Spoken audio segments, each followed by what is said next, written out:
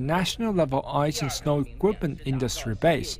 Currently, Zhangjiakou has 2 ice and snow industry parks and implemented 112 ice and snow industry projects.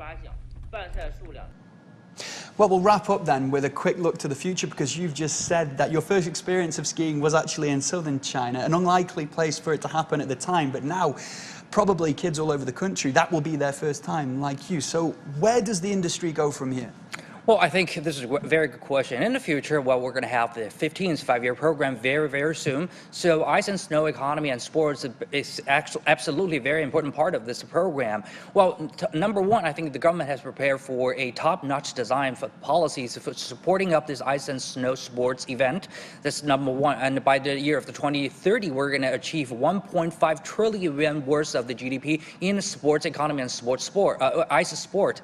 And secondly, I think a whole industry line has been prepared for all this development. China right now, the high-tech industry, infrastructure industry, has been prepared for 15 sectors covering all the aspects, all the value chain from the upstream to the downstream of the whole winter economy and winter sports. And not only inside of China, but also partner with many countries in the whole world, Nordic countries, North America, and also Australia, things you name it. And also thirdly, education reform is already on the schedule. We have been prepared with a new curriculum for our students, not only learning football, basketball, those usual projects anymore, but also the winter sports has become one of the most important, future curriculum for our kids. So I think from the talent, for the funding, from the policy and the technology, we are prepared.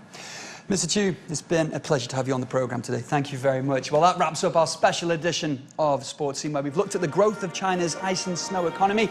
Thanks to our guest, Mr. Chu Tiang, fellow at the Belton Road Research Centre at Minzi University. We're going to say goodbye with some scenery from Harbin. I'll see you soon.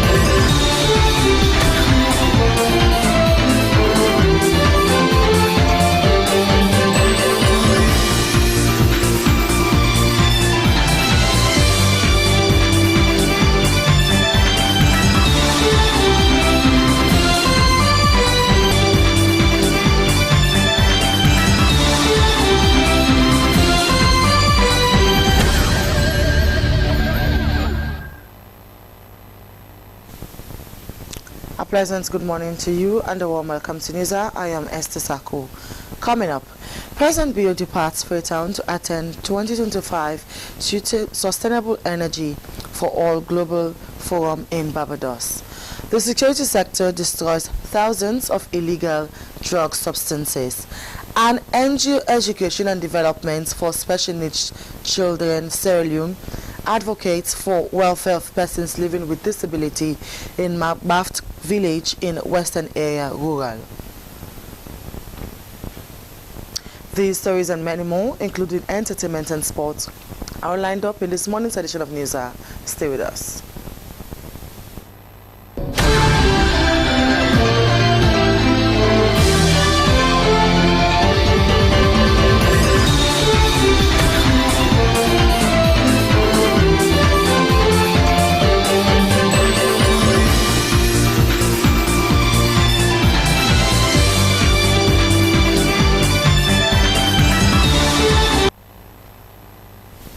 Welcome back. We begin news hour this morning with the presidency. President Julius Maada Bio has departed Sierra Leone to attend the 2025 Sustainable Energy for All Global Forum, which would be held in Barbados. The president would join global leaders to discuss accelerating sustainable energy solutions. During the high-level event, President Bio is expected to deliver a statement highlighting Sierra Leone's energy transition and green growth plan, which prioritize a shift towards renewable energy, reducing reliance on biomass and oil. His speech would emphasize the country's commitment to hydropower and solar energy, aligning with the Feed Salon strategy, the National Development Plan, and the global climate goals. The forum, hosted by the government of Barbados, will bring together heads of state, policymakers, and industry leaders to drive collective action towards a just and inclusive energy transition. President Bio's participation underscores Sierra Leone's leadership in climate resilience and sustainable energy development. We will bring you more updates on that event in subsequent newscasts. Now from there, Parliament has enacted the Counter-Terrorism Act 2024. The legislation provides for the establishment of a National Counter-Terrorism Coordination Committee and other terrorism-related matters. Our parliamentary correspondent, Dennis Fraser, reports. I report that the bill entitled the Counter-Terrorism Act 2024, having gone through the Committee of the Whole House, with amendments. The scene depicted Deputy Minister of Justice, Sabtu Elizabeth Sako, while reporting to the House through Mr. Speaker for the bill entitled the Counter-Terrorism Act 2024, having gone through the Committee of the Whole House, with amendments made and read for the third time and passed into law. It is an act to provide for the establishment of a National Counter-Terrorism Coordination Committee, to provide for offences of terrorism and terrorism-related matters, to provide for enforcement measures of terrorist funds and other assets, to provide for the prohibition of financial support to terrorists, and also to provide for other related matters. The Deputy Leader of the Opposition, Honorable Daniel Brahma Kuruma, said its provisions do not target dissenting voices. He added that there were exceptions in the legislation relating to the definition of Terrorism Act, noting that in any provisions in the law, it shall not be considered as terrorist act if an act is the result of advocacy, protest, dissent, or industrial action. An act described in paragraphs A to H is the result of 1. Advocacy, 2. Protest, 3. Dissent, 4. Industrial action. And then there is a proviso. The proviso says, provided that a political, philosophical, ideological, racial, ethnic, religious, or any similar motive shall not be considered for any reason, including for the purpose of prosecution or extradition, to be a justifiable defense in respect of any offense of which the definition of terrorist act forms an integral part. This was further reinforced by the leader of the opposition, Honorable Abdul Kagbo, who later addressed members of the press gallery. citing that with the necessary exceptions put forward in the exemption clause, they were confident that these were sufficient safeguards. And as Parliament, we not going to pass this law if we not get the exemptions, because we need to get safeguards, so that then laws they're not going to use them, arbitrarily for against the opposition. And as God could have it, then safely see. Although the controversial Counter-Terrorism Act 2024, which had generated much attention from the public and many fears might threaten the fundamental civil rights of citizens, could criminalize free speech or label indecent as terrorism, but according to both the chairman of the Legislative Committee, Honorable Abdul Sulaiman Mare Conte, and the leader of government business, Honorable Matthew Sanyuma, in consultation with the other side of the House, modifications were made in tandem with other West African models on counter-terrorism regulations and in consultation with the opposition. Meanwhile, the Minister of Local Government and Community Affairs, Tamba Lamina, has tabled the Freetown City Council Solid and Liquid Waste Collection Bylaws 2024.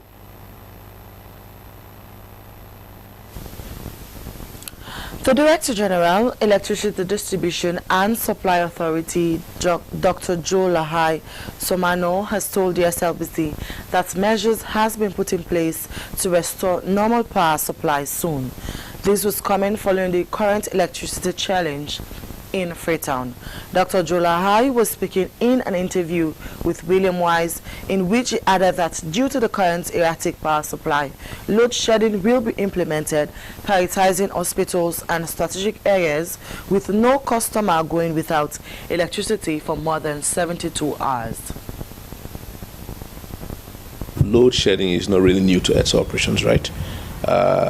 We normally engage in load shedding when there is a deficit between what is demanded by our customers and what's available to us.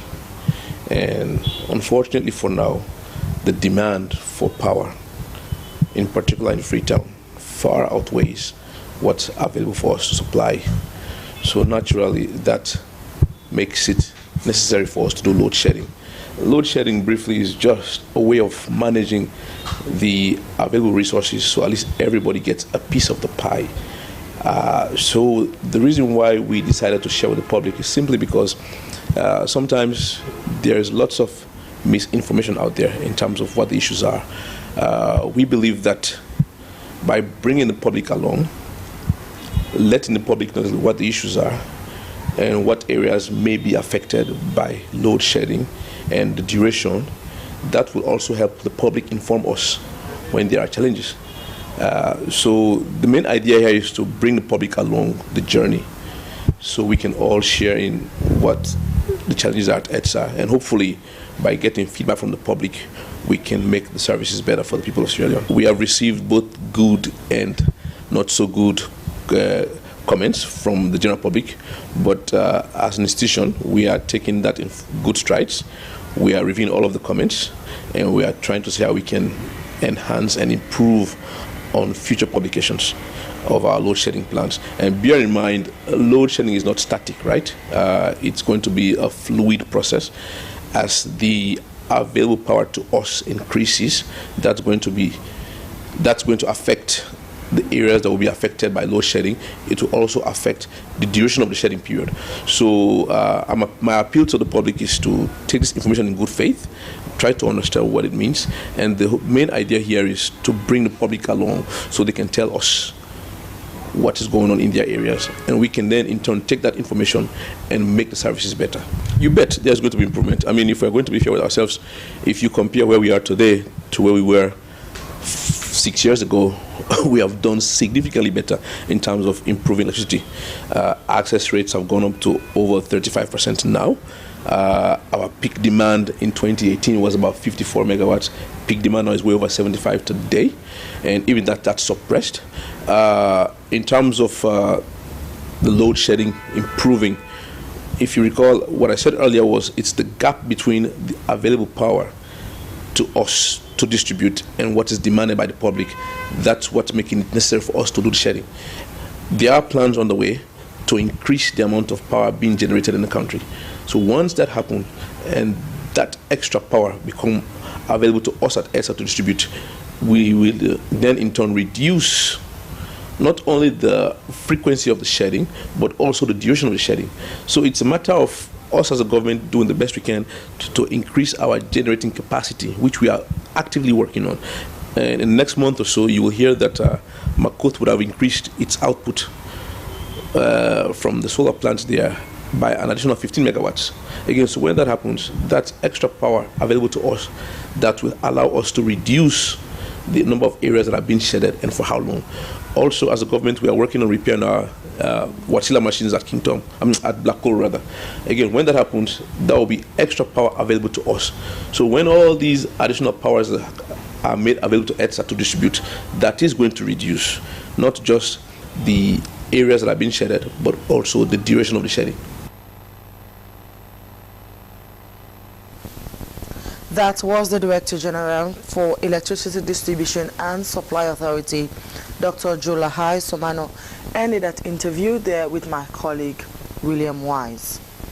From there, the Transnational Organized Crime Unit, Toku, and the have destroyed thousands of illegal drugs at the Toku headquarters at Sugumbamba Junction in Hastings. The move, according to Toku, was a public demonstration of the country's commitment to tackling drug abuse. Here's the report. The massive burning of piles of confiscated narcotics and pharmaceuticals was said to tackle drug abuse and trafficking in Sierra Leone. Head of Toku, CSP Mohammed Ali, said the drugs seized were from various checkpoints and riverine communities. Achieving these, according to the security sector, has been through intelligence gathered from the various communities. Comprised of tramadol, cocaine, kush, and assorted pharmaceutical drugs. We comprise of antimeter drugs, acetone, and other injectable medicines that are illegally possessed.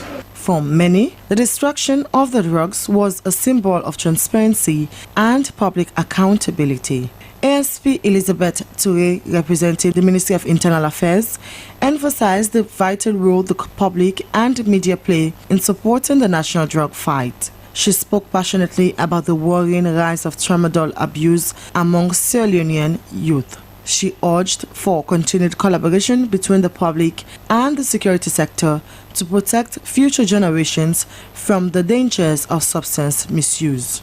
Office of National Security Sheikh Ahmed Ba noted the importance of holding such open events to reassure citizens of the integrity of the operation. He explained that the actions help to build public trust in the work of Toku and other stakeholders. We try to make things as transparent as possible, so everybody gets to see the fruits of their efforts and to what extent it has yielded. We are going to bring all the exhibits out of the stores where they are openly, with the full coverage by the media. The burning also underscored the efforts being made by the Pharmacy Board of Sierra Leone to curb the influx of dangerous substances like tramadol. It was also said that the government had reduced the number of approved importers for tramadol to just 3, strictly for surgical purposes, in response to rising abuse. Deputy Executive Director of the National Drug Law Enforcement Agency, Prince Buluseni, reiterated the importance of such public burning exercise. He stressed that these actions not only help to reduce the availability of narcotics, but also sends a strong message to the youth that drug abuse would not be tolerated. It's time for all of us to search our consciences and make sure we don't facilitate. I want to re-emphasize that we don't facilitate, no matter how lucrative it may appear to you, so that we don't facilitate the production, the transportation, the sales, possibly the consumption of drugs if you don't need them. The public burning of drug, while a symbolic act, was a reminder that the fight against drug abuse is not just the responsibility of law enforcement. It is a collective effort that requires the vigilance and support of every citizen. Slbc News, Esther Sako reported.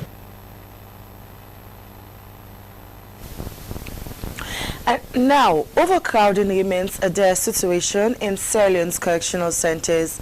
Many of the country's prisons are brimming with inmates, far beyond their normal capacities. However, as part of its effort to ensure efficient access to justice, the Chief Justice has pledged to decongest the correctional centers in Bo. Justice Combo Commander made this pledge during a brief stopover at the Southern City's correctional centers after commissioning the first sexual offences model court in that part of the country. So he traveled with the Chief Justice and compiled this report. Yes, I just came in now to see the capacity, to see what's the capacity and the number of people in there.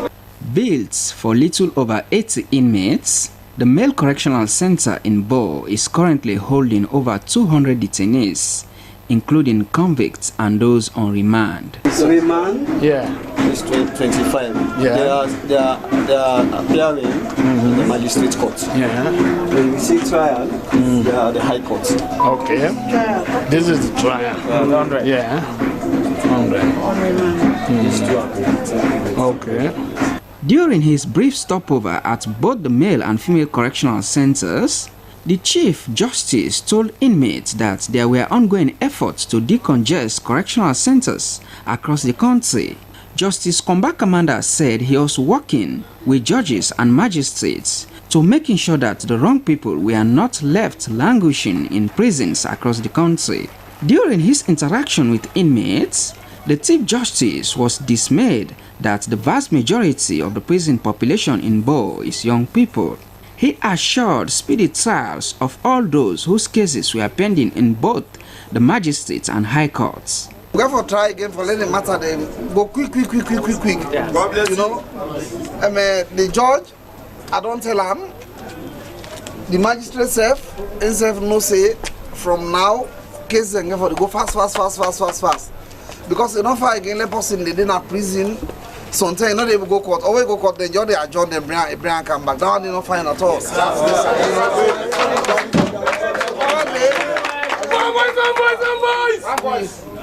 We get to make sure say that one now not the thing of the past. For you go there something 1-2 months you never go court. Or when you go court you never for see appear before the court.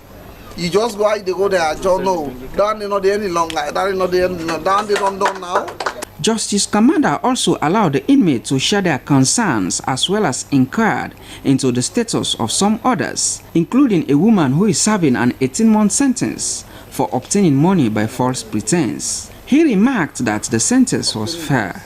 As the CJ and his entourage left, amidst the chanting and singing, the inmates, especially those whose cases were pending in courts, felt hopeful for a speedy and fair trial. Overcrowding remains a dire situation in Sierra Leone's correctional centers. Many of the country's prisons are brimming with inmates, far beyond their normal capacities. Suri Kamara, Slbc News, Freetown. Yes,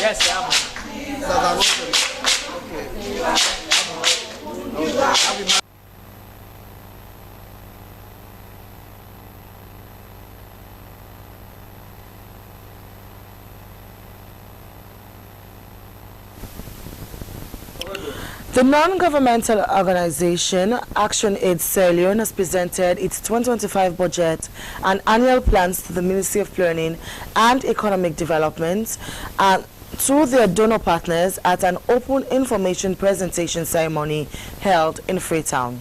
The action was part of the organization's accountability system to stakeholders in the development sector. Ibrahim Samura reports. On behalf of development partners, all development partners supporting Action is present and not present. I am pleased to present the 2025 plan and budget of Action in Sierra Leone to you for onward transmission to their beneficiaries. The open information presentation was to enhance better understanding of ActionAid Sierra Leone operations, collaboration, participation, and holding ActionAid accountable to their commitments. Executive Director ActionAid Sierra Leone Slbc Tv said for the past 17 years they have been openly shared their budget and annual plans to their stakeholders to foster transparency and accountability. Their donors, the state and institution. Mr. Slbc Tv catalogued their priority areas for 2025. The first area we'll look at is around our work on inclusive education. We'll also be focusing a strong work around our inclusive and participatory governance, because we believe we need the space, we need to create the mechanism for the state, non-state actors, citizens to have that interface in discussions that affect them, particularly that have to do with service delivery. Work on climate change and sustainable livelihoods is also very central to our work.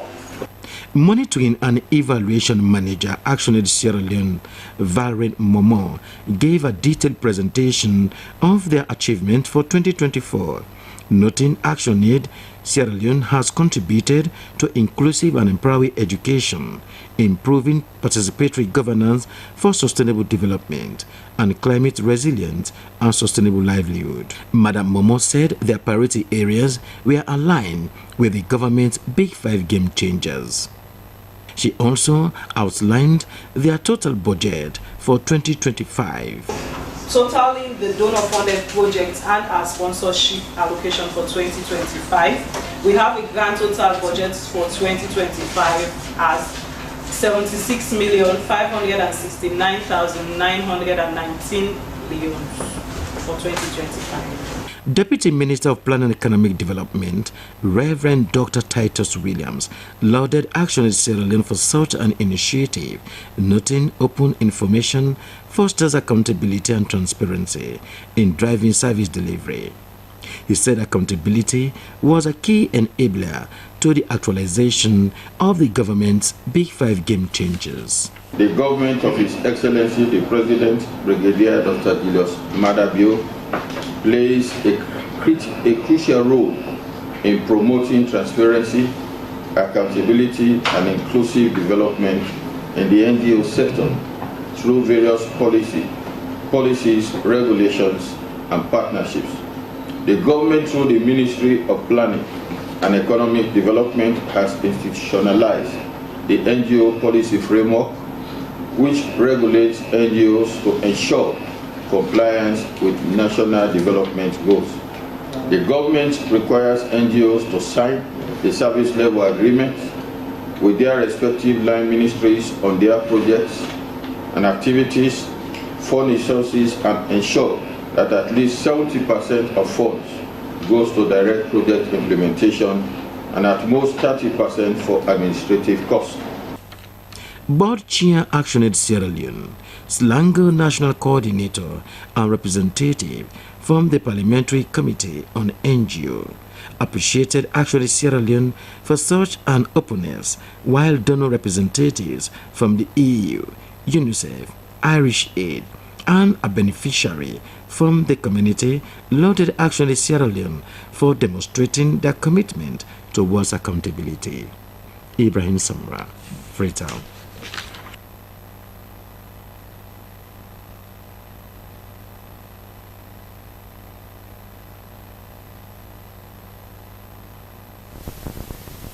Mabaft village is one of the deprived community in the Western Area Rural District, inhabited by various persons living with disability.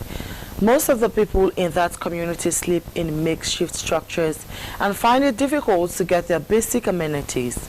During the International Women's Day celebration, Education and Development for Special Needs Children Sierra Leone gave hope to special needs women and caregivers in the community. Sulaiman Babaturi has the story. I want to tell you this. Picking in disability where it gets no means say it dey come bad. This is Mabaft community, a village located in the Western Area Rural District.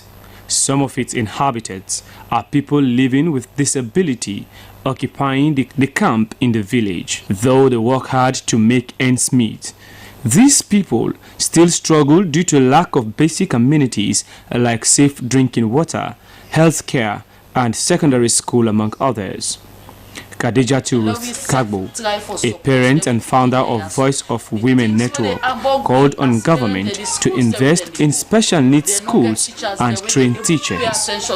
He pledged her organization's support to see women and children living with disability are provided and cared for.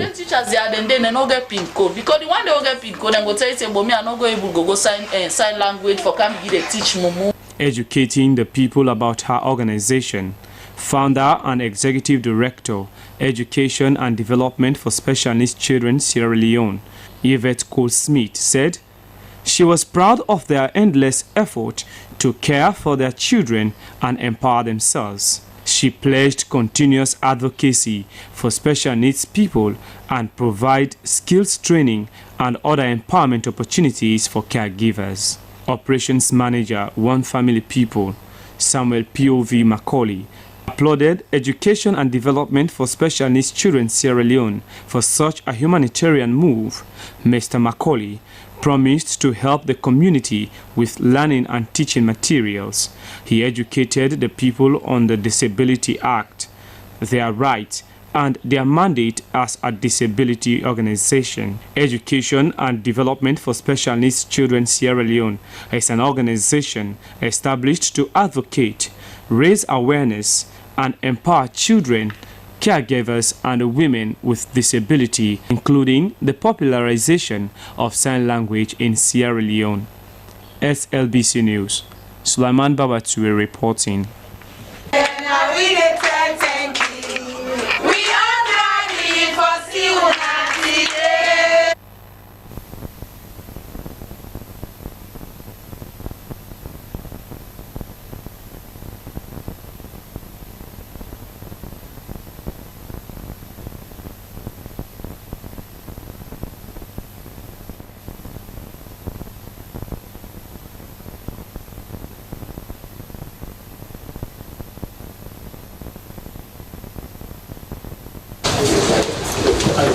The one-day media briefing was focused on the ship's surgical operations and patient care. Country Director of Marshes Ships, Sandra Lacko, emphasized their dedication to improving the health and well-being of the people of Sierra Leone. She stressed that they were committed to making a tangible difference through their medical expertise and compassionate care.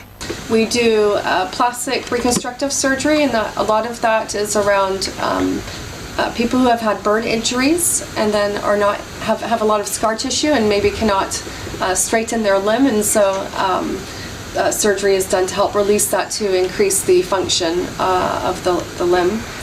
We do orthopedic surgery to straighten children's legs. We do eye surgery, and that's primarily cataract surgery. And then we also do general surgery, and that's both for adults and for children. Beyond surgery, Marshes Ships is investing in Sierra Leone's long-term health care. Education, Training and Advocacy Director Susan Thomas highlighted their effort in training local medical practitioners, which includes intensive 2 to 6 weeks programs using the ship's Advanced Simulation Center. She noted that their goal was to empower Sierra Leonean medical professionals with the needed skills for sustainable healthcare solutions. We have nearly 300 day crew that are from Sierra Leone that have given their time and attention to come and serve with us here, and we couldn't do it without those people because we cannot house everybody that we need on the ship to be able to help run the ship in order to do our surgeries. A tour led by the hospital director provided insight into the ship's daily operations. She showcased the specialized surgical wards where patients and their siblings are accommodated. Nurses and other healthcare professionals, they might learn new technical skills, but they also learn a lot about other skills that are important, such as communication skills, team working skills, thinking about providing education for patients. So when we evaluate at the end of a placement, this is the sort of feedback we get from our Sierra Leonean colleagues. Captain Ian Lawrence shared his positive experience, noting the warm reception from the Sierra Leonean people. That also included the processing unit where staff discussed their critical role in maintaining hygiene and safety. In a significant development, it was announced that the hospital ship Global Mercy will remain in Sierra Leone until June 2026. Abdul Kabia, SLBC News, Freetown.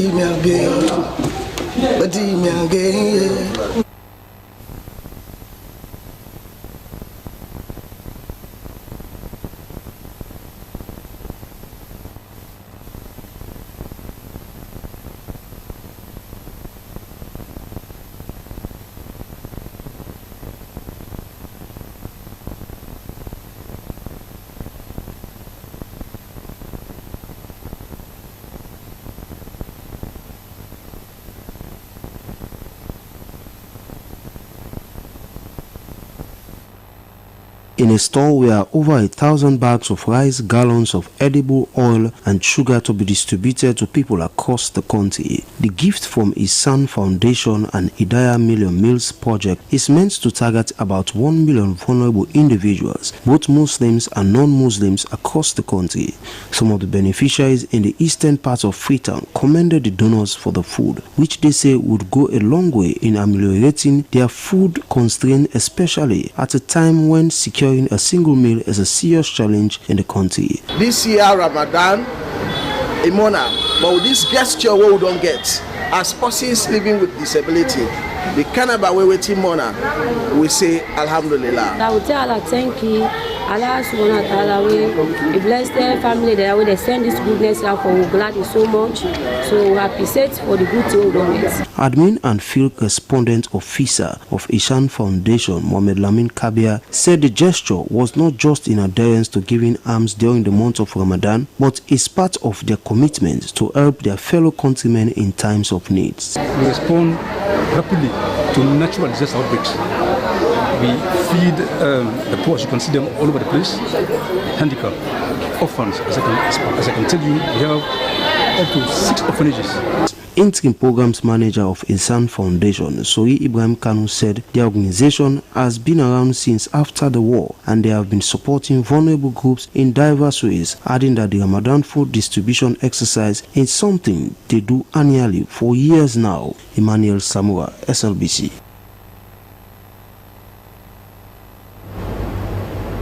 The United Methodist Church in Sierra Leone has hosted its 145th annual conference. It brought together delegates from all 16 districts and those from the Western Africa Central Conference. The event was held at the Brown Memorial UMC Church in Kisti. Christina Kamara has more.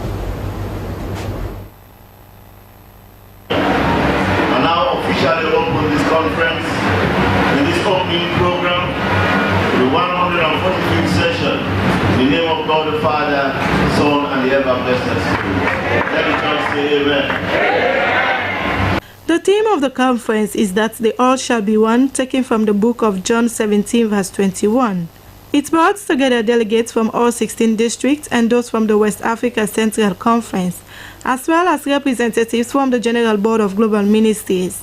The 145th annual conference came after the inauguration of the new resident bishop of the Sierra Leone Episcopal area, the retired Reverend James Boyle Kolka, who was elected in December 2024 during the 10th quadrennial session of the West Africa Central Conference held in Accra, Ghana. The 6-day event was full of various activities, starting off with an executive and lay session, leading to a procession and the formal opening of the conference, which included a children's night. The following day marked the official opening of the annual devotions, fraternal greetings, and representative sessions culminating in a youth night. The other days were dedicated to sessions, daily devotions, and various themed nights, including women's, young adults' nights, and men's nights. The conference concluded on March 9, 2025, with a Thanksgiving and ordination service at the Brown Memorial United Methodist Church, Kisii. The conference was particularly significant as it marked the first time in over 4 years that the United Methodist Church in Sierra Leone now has a resident bishop following the tragic death of the late Bishop Dr. John K. Yambasu. Bishop Boy Kolka was referred as the People's Choice, highlighting the renewed spirit among United Methodists to work together in building the church and fulfilling their mission of making the disciples of Jesus Christ. UMC in Sierra Leone has long been committed to addressing both the spiritual and socio-economic needs of the community. The church operates a university with 2 campuses in Freetown, numerous primary and secondary schools, technical vocational institutes, maternal centers, hospitals and clinics, as well as an eye hospital in Kisii. Additionally, community development initiatives have revitalized agricultural projects in Manjama Board District, Paloko Western District, and Yonimban Northern District. The church also runs a child reintegration center in Bo, which assists vulnerable children and youth by reconnecting them with their families and providing access to healthcare and education services. Furthermore, the United Methodist Church partners in operating Theological College and Church Training Center in Freetown to prepare leaders for churches and communities. Bishop James Boykolka presided over the sessions of the annual conference, marking a new chapter for the United Methodist Church in Sierra Leone. SLBC News in Freetown, Christian Akama reporting. If you're just joining in, this is news coming to live from the Slbc Broadcasting Corporation from Freetown. We continue with more stories. A fire outbreak at the upgone scrapyard in the racecourse community has destroyed more than 20 shops filled with scrap metals, car parts and trailers worth over millions of new leones. As Abdul Mansari reports, authorities are investigating the cause of the fire.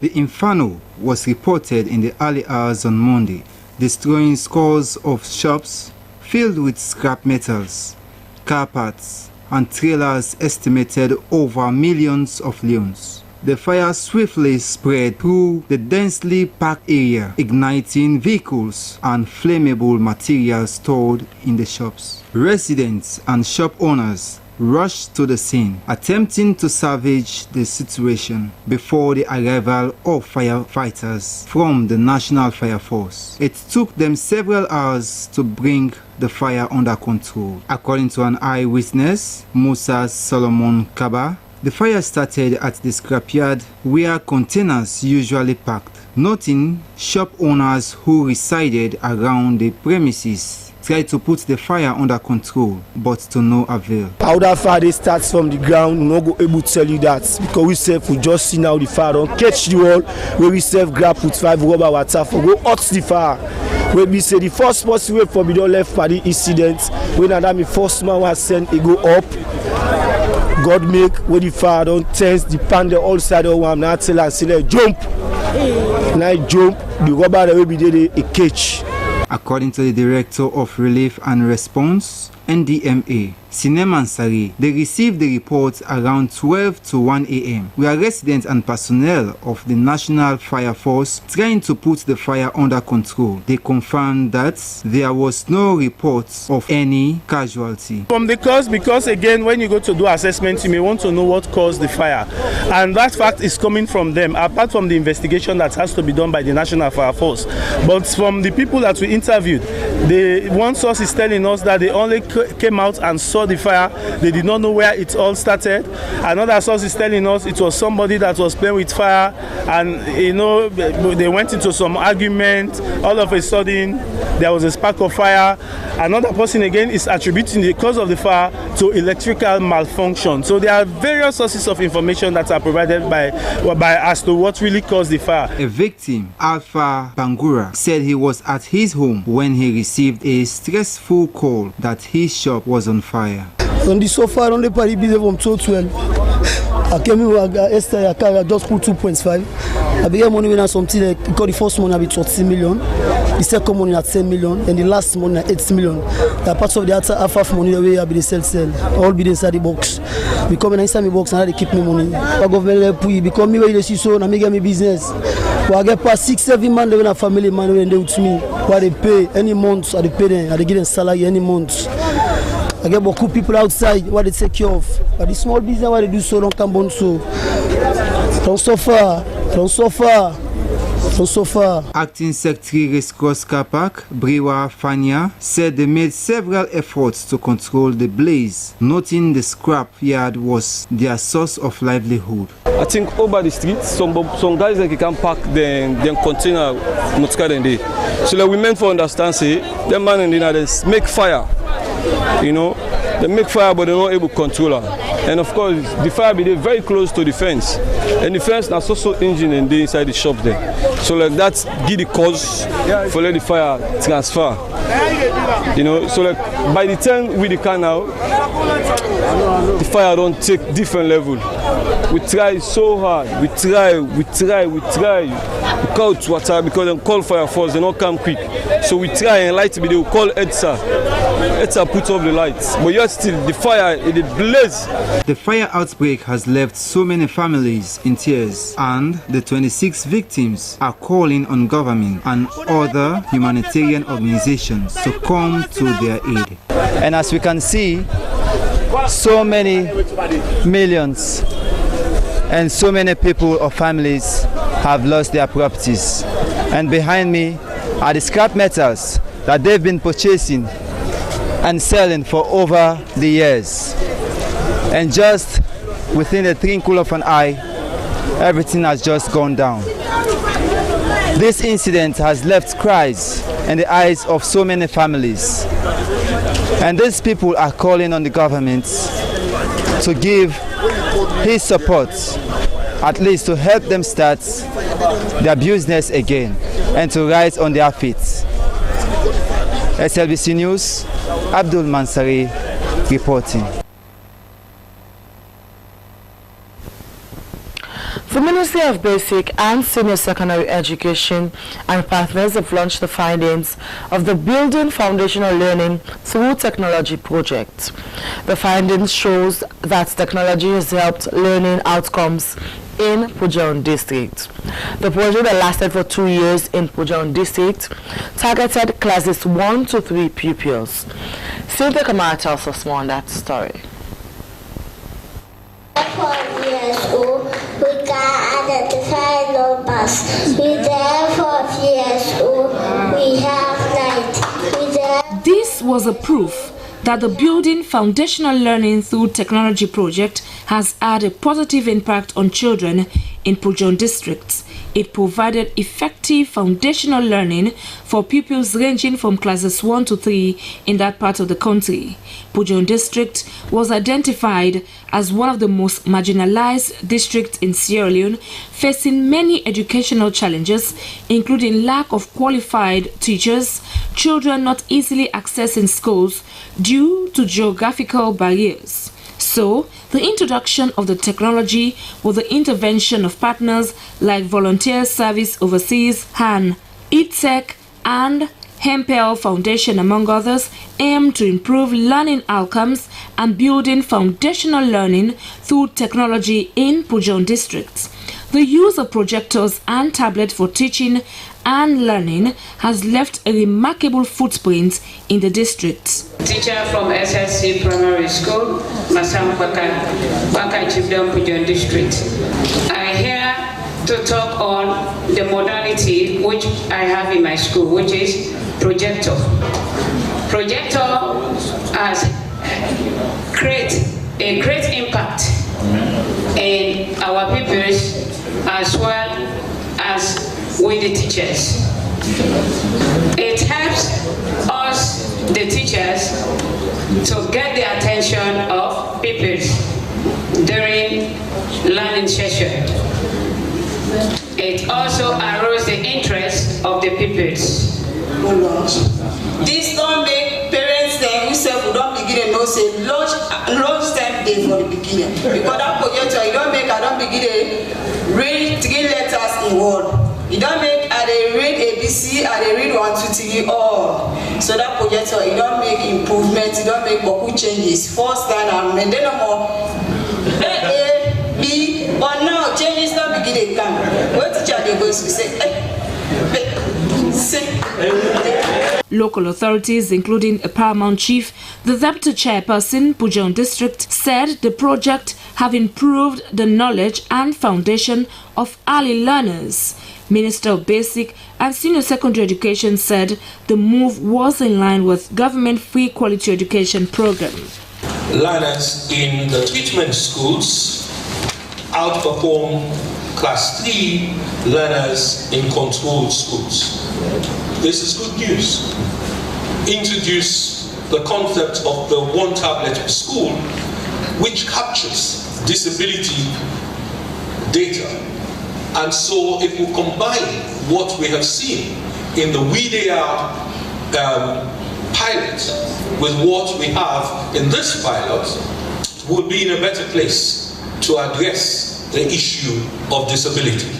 Pupils now using the technology under the project were said to have improved in mathematics and English. The recommendations of the study finding appeals for the use of solar powers to charge electronic teaching and learning tools in the rainy season, called for extension of the project in other villages and the higher classes. For Slbc News, Cynthia Kamara reporting.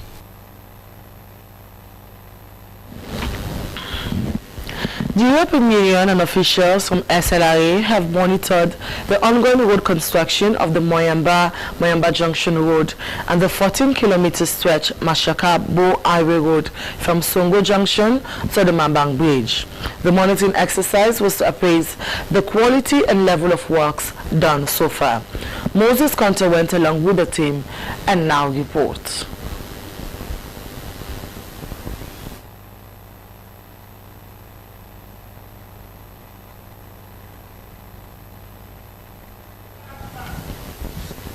We'll bring you that insert in a subsequent news broadcast. We're sorry for that.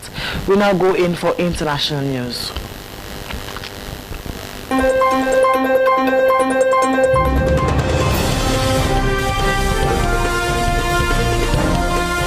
It's a very pleasant welcome to the International News Summary on Newsa for this hour. In this edition, 3 men have been killed in the Moscow region, in which is described as the largest drone attack in the Russia capital since the start of the full-scale war in Ukraine. A further 18 people, including 3 children, were injured, health officials told Russian media. Officials said all 3 men who died had been working at a distribution center when it was hit by drone debris in the village of Yam near Domodivogo airport. The Russian Defense Ministry said 337 drones were intercepted over Russia and 91 of them were shot down over Moscow region. The 3 men who died were aged 38, 43 and 50. One was working as a security guard, while the other 2 had just begun their shift at the Meratonj Agricultural Distribution Center when it hit by a drone on Tuesday, according to the Moscow Regional Governor Andriy Vorovos. Moscow Mayor Sergei Sobyanin said 7 apartments were damaged in Ramashkoki, and he said it was the most massive drone attack that his region had seen. Armed militants in Pakistan's Balochistan region have attacked a train carrying hundreds of passengers and taken a number of hostages, military sources have told the BBC. The Baloch Liberation Army BLA fired at the Jaffa Express train as it traveled from Quetta to Peshawar. A statement from the separatist group said it had bombed the track before storming the train in a remote Tibet district. It claimed the train was under its control. Pakistani police told local reporters that at least 3 people, including the train driver, had been injured. Security forces have been sent to the scene, as well as helicopters to try to rescue hostages, police told the BBC. There were reports of intense firing at a train, a Balochistan government spokesperson told the local newspaper Dawn. A senior police officer said it remained stuck just before a tunnel surrounded by mountains, AFP news agency reports. Waters Railway Controller Mohammed Kasif told the BBC to 400 to 450 passengers had been booked on the train. Officials have not confirmed how many they think have been taken hostage. Armed Islamists have stormed a hotel in the city of Baladwiya in central Somalia, and a siege is ongoing. Police and witnesses have said the attack by Al-Shabaab began with a car bomb exploding, followed by gunmen entering the hotel, leading to intense clashes with security forces. Police said at least 4 people had been killed, but witnesses told the BBC the death toll has risen to 10, with the security forces still battling the gunmen at the Kwara Hotel. Al-Shabaab, which is affiliated to Al-Qaeda, had been waging a brutal insurgency in Somalia for more than 2 decades. The raid on the hotel took place as politicians, security officials, and traditional elders were meeting to discuss plans for an offensive against the group in central Somalia. Beledweyne is about 335 kilometers north of the capital, Mogadishu, and a strategic location in the campaign against Al-Shabaab. Police officer Ali Mahad said many of those in attendance had been rescued, the AFP News reports. A boat had capsized in southern western Congo and killed 25 people, many of them soccer players, authorities said on Monday. The players were returning from a match in Musi City in Mamaboni province on Sunday night when the vessel capsized on the Kwa River, and Alexis Mputu, the provincial spokesperson. Mputu suggested that the poor visibility at night may have been a factor. Deadly boat accidents are common in the Central African country. Late-night travel on overcrowded vessels are often blamed. Authorities have struggled to enforce maritime regulations. Congo's rivers are a major means of transport for its more than 100 million people, especially in remote areas where infrastructure is poor or non-existent. Hundreds have been killed in boat accidents in recent years as more people abandon the few available roads for wooden vessels packed with passengers and their goods. Well, that's all in the international news. Thank you so much for watching, and goodbye.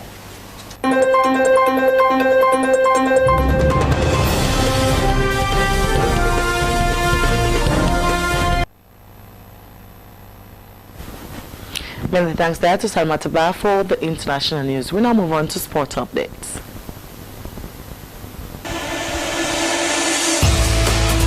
Thank you so much for joining us. Of course, it's the sporting updates that brings you the very best in sport. Ahead of Leon Stars double-header World Cup qualifiers, the National Sports Authority, in collaboration with the Ministry of Sport and that of the Sierra Leone Football Association, has intensified a GoFundMe to support the national team.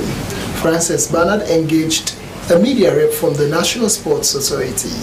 It's the property of the government of Sierra Leone, the people and government of Sierra Leone. So therefore, when once we have any game or games coming, we prepare well financially. We ensure that they have everything needed to support them to win. You know, as an institution, that is what we have always been doing, preparing the ground for the technical team to step in to ensure that when there is nothing lacking. You know, so that is what the National Sports Authority, as mandated by law, is doing. You know, we are well prepared ahead of the 2 matches, one in Liberia and the other one in Egypt. So that is why we have launched the fundraising, because it's not only that government support the national team, we want corporate institutions, you know, to also step in, and that is why we are going out to different institutions to ensure that they support the national team this time. So football is different. Football is the biggest capital, political capital for every country. You know, so as a government, we thought it fit that since it does not only bring the political capital, but it brings national cohesion. You know, through football, we see a lot of people coming together, even people that are not in speaking terms, we sit together and cheer up their teams. You know, so that is why, as a government, as an institution, we put premium on football, and Eurostar as a case. You know, so it's not that we are marginalizing other sporting associations. We always try as a government to support where we can, not only finance but other means. We are always supporting associations can bear witness that we have always been supporting them. But when it comes to national team, the All-Star, we know our participation is important as a country. We cannot say we will not participate because there is no money, or we can. That is not even an excuse. So that is why we pay premium on that on the national team to play. There is no shift in the dynamics. The normal process that has been going on is ongoing as I speak.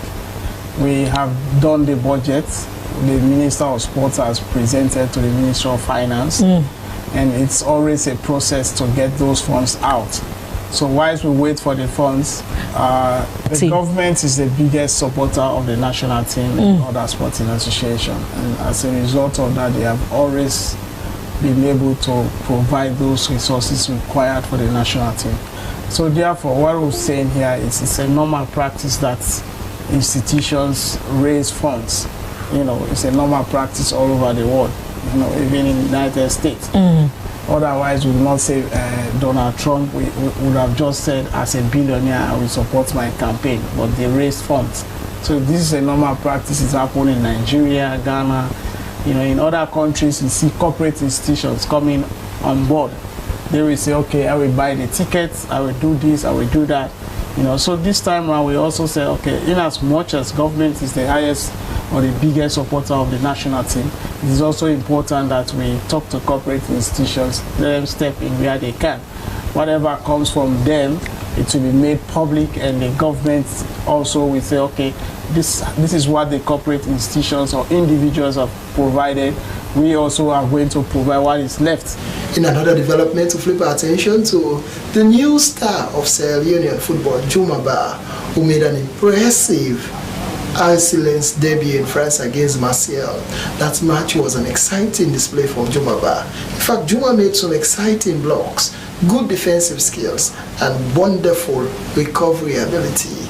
The star is a player to watch. It ends the update. Thank you so much for watching. See you next time.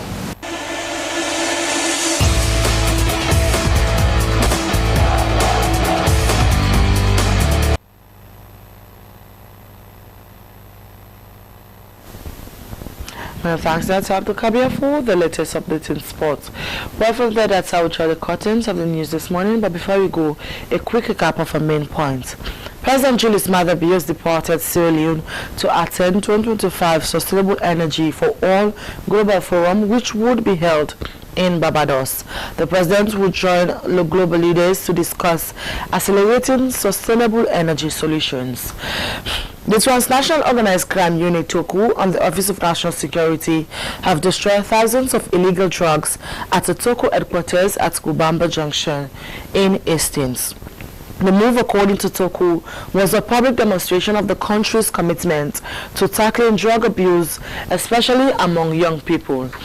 And Education and Development for Special Needs Children Sierra Leone has engaged persons living with disability at the Mabaft village on various issues, including the current Disability Act, and pledged to provide life skills for their caregivers. Well, that's how we wrap up this edition of News Hour from the Sierra Leone Broadcasting Corporation. I have been your presenter, Esther Sako. Continue to stay with your public broadcaster, the SLBC, if you can. Up next is Good Morning Sierra Leone. Have a wonderful day.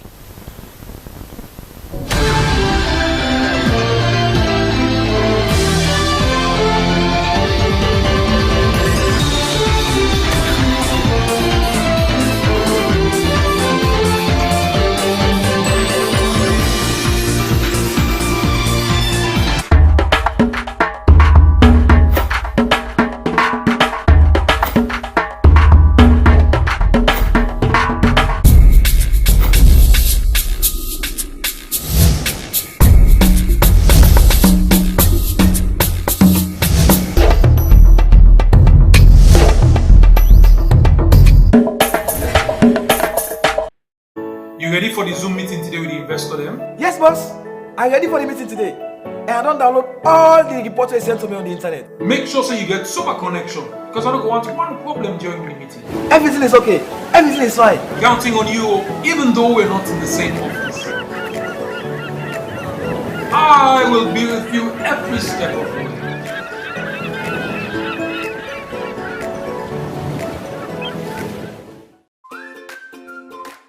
As mama, I always want waiting best for me picking them, especially when it comes up waiting them for eat and drink. Now this make I always they choose Sierra juice because they make come from with local foods them and nutritious and it gets less sugar than the other drinks them. Not to me say so. We lab test show say Sierra juice gets 50% less sugar than the other drinks them na the market. Because we mama they know waiting best for we picking them, now make we always they choose Sierra juice. Sierra juice is nutritious, it's healthy and it's sweet. Sierra juice, not the taste of Salome.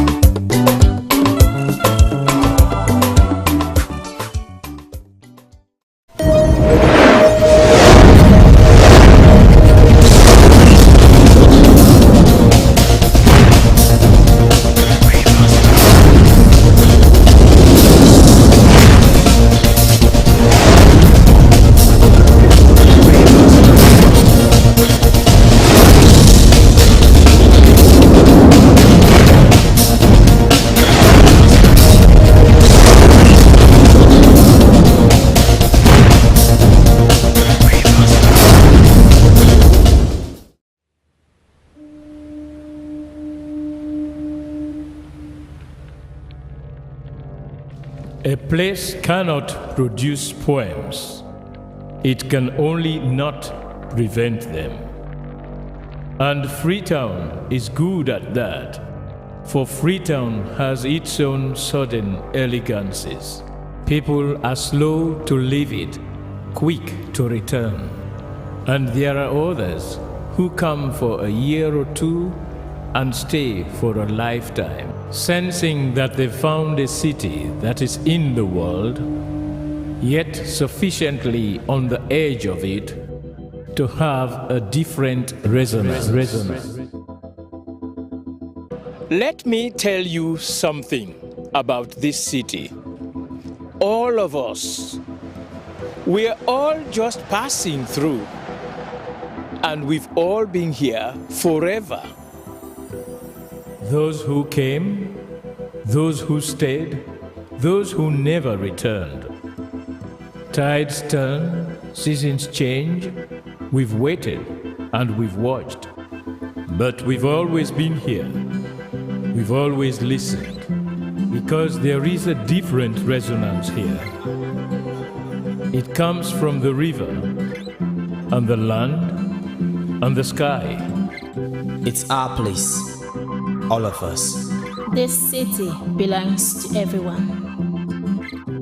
And you know when it's your time. And it's our time. Listen, we are Freetown. We are Freetown!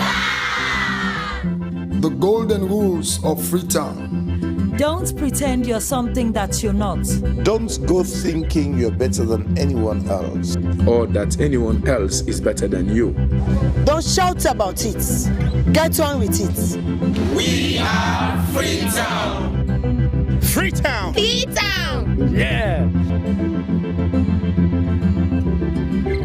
With found our voice again. I'm from India and Freetown. I'm from China and Freetown. I'm from the UK and Freetown. I am from Nigeria and Freetown. I am from home and Freetown. This city belongs to everyone. The fishermen, The taxi driver, The barber, the drummers, the dancers. all of us. All of us, everybody, we are Freetown. The past is ours. The future is ours.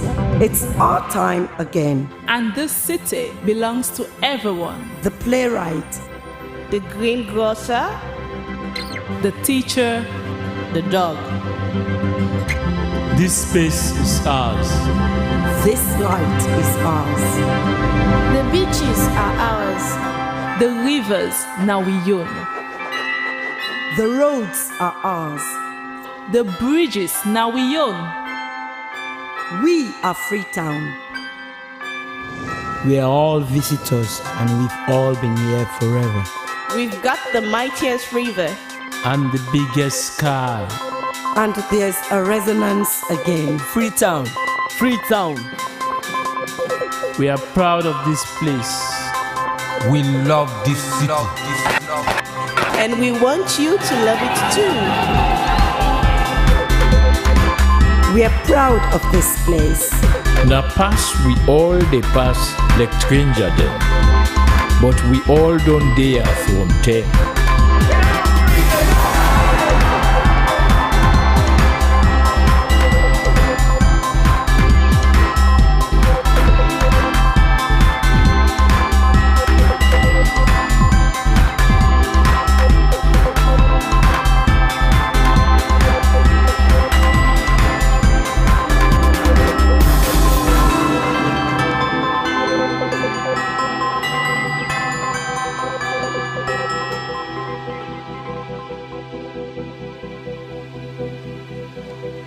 Come here, and you'll feel it, that end of the line sense of freedom. Say yes to Freetown. Say yes to freedom.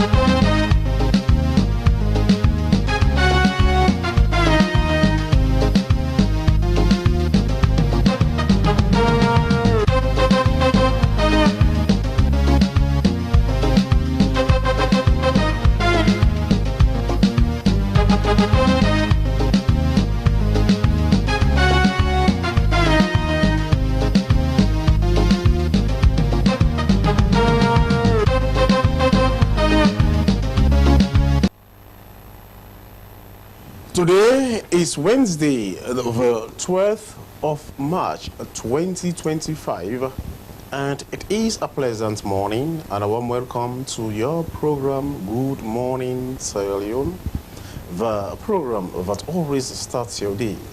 I am Shaku Smiler. And Francis Barnard is my name. Our quote of the day is from American novelist Charles W. Chestnut, and it says, "Impossibilities are merely things of which we have not learned or which we do not wish to happen." Coming up in the program this morning, Electricity Distribution and Supply Authority issues timetable for load shedding for areas in the Western area. And 10 years on, we find out how the Legal Aid Board strives to bring justice to the most vulnerable. Women in the security sector in Sierra Leone calls for increased support at all levels to enhance gender equality, rights and empowerment. The stories plus more, including your messages, which you can send to the number on your screen, or you go to our Facebook page, Slbc TV Live, and also on all other social media handles. The program is Good Morning Sierra Leone, and we are broadcasting live from Broadcasting House at New England View.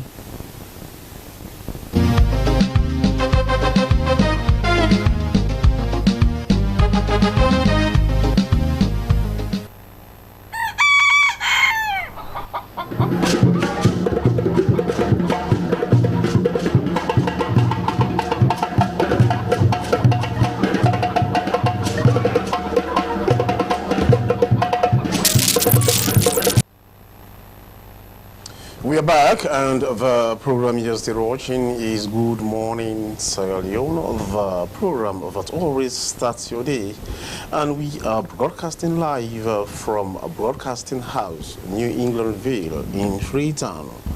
Well, as you may have heard in the news, women in the security sector. But then, firstly, Francis, we're supposed to have the spokesperson for EDSA. Yes. To come update us on the state. Whether they are going by the schedule that they have released. Well, apparently it is not much more about the load shedding. It's about the status of electricity in the country, in this capital. The thing is that intermittent power cut is causing havoc in homes. Appliances are being destroyed because of what is happening right now. The reason, we wanted him, Sanepo, to be here to update us on what is happening right now. We are still expecting him. We're hoping to get him in the program. Yes, well, we are expecting him, but I've just been told that he has declined to come anyways. We have to make that very clear, but we did invite him to come, or EDSA, as an institution, but they declined. So we continue with the program, but the thing is, as it stands right now, we know the status of electricity in this capital is nothing good to write home about. However, we continue with the program. Now, women in the security sector in Sierra Leone have called for increased support at all levels to enhance gender equality, rights, and empowerment.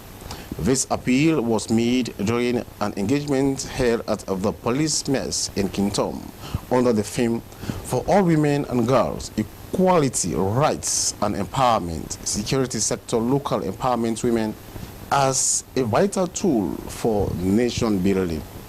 The event brought together female officers from the police, fire force, ASLAF, awareness, correctional service, and other security agencies, along with policymakers and civil society representatives.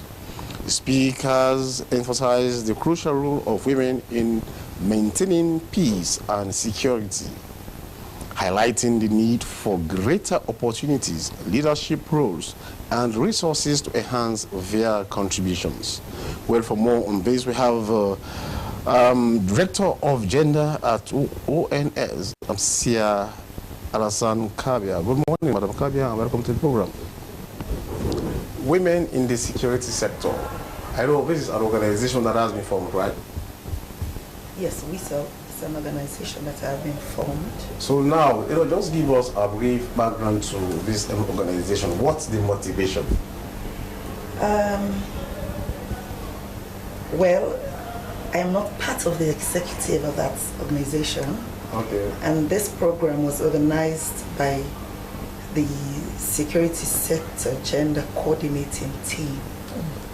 But then what role does, because we know that ONS is at the apex of the country's security. Exactly.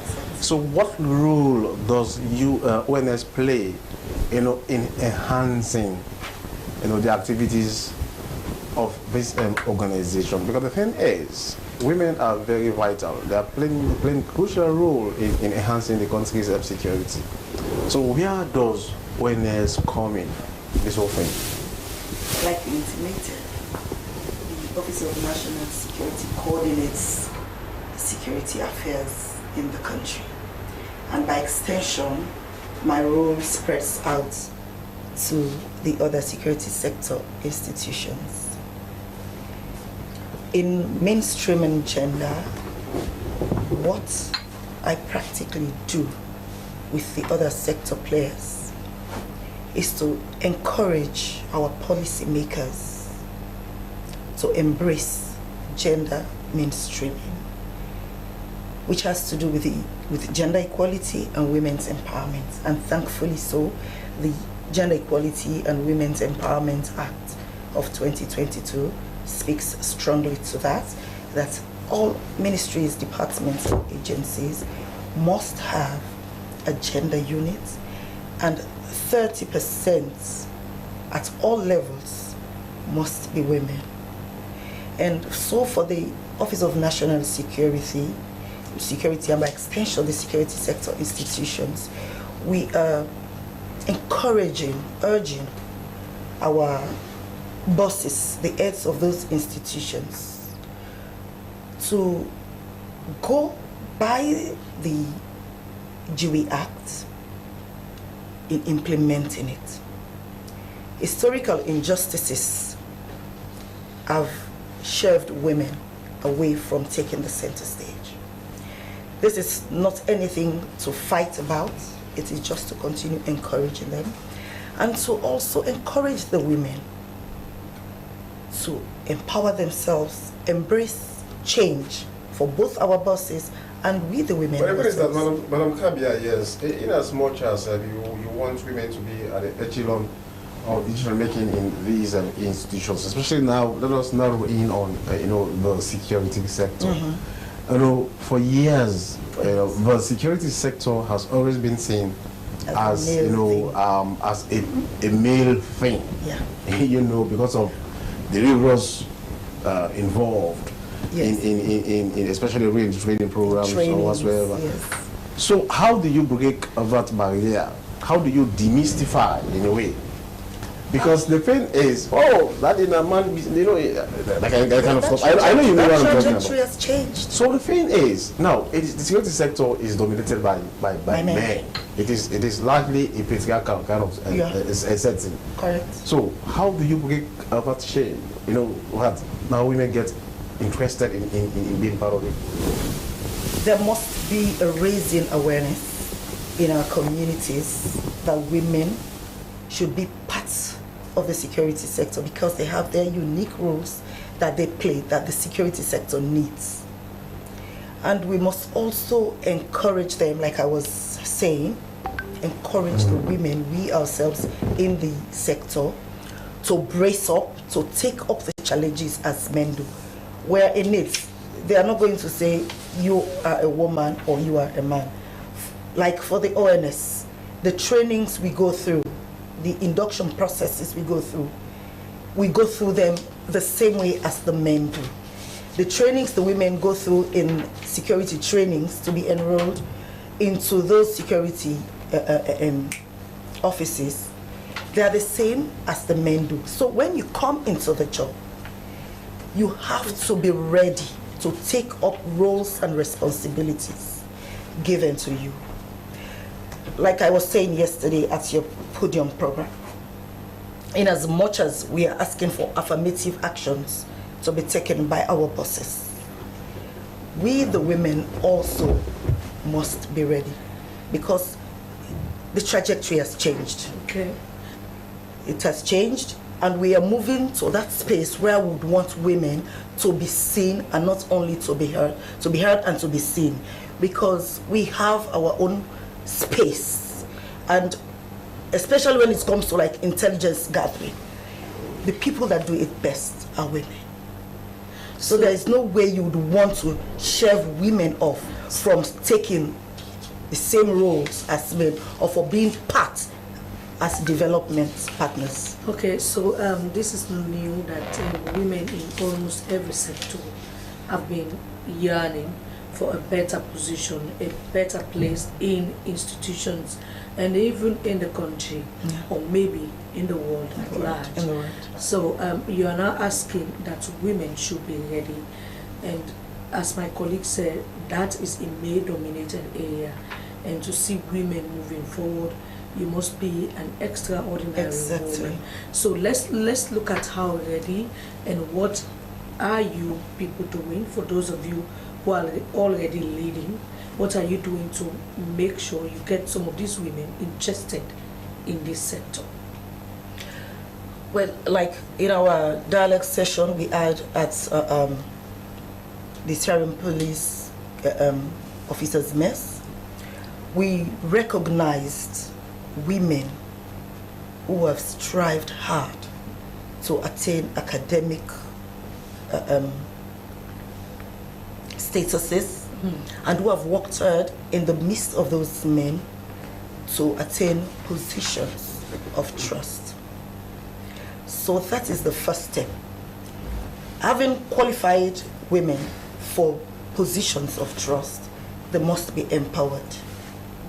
We cannot rule that out go for academic statuses, prove yourself in the job. When assignments are given to you, you ensure that those assignments are carried on through. You don't show your biological makeup if you want to attain positions. That is not what you showcase. You showcase your intelligence.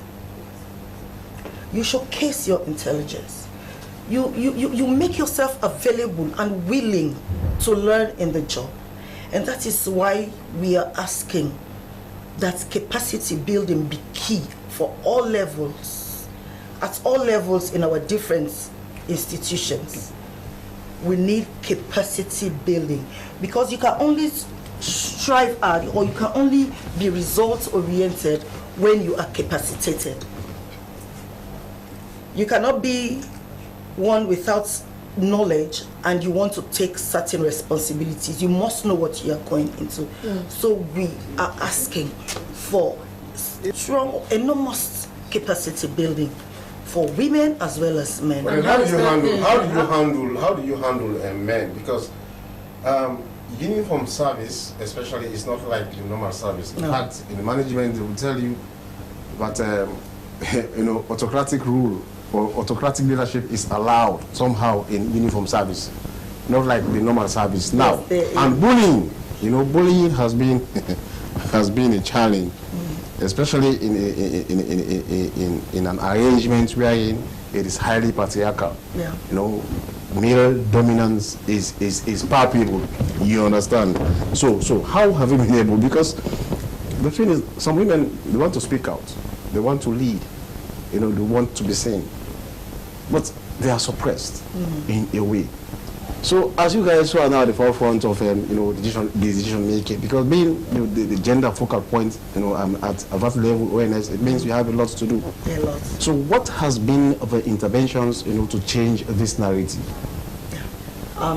Engagements, continuous engagements with our bosses, engage men as well to get a mindset change of what used to happen, these historical injustices that have taken the center stage for so long. That mindset change, embracing women as partners in development, is what we will continue to do. We cannot leave that behind. That is only what we will be able to do for now, to encourage the men to accept the women to be in the fight. Are they willing to accept? So it is not a fight, but continuous engagement, like I am emphasizing. And we'll also encourage them, because in mainstreaming gender, you have to integrate gender perspective into every aspect of your programs and projects. And so policies must go towards that drive. There must be review of our policies that will embrace gender equality. So you just spoken about engaging your bosses. You go through policies. However, you have to think of those down there, because they are, on a daily basis, they interface with the women, because they all work together. Here is a situation where you get the men working with the women, but at the end of the day, just like my colleague said, bullying, sometimes sexual harassment is also another issue that women do face in that sector. And because of the makeup of your own sector, sometimes you don't just say what you are not supposed to say. Even when you are going through a lot, you sometimes have to manage certain information. So you obey and complain later. Yes, you obey and complain later. And so it does not always have to do with the bosses, but you also have those down there. And sometimes you need them if you actually want to get the desired change that you are yearning for.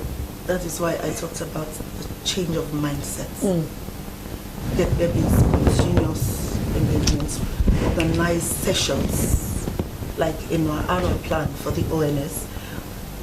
It is stated in there. You'll have engagements with the men.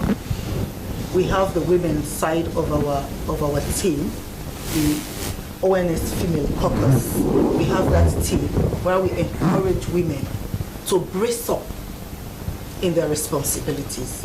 We'll also be engaging our men on a frequent basis possibly quarterly basis, to see how they could embrace change. Because no one will tell me they will not embrace a positive change. It's the method of doing that. Okay. And we'll continue to not coerce them and force it on them. Una must take this change, was to get them to understand. Okay. All right. Thank you very much. She is Sia Alassane Kabia, and Director of Gender ONS. The program is Good Morning Sierra Leone. We continue with the program and we go to something else. The establishment of the Sierra Leone Legal Aid Board has been a long drawn out process. It emanated from the Open Society Justice Initiative in 2002 that explored options to support transitional justice in Sierra Leone in the aftermath of the Civil War and the general elections that followed it. With the support of the Open Society Justice Initiative, the then Attorney General Frank Kago worked towards getting the legal aid to act in Sierra passed in May 2012. The act both established the Legal Aid Board and formally recognized the role of paralegals. After much delay in 2015, the Legal Aid Board secured financing commitments from both government and bilateral and multilateral aid agencies. The Legal Aid Board began as a community and civil society-led initiative and was later assimilated into government. The Legal Aid Board provides justice seekers legal representation and provides support to widows and women who are survivors of domestic violence, including expulsion from their matrimonial homes via paralegals. 10 years on, how has it been so far? In the studios with us this morning is the Human Resource Manager, Legal Aid Board, Ibrahim Bangura. Good morning, Council. Welcome to the program. Thank you. Good morning. So how has the Legal Aid Board fared on 10 years on? Of course, we are excited to say that on the 15th of May this year, we'll be celebrating our 10th anniversary. And what does that mean? I mean, it goes to show that 10 years of our dedicated service as far as ensuring that the lower class citizens or people of Sierra Leone get access to justice. And access to justice in the sense that we provide not only legal assistance or legal aid assistance to indigents of Sierra Leone, but we also provide legal representation for indigent people who are in conflict with the law or who are facing trial before court of law. Okay, so it's been 10 years. I know in May, a few months from now, you turn 10, but you are in your 10th year already. So it's been a long journey for the Legal Aid Board. We've heard of stories where you've worked to make sure you help people get justice, and for those who does not have representation in certain situations, you've been able to provide that for them. However, there have been challenges, I'm sure. You want to talk about those challenges, even though we'll be talking more about your successes later in the program? Well, yes, of course. Like all other institutions, there are challenges, even though we've been working very hard, because a lot of us at the board, we are passionate about humanitarian work and the work we do at the board.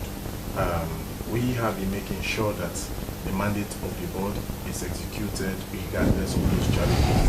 And chief amongst those challenges are that the board does not have the personnel required to execute the mandate on an efficient basis. For example, I can give you an example for the lawyers across the country. We cannot boast of 20 lawyers across the country. So if you... You mean the whole of Legal Aid Board? The whole of Legal Aid Board.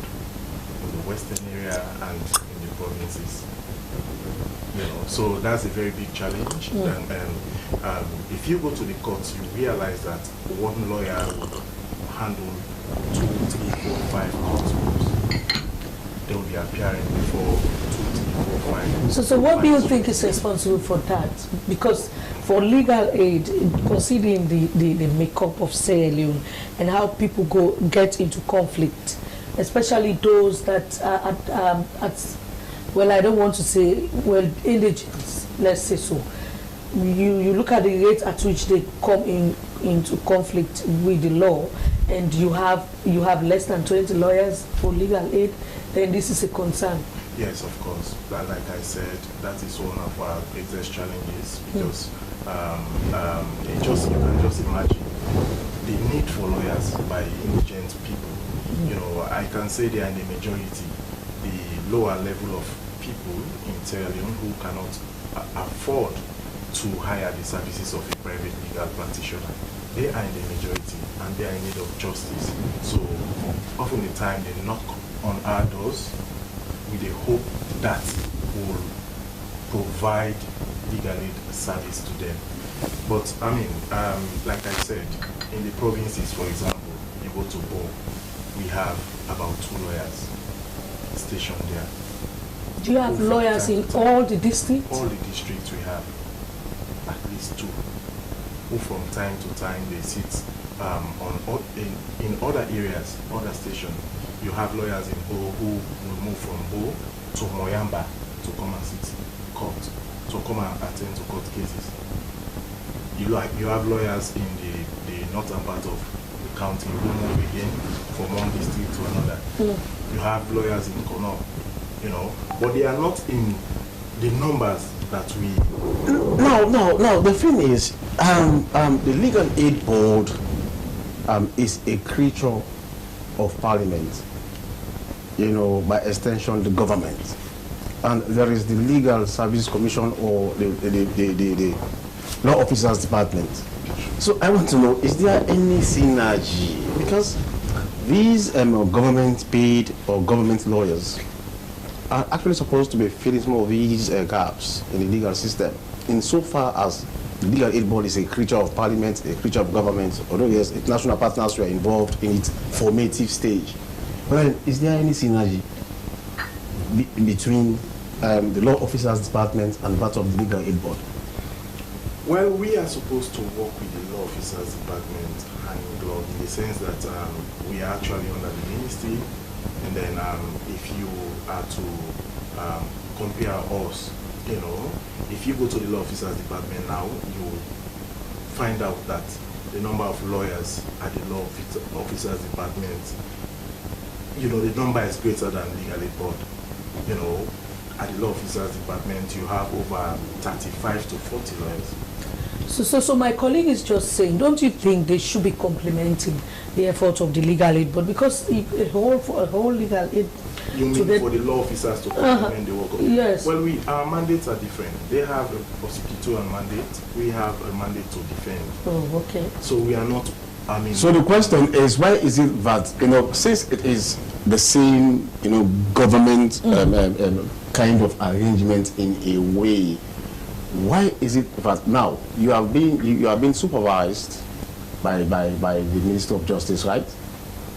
And yes, we are. Okay, now why not make a case to the minister who happens to be the chief legal advisor to government, the Attorney General, to say, okay, we need more the manpower. Our numerical strength, cannot actually help the situation. We need more. Well, over the years, there have been series of engagements with the previous ministers, and we continue to engage the minister of that ministry. It's not been a smooth ride, but we're hoping that, that particular narrative will change, because there's a dire need for that to change actually. Now, it is that people are not willing to go to lawyers. Those who are called the commissions to the bar. of services is not yes, expensive. those who are called to the bar. It is that they prefer private practice to that of working for government. Well, I don't want to actually speak for them, you know. But if you look at the numbers every year, the law school here, you know, just across, produces, you know, dozens of lawyers, you know.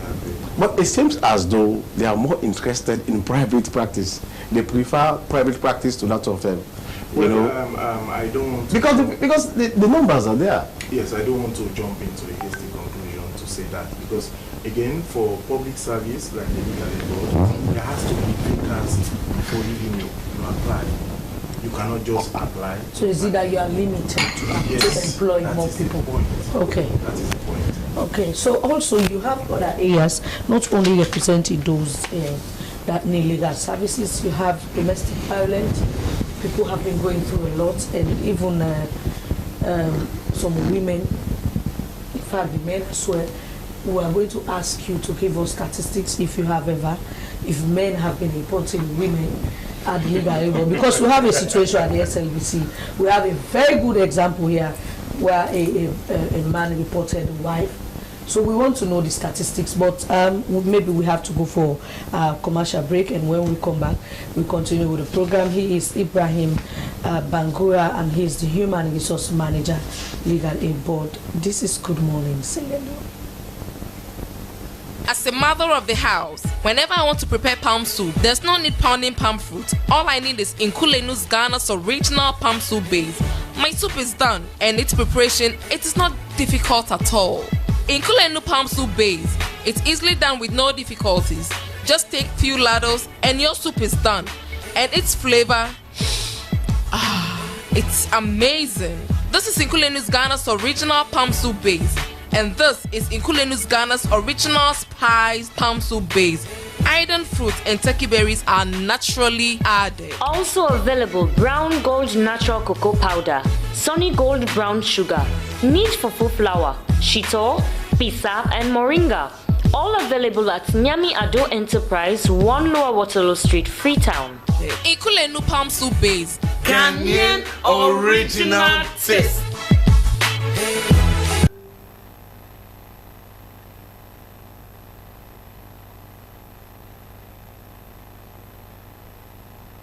We're back, and the program you're still watching is Good Morning Sierra Leone. It's now time for us to go for the health tips. Well, in this edition, we are going to look at diabetes, which is a chronic metabolic disorder characterized by persistently high blood glucose levels caused by either insufficient insulin production or the body's inability to effectively use insulin. It can lead to serious health complications if left unmanaged. Diabetes is a common condition that affects people of all ages. This video shares 10 early warning signs of the condition. Let's take a look. Diabetes can be sneaky. It damages your body from the inside, leaving scarcely a clue. And by the time symptoms do appear, diabetes may have already done some major damage to your body, like putting you on track for heart disease, nerve damage, and vision problems. But sometimes there are subtle signs that diabetes may be lurking. Here are 10 early signs and symptoms of diabetes. Number 1, feeling extra thirsty. When you have diabetes, extra sugar can build up in your blood, and all that sugar can soak up the fluids from your body's tissues. That makes you pee more often, which can leave you feeling tired and thirsty. Number 2, more frequent bathroom breaks. As you drink more water to quench your thirst, you might find yourself needing to urinate more often, especially at night. Number 3, having frequent urinary tract infections or yeast infections. High sugar levels can damage the nerves that tell you when you need to pee. When urine sits around in your bladder too long, it can lead to infection. High sugar in your urine can also feed bacteria that we all have in and around our groin. That can also cause infections. Number 4, weight changes. Extra sugar can get stored in your body as fat. which can cause weight gain for some people. In other people, that extra sugar is removed through your pee. When you don't have enough sugar to use for energy, your body can break down muscle, which leads to weight loss. Number 5, blurry vision. Diabetes can damage the blood vessels in your retina, which can cause changes in your vision. It can also cause fluid movements in your eyes, which can make your vision blurry. Number 6, feeling more tired than usual.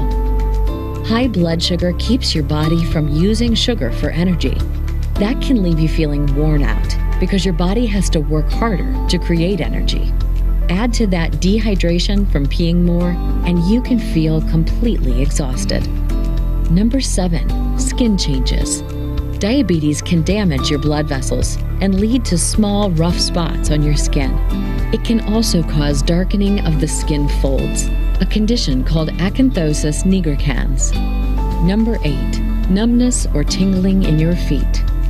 High blood sugar damages your nerves and can keep them from sending messages around your body.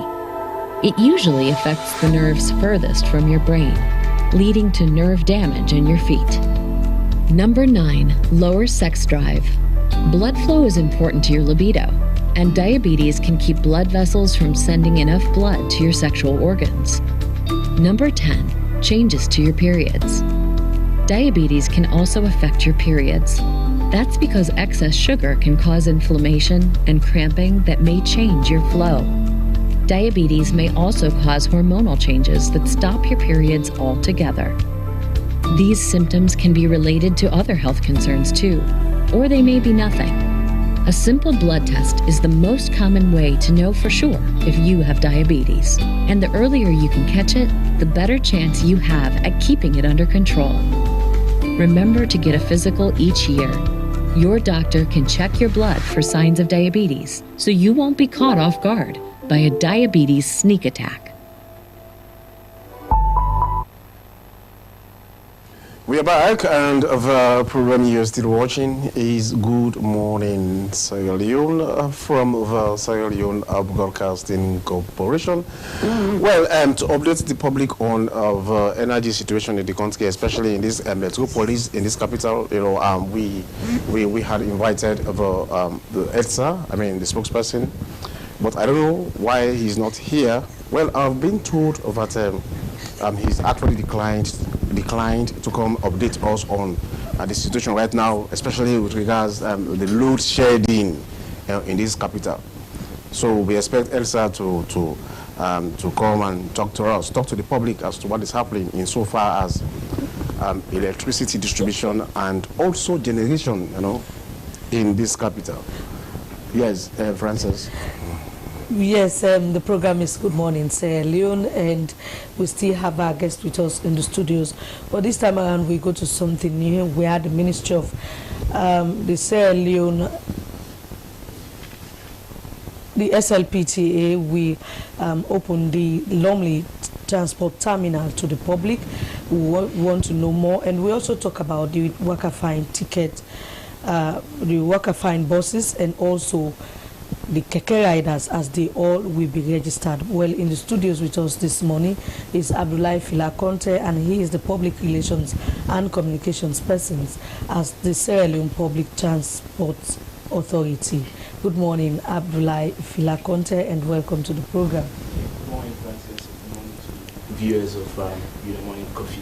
So morning coffee, because you are just coming from morning coffee. Yeah. Okay, so let's talk about the Wakafine buses. First of all, the public, we want to know the status and how has it been faring on. Yeah, thank you very much, Francis, for that amazing question. Whenever you're rolling something out, there will be definitely challenges, but I can tell you Wakafine buses are doing a massive job currently in the country. We're moving people from one end to the other, over 1,000 per day. Before, people used to see it as to be very expensive or whatever, but now the public is beginning to to understand and admire the Wakafine buses, because before this time when you're leaving from Lumley to go to work, let's say in the central business district, if you hop on Poda for example, you know so many other things will be spilled on you, which will definitely destroy your day or spoil your day. But Walker-Fine buses currently, we're having thousands of commuters, going to bus station, other parts of the country like Calabar Town. You rightly mentioned the Lumley terminal. Currently it's being used by the Walker-Fine buses, and we have a host of number of people who are going there. The Sierra Leone Public Transport Authority, like you already mentioned, is under the Ministry of Transport, and the Minister, Alhaji Ambassador Pandey, alongside the DG, Mr. Isaac Ken Green, are working assiduously to see that we transform the transport sector in the country. And Walker-Fine, like you already mentioned, currently Sierra Leoneans are beginning to appreciate, the buses on a daily basis. So now that those that are using it are really getting it comfortable, what about the other areas? Because you're only using Lumley to the CBD, that is the central bus station, and also you have the other one coming from Calabar Town to the same bus station. But you have other parts of the country. Joy, for example, is another spot that needs to get Walker-Fine. You also have from Joy or from Calabar Town towards Low. You also need these areas to be included into this facility. When are we? Definitely, Francis. Very interesting that you brought that up. There is a plan on the way for us to have more buses to definitely, be in those areas. Let me just make this known to the public that are watching that the Sierra Leone Public Transport Authority has another park at Wilberforce axis, and that will be worked on. Not only this axis you mentioned, we're also working on trying to get buses from number 2 to Lumley, from Lumley to the CBD, and like you already mentioned, because we have people who are living out far behind Mechkem, Angola Town, and the rest of it. And so there are plans on the way. We're expecting more buses, in fact, to cover pretty soon. I don't want to give a specific date, but pretty soon we're expecting more buses to cover these areas that you've just mentioned. Like I said, we're working on refurbishing the park at Wilberforce. A lot of people don't understand that there is a park there. There's a park there. We're only working on trying to refurbish it for public, to be able to use it. That's the reason more we're here this morning to discuss a lot of things around the Lumley terminal opening and how it is going to go with the other parks that are, are in the line. So is that terminal going to be used by other transport facilities in the country? The plan of the Sierra Leone Public Transport Authority alongside the Ministry of Transport is to decongest the streets, not only in Freetown, right across the country. That is why there are plans to have more parks, more terminals. So, for example, let's say the proceeds that will be generated by the Lumley terminal will be used to develop other terminals across the country. So are people going to pay, for example, those private owners of other commercial vehicles? Yeah, definitely. There's going to be a nominal amount, which already there's meetings going on with the keke riders, the Poda riders or motor drivers union, bike riders, and the rest. Currently, we only have Walker-Fine buses using the terminal, but there are plans in place for the motor drivers union, that's the Poda and other buses. There's a space there for that, and there's a space also for keke riders, because like I said, the authority wants to see that we decongest the street. We want to see what we're seeing in other parts of the world. Francis, you've traveled over the years and you've seen that when you get to other countries, you'll be in a particular point where you wait for transportation, not on the street. And that is why it is very prudent that we're now, you can see that we're trying to register all the keke riders in the country under the authority. The reason for that is for us to be able to manage, the keke riders. When you go to several developed nations, you don't need to know the name of the individual like you understood when you went to Senegal and other parts of the world. At the airports, you will just go online and you will see keke riders, taxi drivers that are available at that axis at the moment. And so you only have to do is just a click away, and you discuss price, you discuss everything, and the service will be available for you. When do we, it's so good to hear about implementation. It is, these are all, fantastic ideas. All of us want to see about some of these things are seen in our country. But the thing is, now let us talk about the Walker-Fine buses. initially, when we started this discussion on how these buses were going to actually operate, you did see, now I'm not saying you, I'm talking about the authority now, but we are not going to see a situation where somebody will stand in the bus. Everybody will have to sit down. Okay. But what is happening right now is the opposite of what you had said earlier. We see people standing, you know, and that is overloading by itself. So how did that come about? Okay. It is very much essential we understand, you know, the nitty-gritty and everything. When Wakafine started, that was the policy. It was the commuters that started, you know, going to radio stations, TV stations to say, we are using the bus, we want to have the service. But like you already mentioned, now we are putting plans in place to put that off because we want people to get better service. We want them to really enjoy their rides when they're on Wakafine buses. That is why, we don't have, currently we are training supervisors that are going to be monitoring the buses right across the country. That is why we are looking on the ticket retention policy. That is to say, when the supervisors make their way into the buses, these are some of the things they are going to be checking for. One, to see if the bus is overcrowded, or like you said, overcrowded, or people are in the bus who have legitimate tickets. Now we're working on having this POS, any sort of a POS machine, sort of, before going into the bus, your ticket will be scanned, you know, before entering into the bus.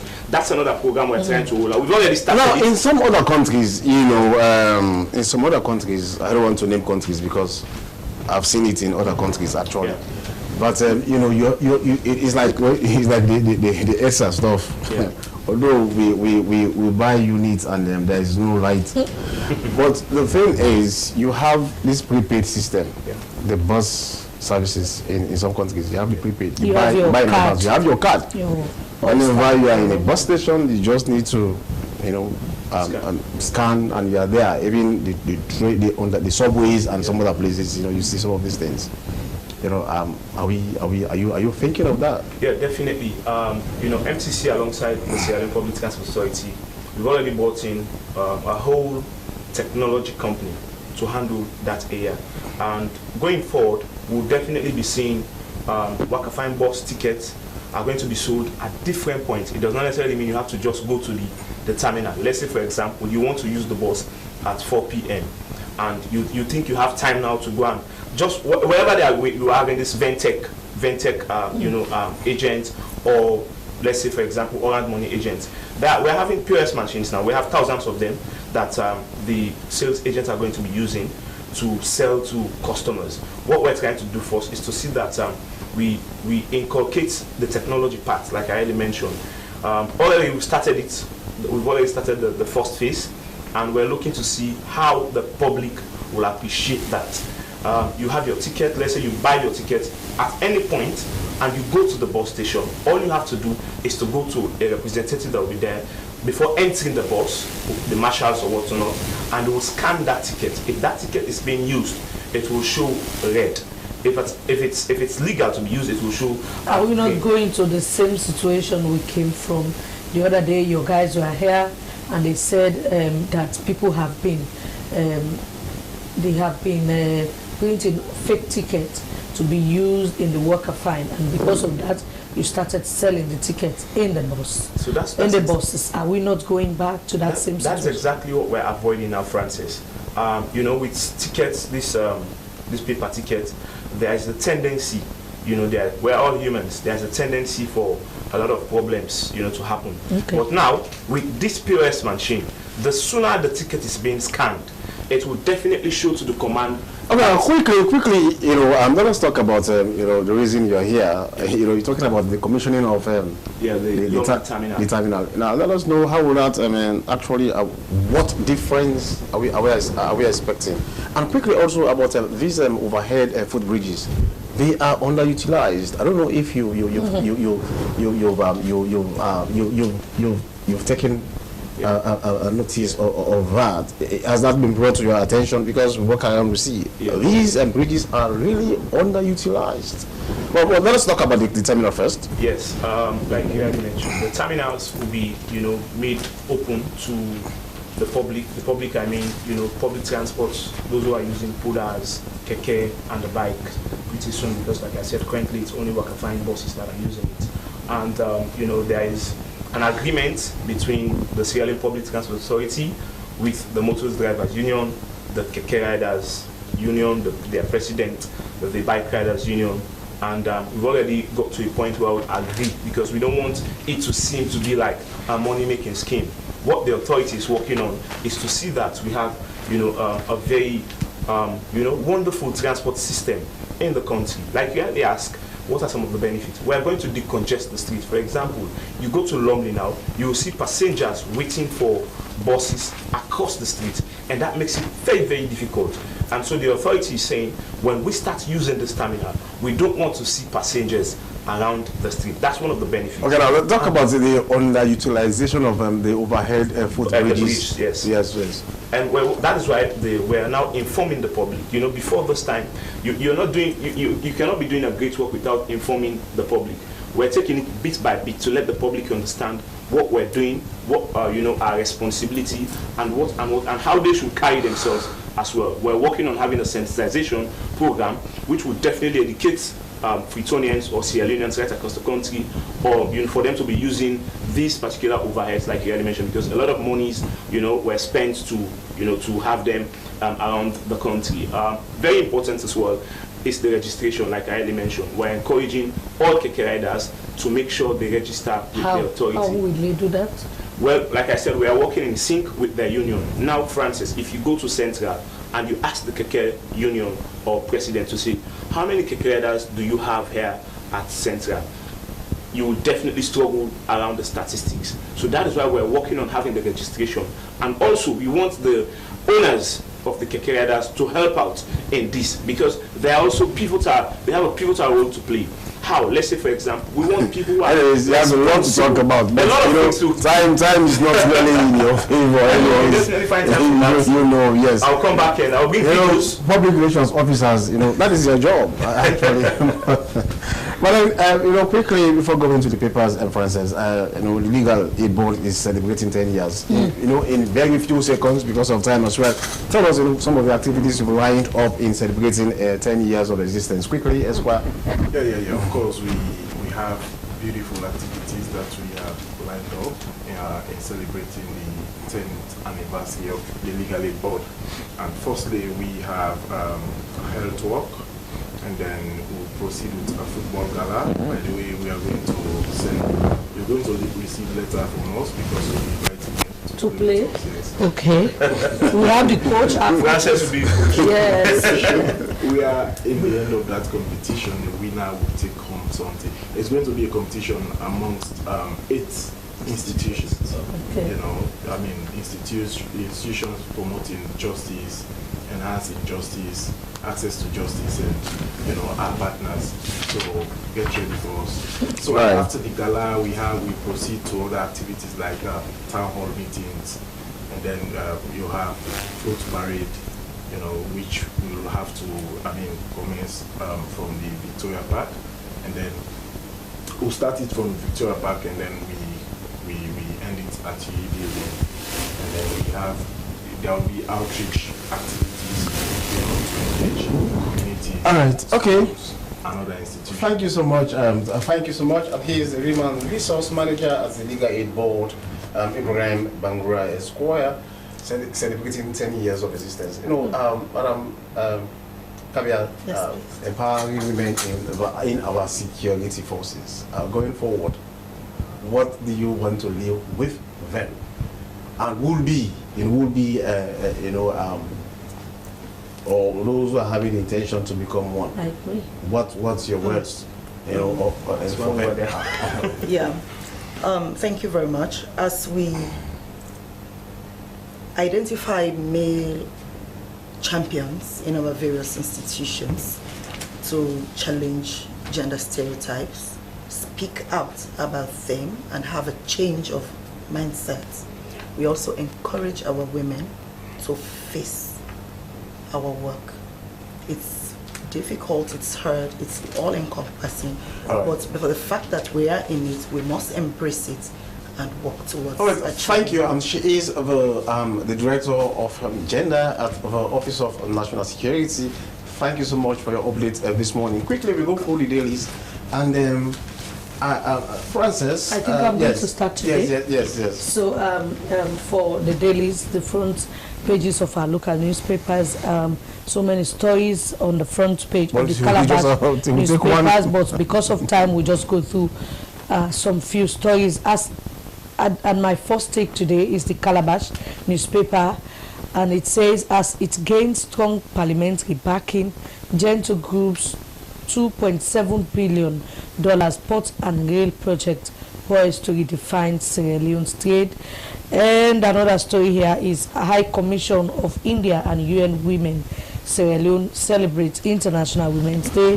These stories plus more you find in the Calabash. Yes, indeed. There are many stories. You can go and grab your own copies. Anyways, I move on to the A to Z newspaper, which says Sierra Leone enacts civil service reforms to enhance 40% female representation in leadership. President bill to advocate for Sierra Leone's energy sector at Sephoral Global Forum. These are some of the stories you can see in the A to Z newspaper. From the A to Z newspaper, we go to the Aoko newspaper. Aoko newspaper with so many stories, and the Aoko newspaper, Parliament passes 2024 Counter-Terrorism Act amid controversies. Okay, the Awareness Times says for recommending their son to serve as his deputy IG, Kono tribal chiefs hail and fire Selu. NRA and stakeholders meet in Sanya along Karina's border with Guinea. There are many stories actually, but because of time, we are going to just go for a few. And I think time has gone. From Awareness, we take the final paper, which is the Unity newspaper, HEPO to attend Sustainable Energy Global Forum. And Chief Minister debunks APC claim that SLPP is divided. These stories plus more, including sports, for those of you who are interested in the Champions League results and all the stories around it, go out there and grab. Now, the most recent one in the Champions League is that Liverpool is out. And you so, must, yes, Liverpool is out. And you must be reminded that views in these newspapers does not in any way reflect the views of the SLBC. We are merely reviewing what is in the newspaper. Yes, indeed, views here do not in any way reflect the views of the SLBC. And that is how we say goodbye. And we hate to go, but we have to go. It has been Good Morning Sierra Leone, which came to you live from the Sierra Leone Broadcasting Corporation. Many thanks to the entire production team, especially producer Daphne Zainab Kamara. I am Sheku Smela saying goodbye. And Francis Bernard is my name. Many thanks to our guest, Abdoulaye Filaconte, Madam Kabia from ONS, and also Mr. Bangura from the Legal Aid Board. We have to remind you of our quote of the day, which is from American novelist Charles W. Chestnut, and it says, impossibilities are merely things of which we have not learned or which we do not wish to happen. Have a lovely and wonderful day. Good morning. As a mother of the house, whenever I want to prepare palm soup, there's no need pounding palm fruit. All I need is Nkulenu's Ghana's original palm soup base. My soup is done, and its preparation, it is not difficult at all. Nkulenu palm soup base, it's easily done with no difficulties. Just take few ladles and your soup is done. And its flavor, it's amazing. This is Nkulenu's Ghana's original palm soup base. And this is Nkulenu's Ghana's original spiced palm soup base.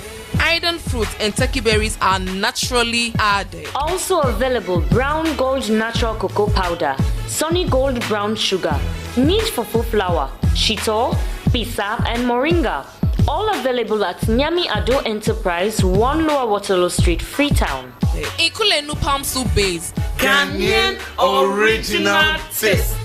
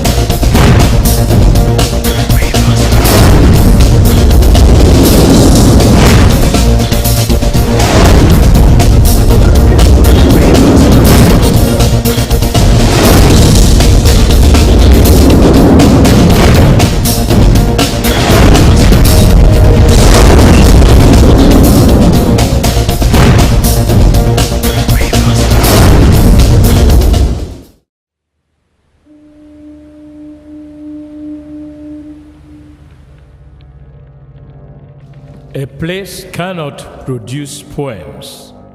It can only not prevent them. And Freetown is good at that, for Freetown has its own sudden elegances. People are slow to leave it, quick to return. And there are others who come for a year or two and stay for a lifetime, sensing that they found a city that is in the world, yet sufficiently on the edge of it to have a different resonance.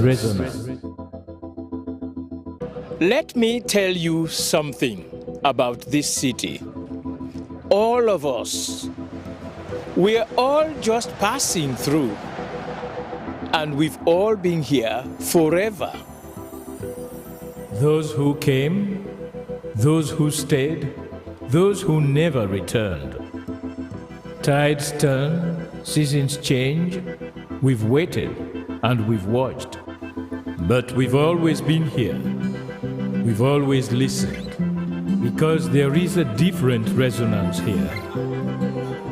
It comes from the river, and the land, and the sky. It's our place. All of us. This city belongs to everyone. And you know when it's your time. And it's our time. Listen, we are Freetown. We are Freetown! The golden rules of Freetown. Don't pretend you're something that you're not.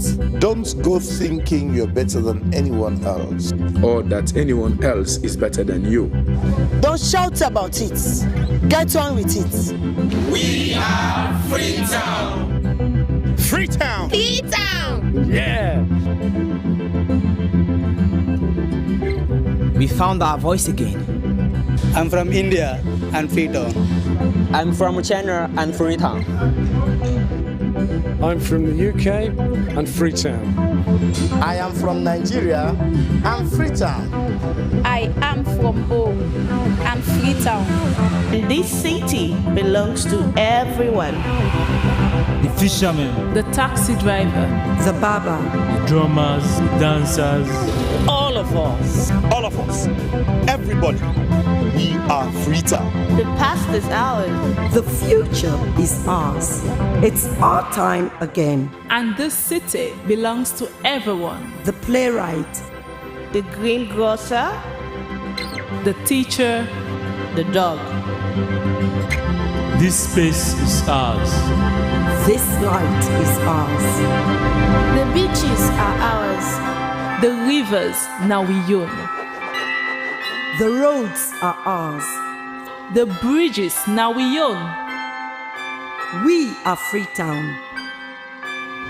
We are all visitors and we've all been here forever. We've got the mightiest river. And the biggest sky. I am Salet Noguera and I speak to you today as the representative of ECOWAS for the Journalism Excellence Award, a recognition of courage, truth, and impact. Journalists are the guardian of democracy, the voice of the people, and the force behind change. Your work deserves to be seen, heard, and celebrated. This is your moment. Submit your best report, investigations, and stories. Show the world the power of West African journalism. The deadline is March 20th. Do not miss this opportunity. Apply now and let your voice shape the future.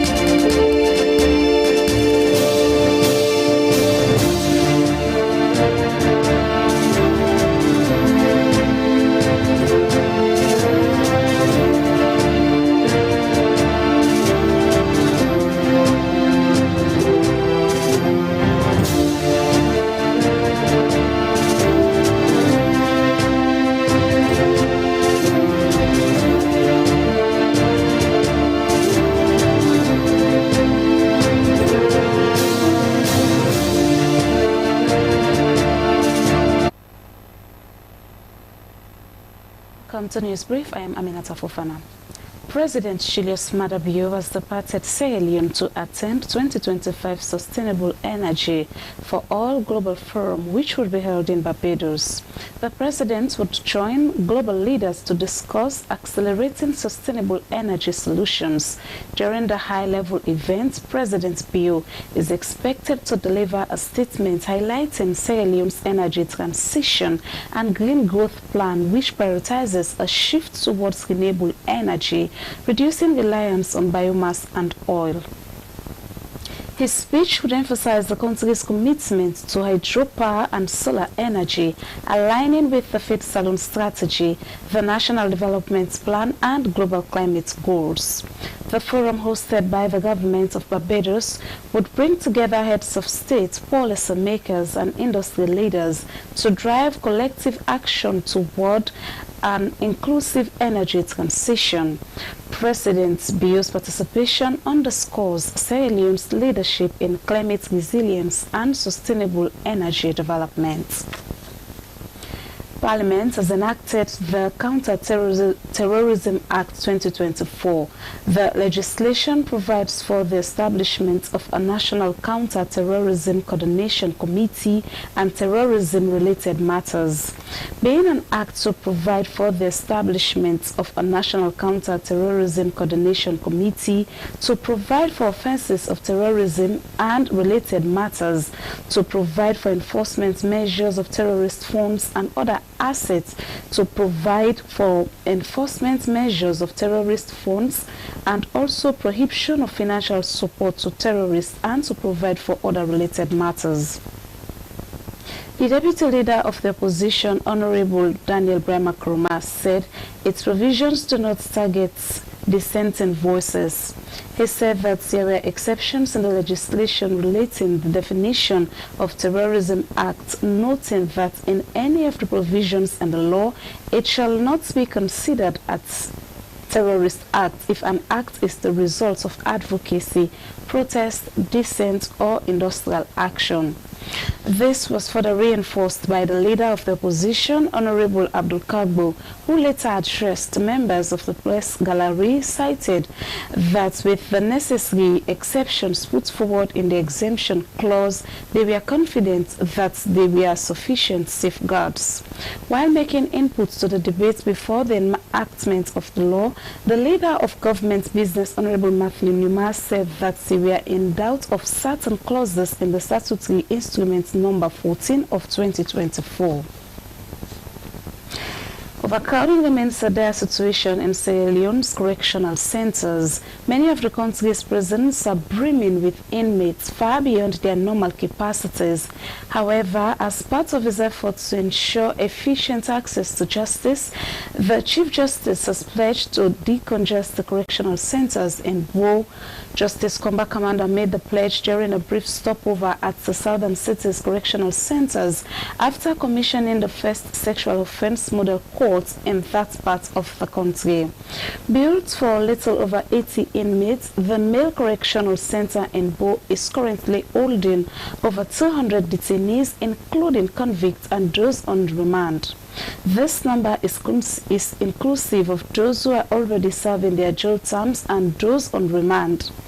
During a stopover at both male and female correctional centers, the Chief Justice told inmates that there were ongoing efforts to decongest correctional centers across the country.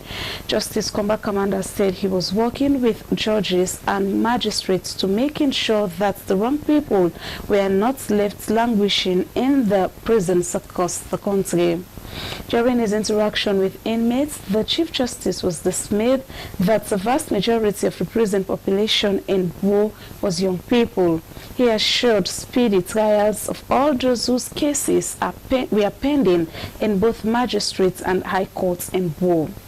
Justice Commander also allowed the inmates to share their concerns as well as inquire into status of some others, including a woman who is serving an 18-month sentence for obtaining money by false pretense. He remarked that the sentence was fair. And the transnational organization crime unit Toku with the Office of National Security have destroyed thousands of illegal drugs at the Toku headquarters at Rubangba Junction in Hastings. The move, according to Toku, was a public demonstration of the country's commitment to tackling the narcotics epidemic. The massive burning of piles of confiscated narcotics and pharmaceuticals were set to tackle drug abuse and trafficking in Sierra Leone. Head of Toku, CSP Mohamed Aliyu, said the trucks seized from various checkpoints and riverline communities. Achieving this, according to the security sector, has been through intelligence gathered from the various communities. For many, the destruction of the trucks was a symbol of transparency and public accountability.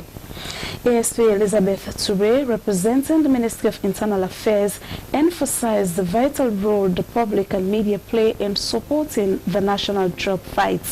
She spoke passionately about the worrying rise of tramadol abuse among Sierra Leone's youth population. She urged for continued collaboration between the public and security sector to protect future generations from the dangers of substance misuse. Office of National Security Sheikh Ahmad Ba noted the importance of holding such open events to reassure citizens of the integrity of the operation. He said the actions help to build public trust in the work of Toku and other stakeholders. That's all in the news. I'm Aminata Fofana. Thanks for watching.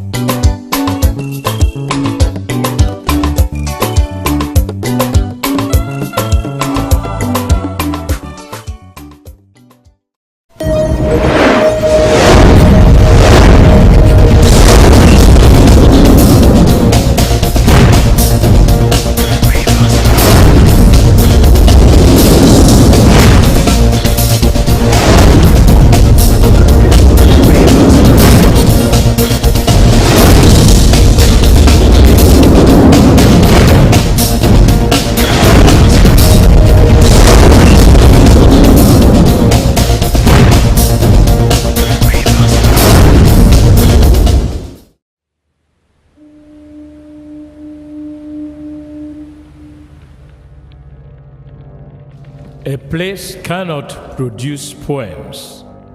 It can only not prevent them.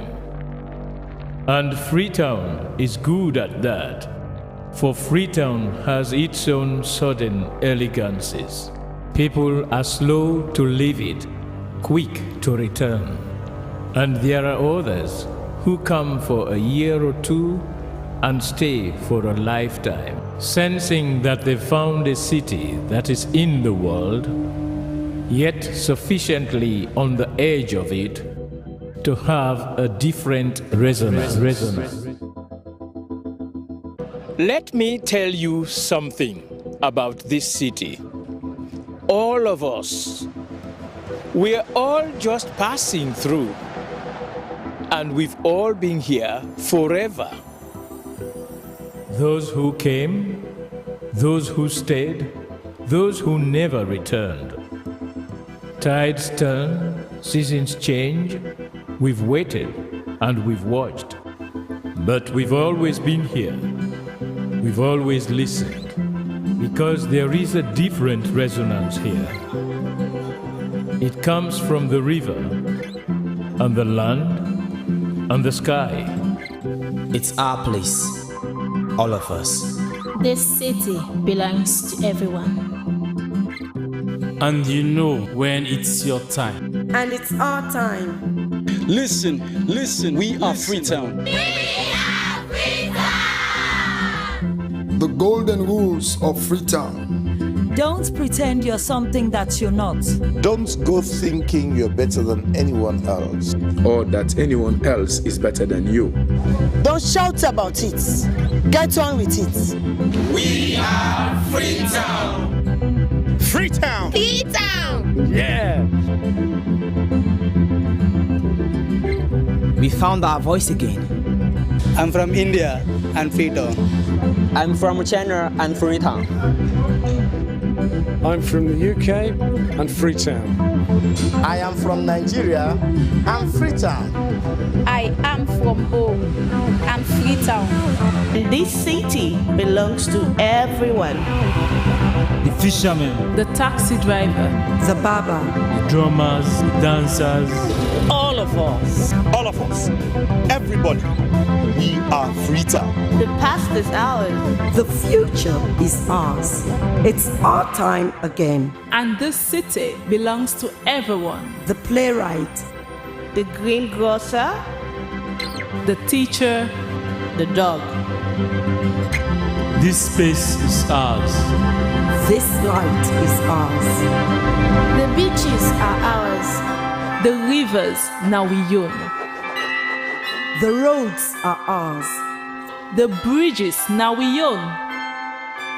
We are Freetown. We are all visitors, and we've all been here forever. We've got the mightiest river. And the biggest sky. And there's a resonance again. Freetown. Freetown. We are proud of this place. We love this city. And we want you to love it too. We are proud of this place. Na pass we all dey pass like stranger dem, but we all don dey here from ten.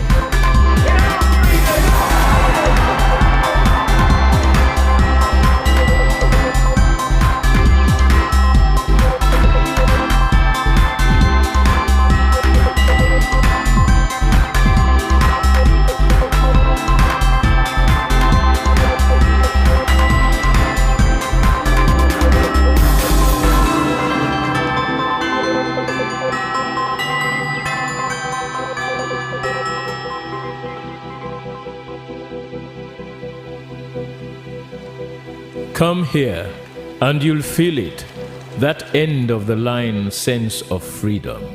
Say yes to Freetown. Say yes to freedom.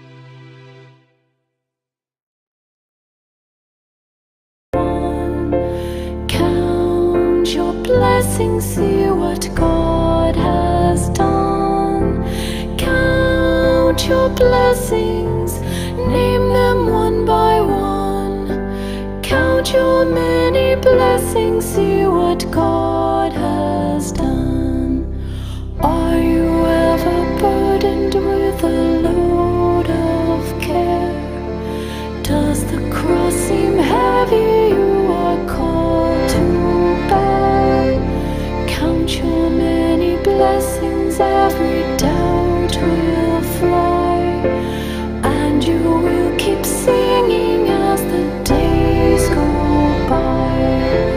Count your blessings, name them one by one. Count your blessings, see what God has done. Count your blessings, name them one by one. Count your many blessings, see what God has done.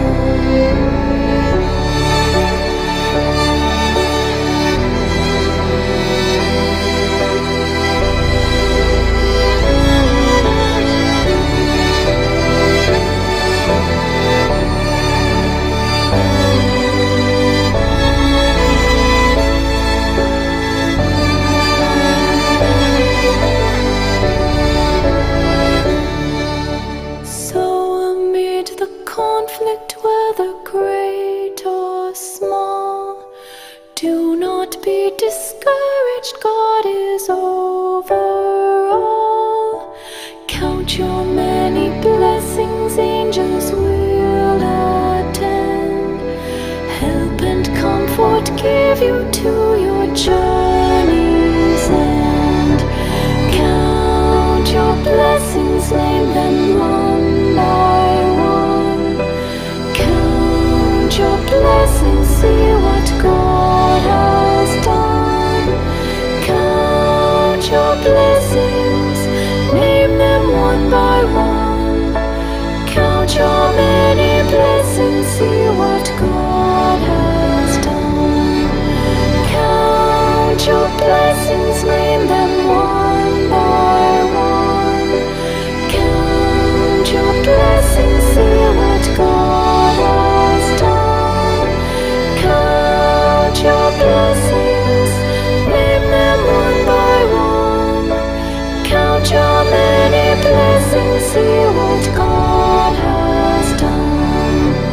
Count your many blessings, see what God has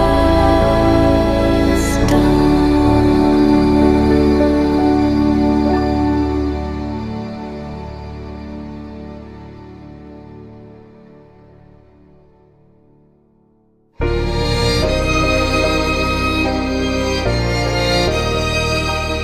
My hope is built on nothing less than Jesus' blood and righteousness. I dare not trust the sweetest frame, but wholly lean on Jesus' name. On Christ the solid rock I stand, all other ground is sinking sand. All other ground is sinking sand. In every rough and stormy gale, my anchor holds within the veil. When all around my soul gives way, He then is all my hope and stay. On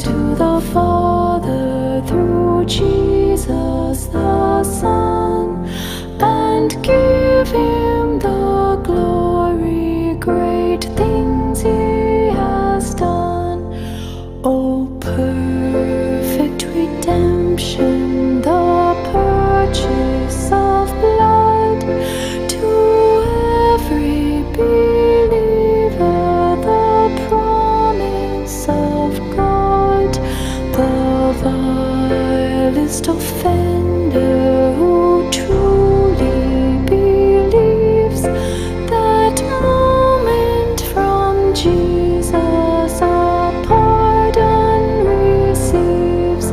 Praise the Lord, praise the Lord, let the earth hear his voice. Praise the Lord, praise the Lord, let the people rejoice. Oh, come to the Father through Jesus the Son, and give him the glory, great things he has done.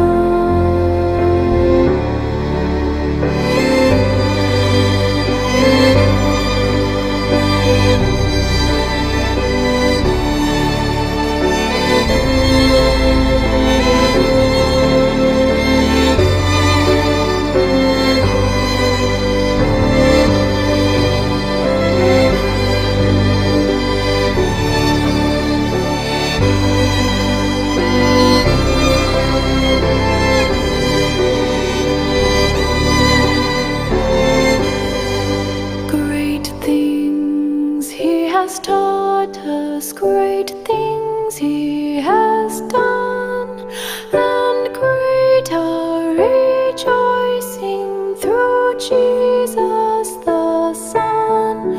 But purer and higher and greater will be our wonder, our transport when Jesus we see.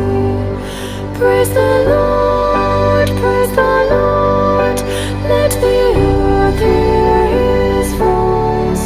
Praise the Lord, praise the Lord, let the people rejoice.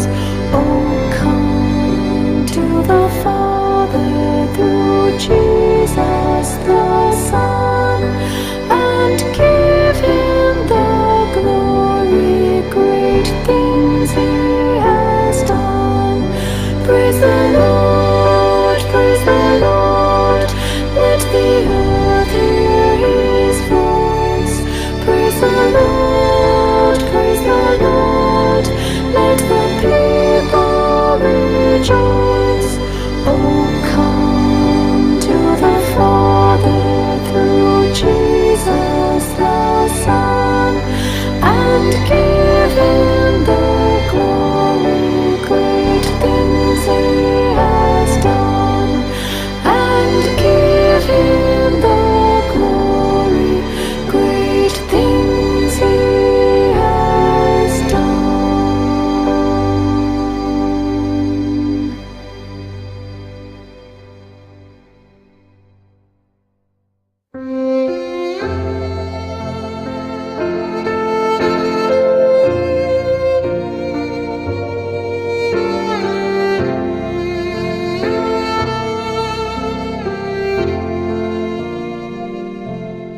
Thou my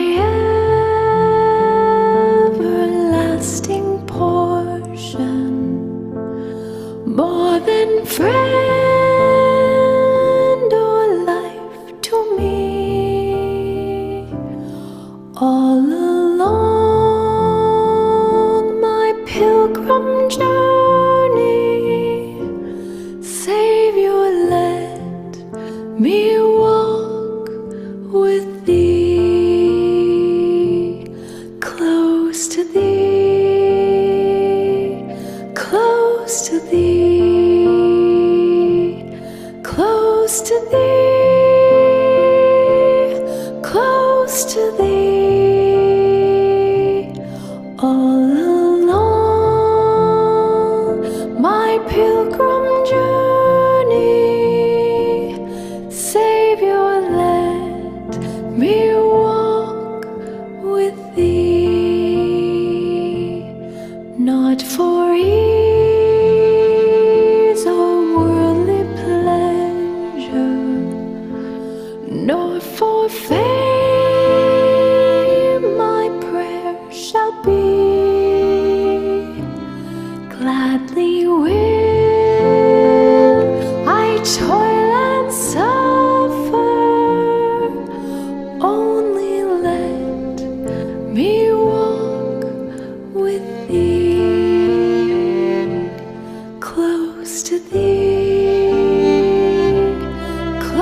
close to thee, close to thee, close to thee. Gladly will I toil and suffer. Only let me walk with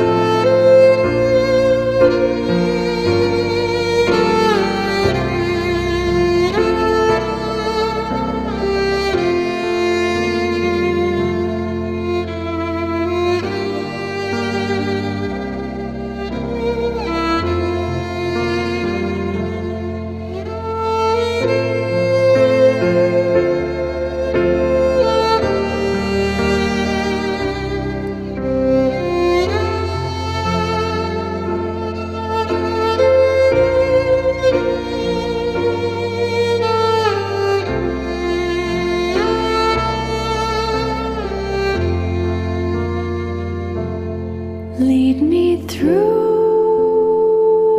the veil of shadows, bear me o'er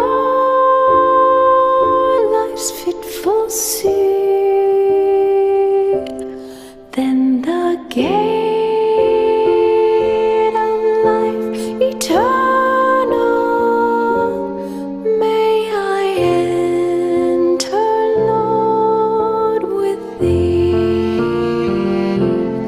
close to thee, close to thee, close to thee, close to thee. Then the gate of life eternal may I enter, Lord, with thee. Then the gate of life eternal may I enter, Lord, with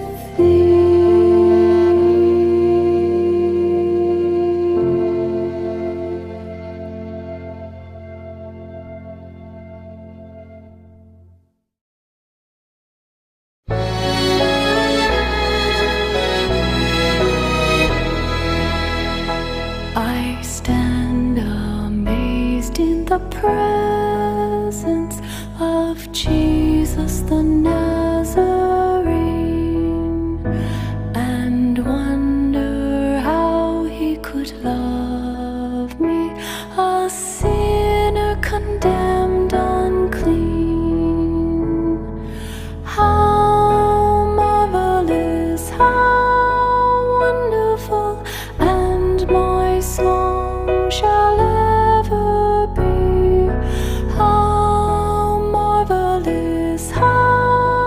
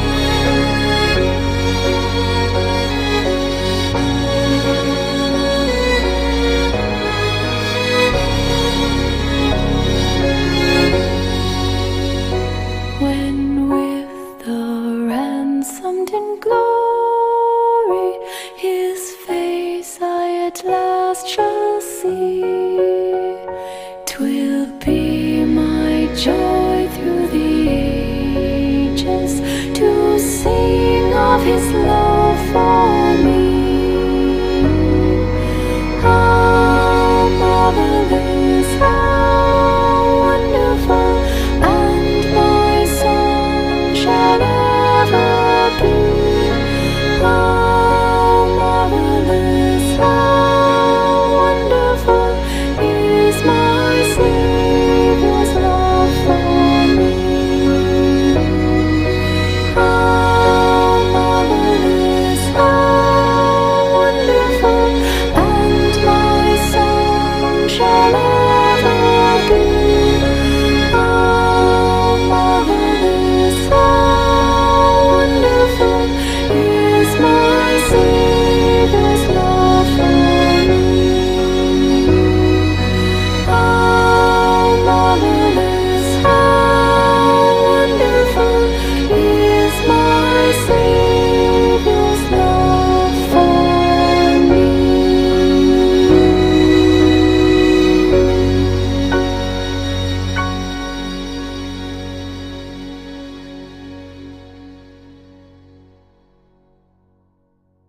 Come, thou fount of every blessing, tune my heart to sing thy grace. Streams of mercy never ceasing, call for songs of loudest praise.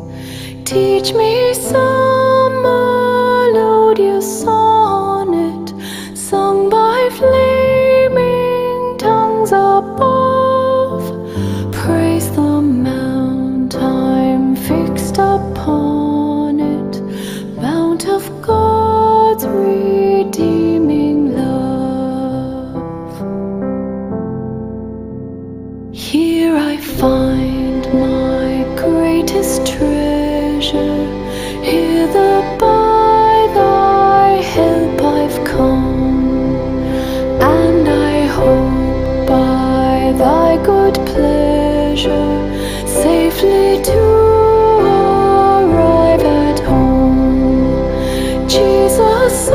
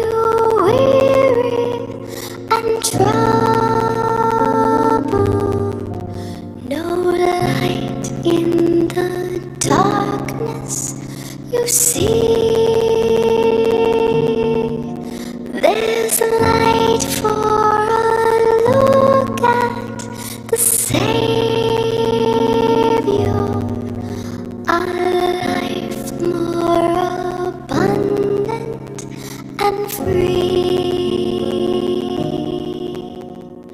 Turn your eyes upon Jesus.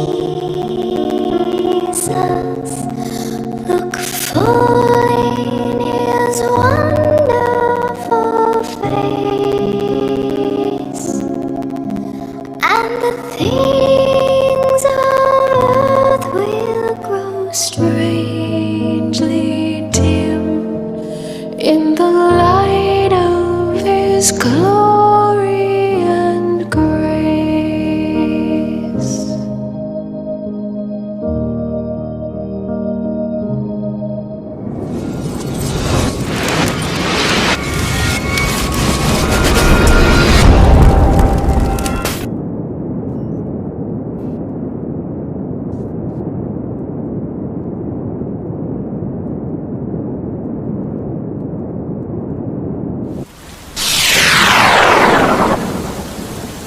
I am Slbc Tv, and I speak to you today as the representative of ECOWAS for the Journalism Excellence Award, a recognition of courage, truth, and impact.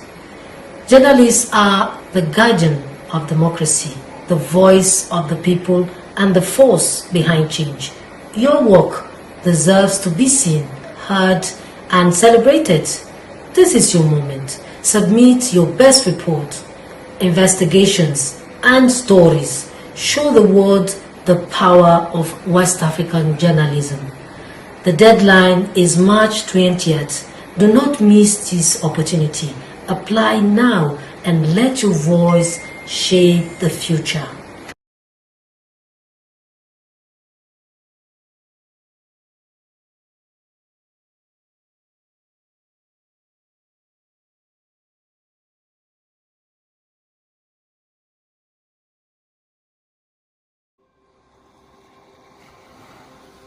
Discover Sierra Leone, a hidden gem of West Africa, where the rhythms of life dance in harmony with the beauty of nature.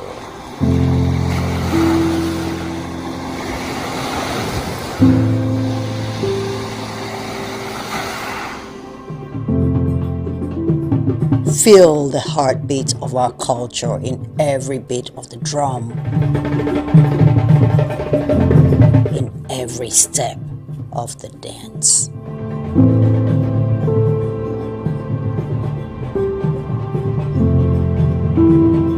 Experience the tranquility of our shores, where each sunrise brings new stories and endless possibilities.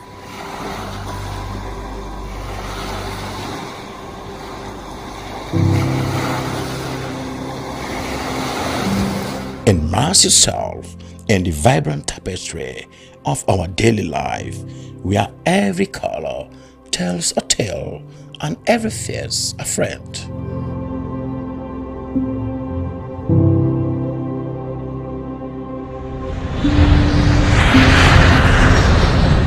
Come, be enchanted by the sights and sounds of Sierra Leone. A place where your adventure awaits and memories are made.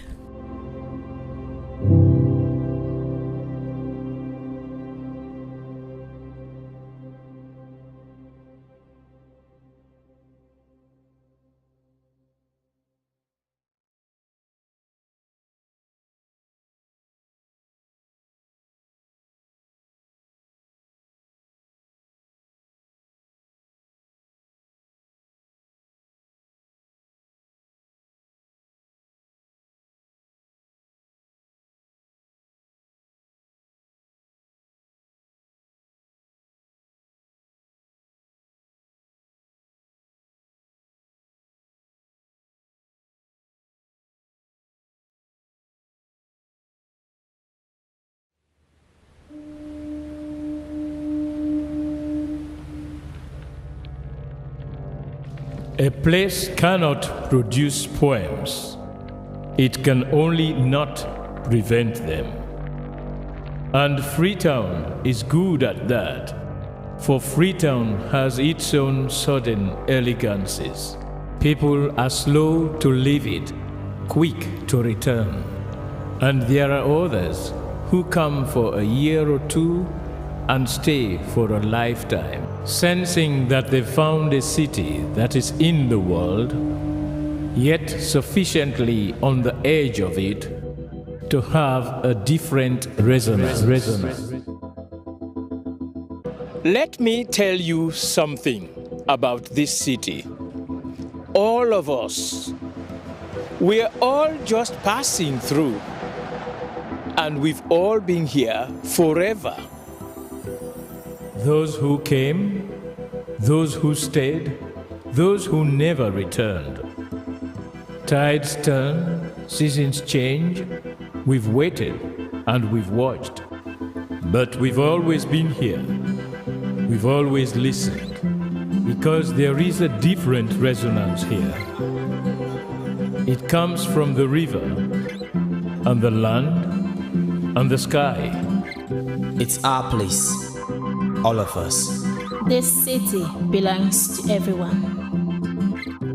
And you know when it's your time. And it's our time. Listen, we are Freetown.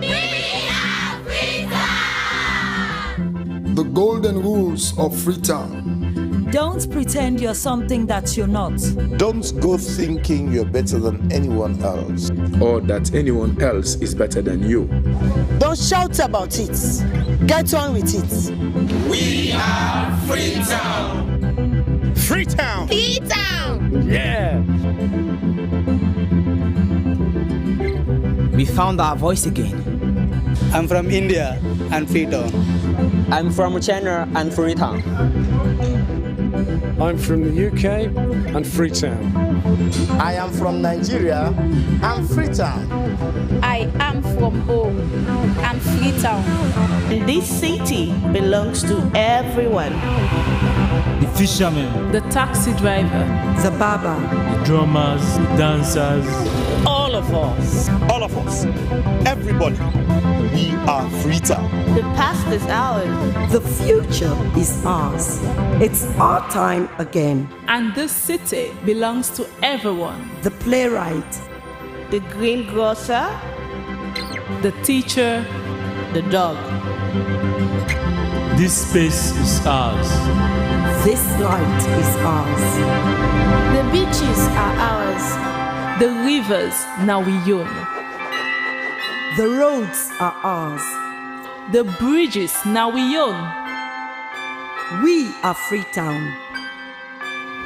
We are all visitors and we've all been here forever. We've got the mightiest river. And the biggest sky.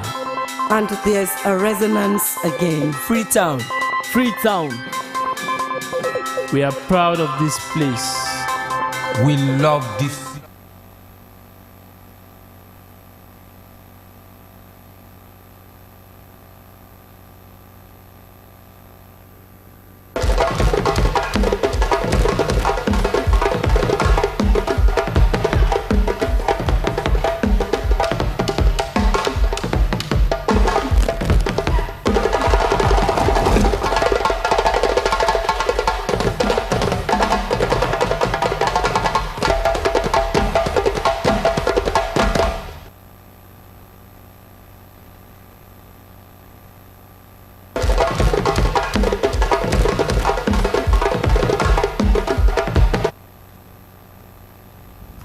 Biana, Slbc Tv va, ha ava vima, ha we pumange yagima. Nyame ya meltina kama, wama a vieta ugama. Ke pembe gaya li hunvelu, bena go fobama ve yugumisia, akutumawe. Doke Julius Madabio, ogwana ebuabe salon, kowe ebe, gunte gomema, now in 2025. Hemavu Bambitama Dunya Claire Black Mia Abados Tabon Jana wetu mangwe Bambima tuku anata ta hakaga nyamu hakaga pe hunyania Jika goye kaga ta fuabama siagwa mavi Bena go joko bi un panda over hoye. Do ke Jesus madabio. Ogwana ogwabe salon lo meji.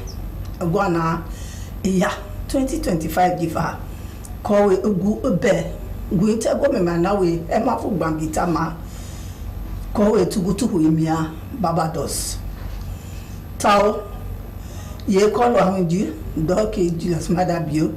Ewilo na ebe na kowe iyepe. Kologo ye e ma fu gbangita ma. Kebe na navo hindesia si ataguta dalukuma. Tao ye kolo ahunji si ataguta wime aye hindeji si akowe wila lukuma panda. Magana siya nawe tida lukuma. Hinde na siya nawe awa akpoma dress ya mu. Tao ye kolo ahunji lo. Kungwe ye pe kologo hydro babima siya uwofe na siya. Hema fu babima. Kebe na sole na siya.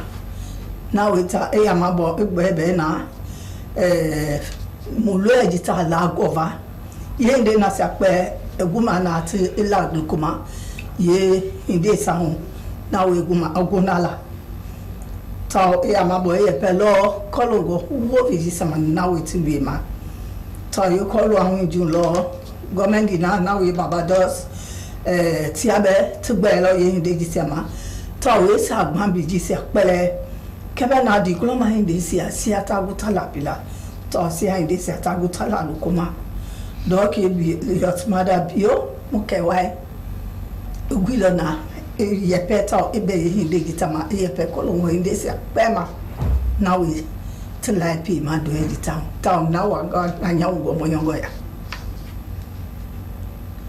to si hala mu ma gloma ja na we sa we bu ma blagali Tugo na ati ye pia kologo nyamu hindi nasema ye pambi na we titu da 2024 tava na we yesa we yisi atia ko we tugutu dalukuma si atwa ye nyamu hindi na sata gutala pila dueta ta yo kolo ahunju lo tugulo na ati ye pa numna na we tobumu agieta na we deputy leader agi opposition honorable Daniel Brahma Kruma egwilo na iyepe kologo ye hindi jisi akpema tao ababe nama ira gotuma gbaki alambwelo ye hindi jisi ma nawe sawagali nawe tikui majifa kaka ye me ale kungoma kaka ye pikiseti ha tikui maklubeva tao sia bango hindi seti ha tugeti yengi numo ye piki nawe ta honorable Abdul Kabo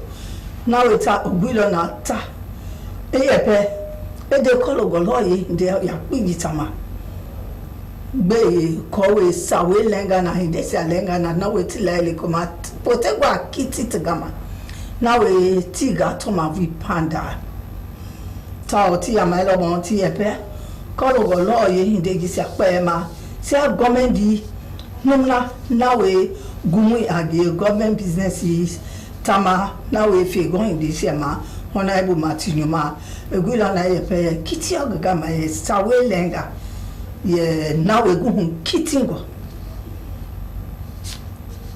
tao Sierra mu magloma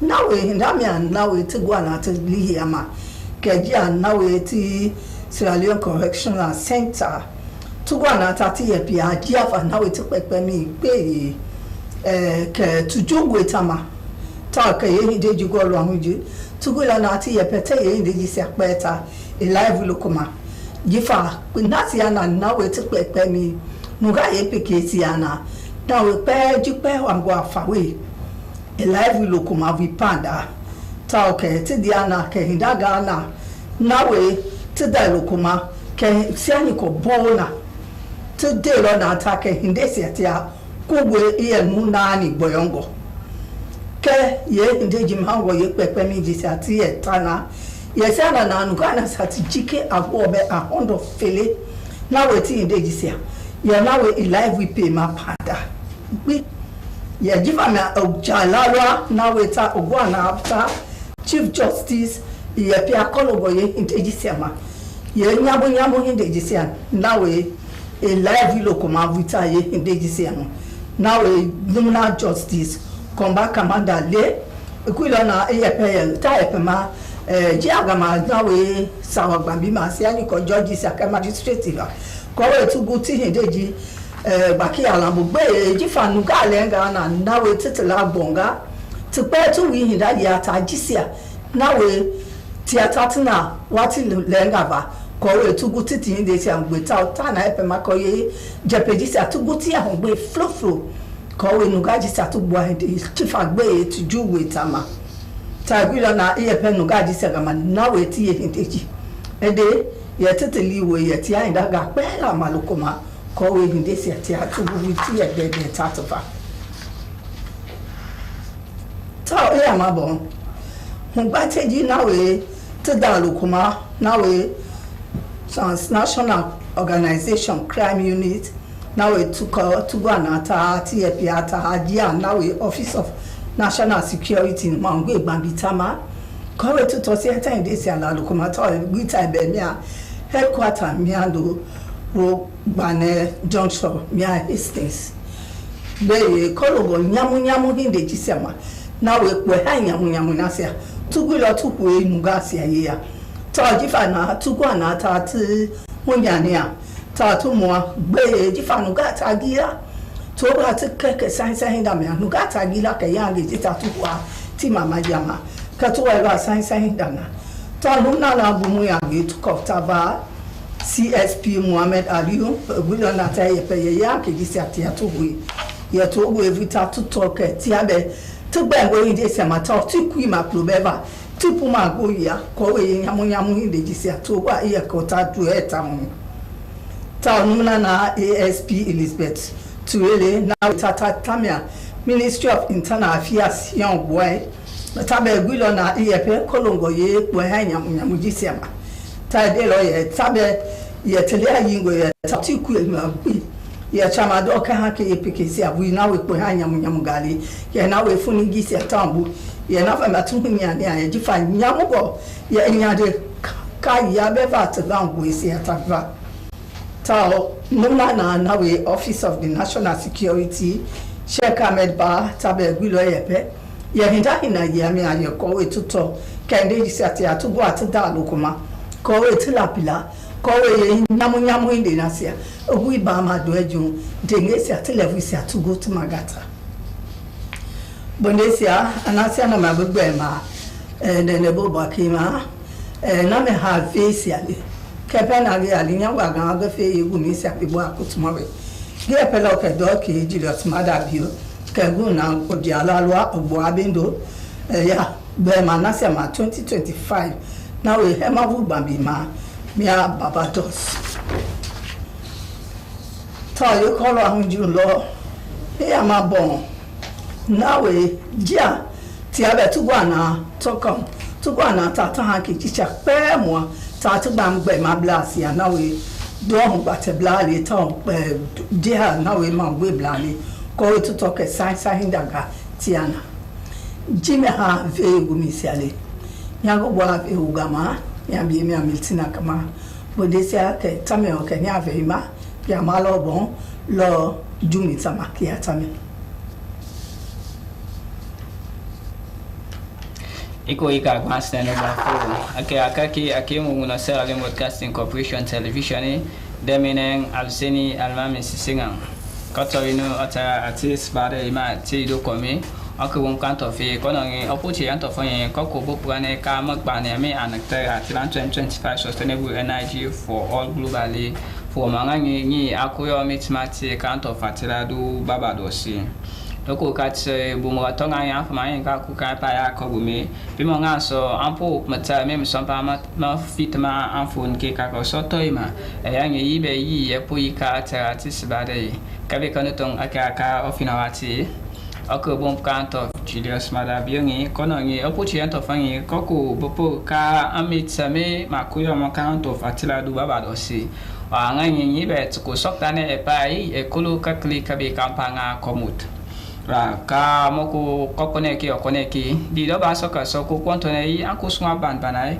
ka soktane e pa yi mi e fino ni on va que discussion bangé otba kakli do kuka tu ampanga commetain ka anto fongi anto tu an pour sectado en lai on lo ko an pour chip net on ka mo poto me matanga na mamo yi be yi pa yangi yi oba ko be kai ka mo pa ne matemo oba ko so so tu apo binki omolo akimo maku ka matame effort yi mo to yi mo matama yi be yi oba ko be ka pa ya ti ka mo pa ne matanga ka ko so ka e pa foi mo matanga ne yi be yi oba ko be kai ka amit matema ka antel mangoyi oba ka tik beng ka kli ka bi kampanga ko mutai piti e transportana ne ka chichu ka ne ampanga e haidu mo ka wale ke ma straight soto ku ka e ma she ma but do bangi wai pa yangi oba ku bi ka amit mata anto yi e panga sula yi be yi oba ku bi ka ma gbane matema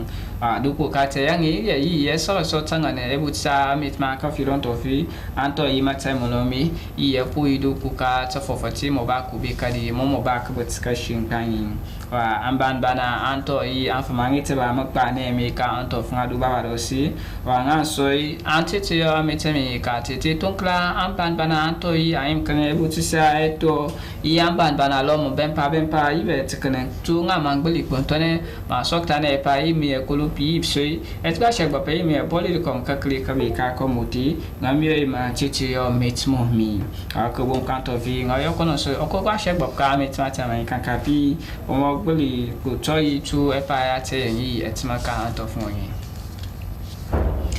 en parlement ma ashi doma atmo eto ngani ambo tmo oto anyi anakte atila encounter terrorism act atmo ka 2024 wa anan antonga tengi yi abende ngaban bana makne butisa te ni ambo soktane ka wuta timet fino ka ebutisa te ibet ka kli malas malo me ame ma titi yoyi wa kakli salom so ati du ku ka antonga tengi di da pu choi ma chai shang chunga pu pa anto ye kala ati e ma ba ku chala ta fa mai ba ke ma pat ma tama yi bet kan ka ma pa fi na yi agbali du ku ka ma pat ma tama ma yo yi o ye fatu o ku bum ka patinga EPC yi mo honorable Daniel Brama ko ma yi kono so kaka so tema so ku pa o kakli ka ati du ku ka antonga tengo e pa yi di e pi yi abak but afum ayama to for time bi bikadi e payate ni atakali kama gbengben bi pa nan kapan ko mun pai ne anan kai wa kolom dama fum panem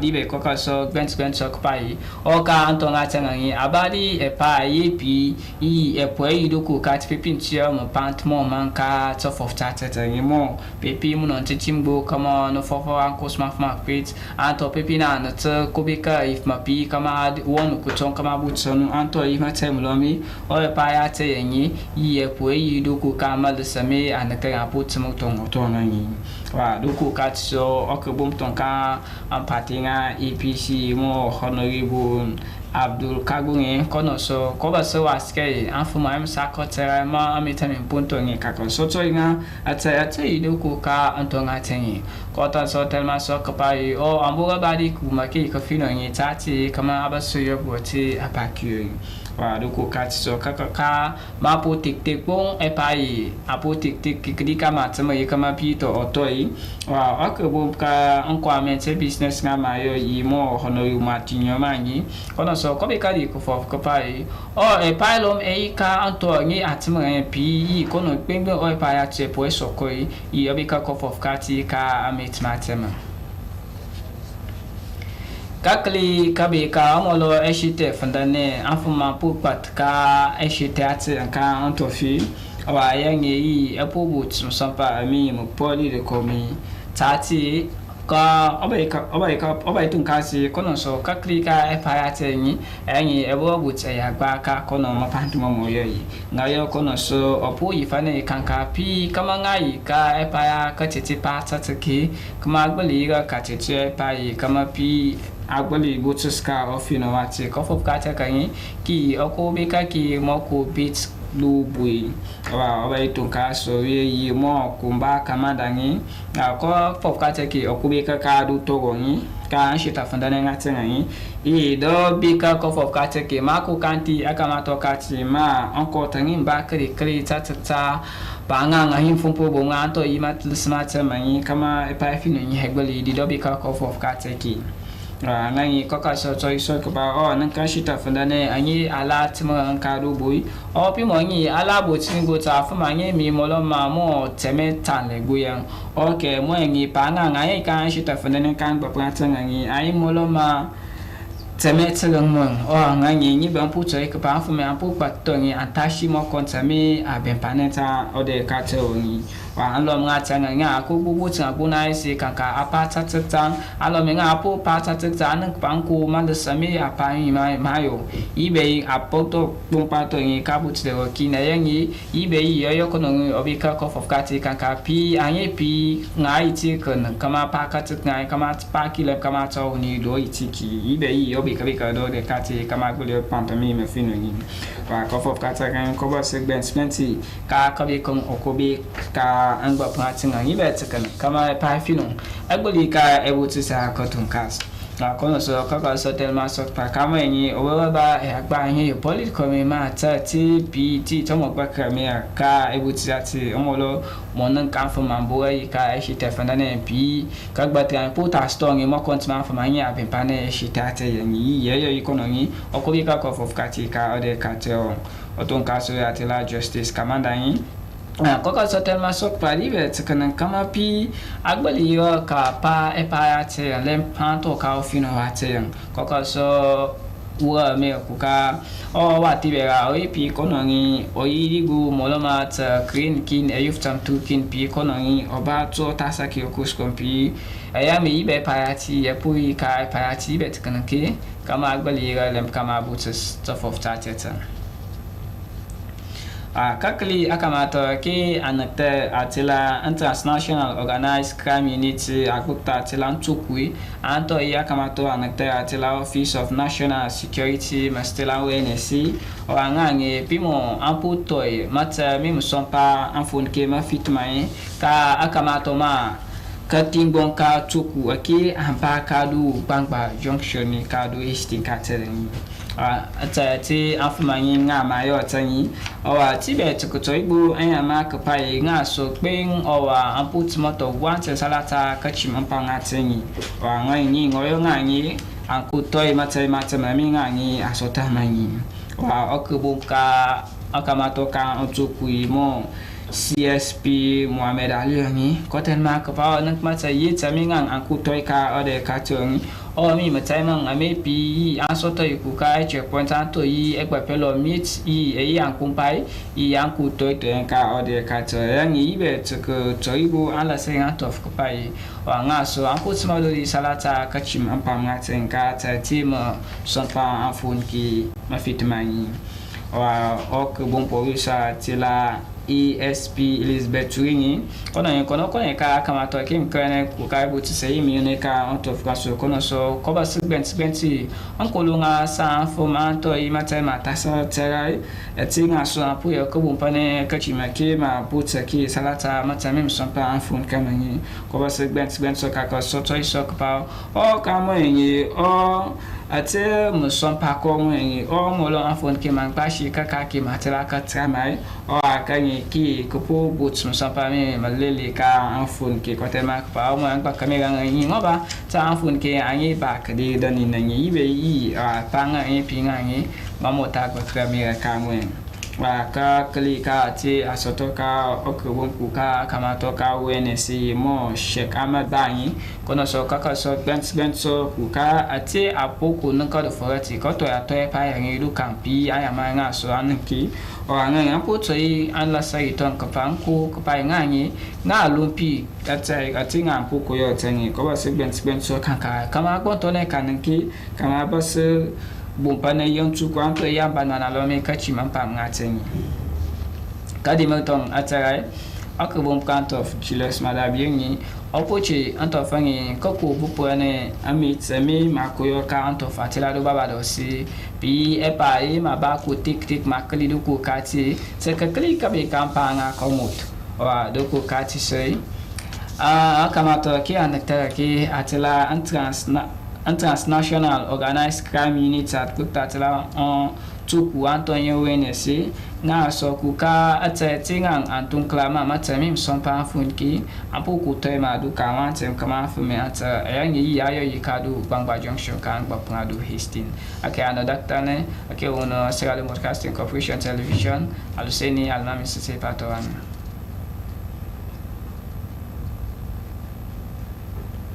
Erba urubi na siya baken suba ko isi masir mga ilata sumintan ka Slbc amidunga na bina isi masir mga baki ya koso ina inkiti pita ko eventali ni kai President so pen ko ele ko salumba ka pen kitani ya nina wa 2025 halumba ya sarani ba katara bunu ba kurto mbegu ba bo imle makutsanya ma ka ele ko ba Barbados ya bia koso ba kama ko ele ko bile toni no mo ya me million ba katara ba ulimba teni ba mnesi ko ele ko bani bana toni no mo kutiwa ko ele ko ba beni banda beni ba yana nkona ronga masir makuntema President Julius Marabio de pe akwelenku wa salomba kalaba makutsande maganina wa 2025 ba haluba kongatia sarani imba kalani bihena homa bina kwelenga hena ka goibine makutsama manga kwelenku wa Barbados President Julius Marabio de Tokyo bakalani bihena ba haluna bleti sarani ba kataba buni buga proto embebu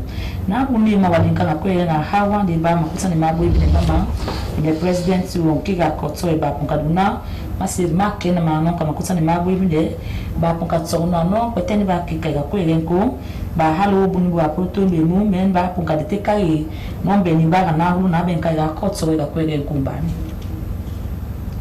kanande ke ya kotso masir madun kundema de punku kahe on the president ba ko elenko ba punkaduna no mawali makunte ba de tikai ga beni ba buni bua proto mbemu ba non de la solendi bang na tetine mawali mama banya kotono ka ko de do hana fit salon strategy ba punkadete kai non kama wali na national development plan kana ko nganda forma di sanda ko len kumbane kana ne kiga koso ne government tu uga ko len kuga Barbados de duwa sala tabante forma ba yemi na ngana ko nga hawa de ba punkadete kai non bi tisaran siran bambing tisanda no kabeni bahena bamdi ni walga na kwelen bakalan bienda kotsoi asemida tabante huma ba punka ka kotsoi no na ni wali ba punka teka ya buni buga proto mbemu ba bu punka denk sa the president Julius Marabio de setema ko yima Kenema ba punka tesrani no kwelen ko basalomba ya wenda kotsoi kanombe ni baga isi no tani ba tipa ba punka denk sa no mbe ni ba buni buga proto mbemu na bunka ya kotsoi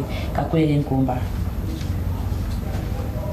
e parliamenti de que a coisa vai ter que sirani bang kanoma wali mabne no wana council terrorism act 2024 kanoma bakala ndi sera tabante forma ba ponka ka koso no ba wali matibne otapa ba mende tikai ya po national council terrorism ko ni so ba halu na mne sera tabante ba ni mawali kabeni ba tibne akotoi kana bide tikai no kabeni ba tibne ko hambani bi sera tabante ba dinkuna no bini batongo ba ko ko bani ba tikende kai kana mo wali mahena ma bide katsa ko so ba tikai no bi makulpani ga ko ko ba ko ga lesa kai no kabeni bamba ko bi bide ti no fateni ba hena ba bide ko pia ba katsa mo wali mama bani ga ko so ti tsaba beni ba na uli ka ko egen bi ni batongo no ba ko kai sa no fateni ba boy ba ki kai ga ko egen sola wa EPC Honorable Daniel Bama ko ma de punkoy mama mo wali ma tigni ma ho ma ba kun kai tigende kai na pon ti sa punku ba duna ba na sa punku ma me kama be ni ba tigni ba fo ma ba tapa na bi won punku ba sala ta ba ti ba de tikai non mo wali ma tigni ma ba katara ba katsa be ni ba toni banka ko yen ko ma ni ga ko soi kana de punku bi won de tigende kai ga be ni ba ga punku ga ko yen ko ba punka pa mano beni ba tonko ba ne wa ko yen ko bo ma da titsanda beni ba tu subine ba ka samali mama ba ne wa ko tsoi kana le ko do wa ku ba do na ma se no ba kala wa ko tsoi po amba Honorable Abdul Kamu de wa ko kitanda fo ma ba lindi kai no ka ko Kenema han ba halu na de te kai ga beni ba te de ba ni wali ba na bi de setima ku ma kenamen ba na uni usoni aba kata no beni ba te bi de ba fomba ba ben puka pama no ba kata ko yen ko ba ni akotwe ka beni ba te bi de ba bi de ku ba sinda tabante ba halu ba puka dan sale no to ni ba te bi de ba kalan bi akotwe no ka poni ba honorable Martin Nyuma de duga kunkia kabeni bani ni na ya iba halu ba kunga de tega de kai non kama wali Martin le mamba bi de mana 2024 act ba kata non be ni ba mamba ni akoto ya kwenku ba kata masir ma akoto yi kanon ka po bi de han ka non bia bi boy bi blog kitala notito ya kwenku manko wa Sierra Leone correctional center bi de sigata bante non bia bi tia notito be ba halu na de kaya koto ba de kai no ma wali mama ni mabini ba kunka isa no ba wa koto no ndi ba kunka de kai no na se bia boy ka wo hen ko ba ni bi won pu ba ka koto ba kunka yina yigia no ka meti ba ga bo ba wa no ndi ba ko ba kamala de punko no ba dunguna ite ba kena ma halu na de kunka kaya koto ka wo hen ko ba south city ba halu ba de kai ya po ga correctional center ba kunka denkita no mawali mante matalende ba so mte ni mambi mwetu na sia ngambe ba kunkanya utiti utene ba so hambani ba katspere kumbani ya kotsoe kana bile tunon biabi ya me kontra son katsati ka biabi long kitala notitsoi ba non bietembe ka po a correctional center ameti ba labo kama mambi mon dete ba na bia ya men keme kai bi boitu kana ka kwere kumbani tion stoi bi boitu ba na bi ba tonko bi ne mamera pati bi ba imbi helen ka ke awga doma bi ga ma na iman ba kunga taranon tanen taba etona ba katano beni bani bi ne ka kwere kumbani beni ma ba fuma bi de tani ba halu na de kunga de kai ba kunga yuna yiya ba hena ba non bi abitia no so ka kwere kumba kana de ke ya ko so ba bi tembe ya membi ka ko correctional center ba wa non di mao idua punki aba na biabitia no so be bon punki de te kai no na de punki nande no na boye bi na ga non bi se ta ba tebe paton kan bi mene mai street mi ba punka de te kai no bi ni paton ko ba mi ka kwenko ba halu na sane mi le penu ba punka tarata inen ta ken me ban tanka kwenko ba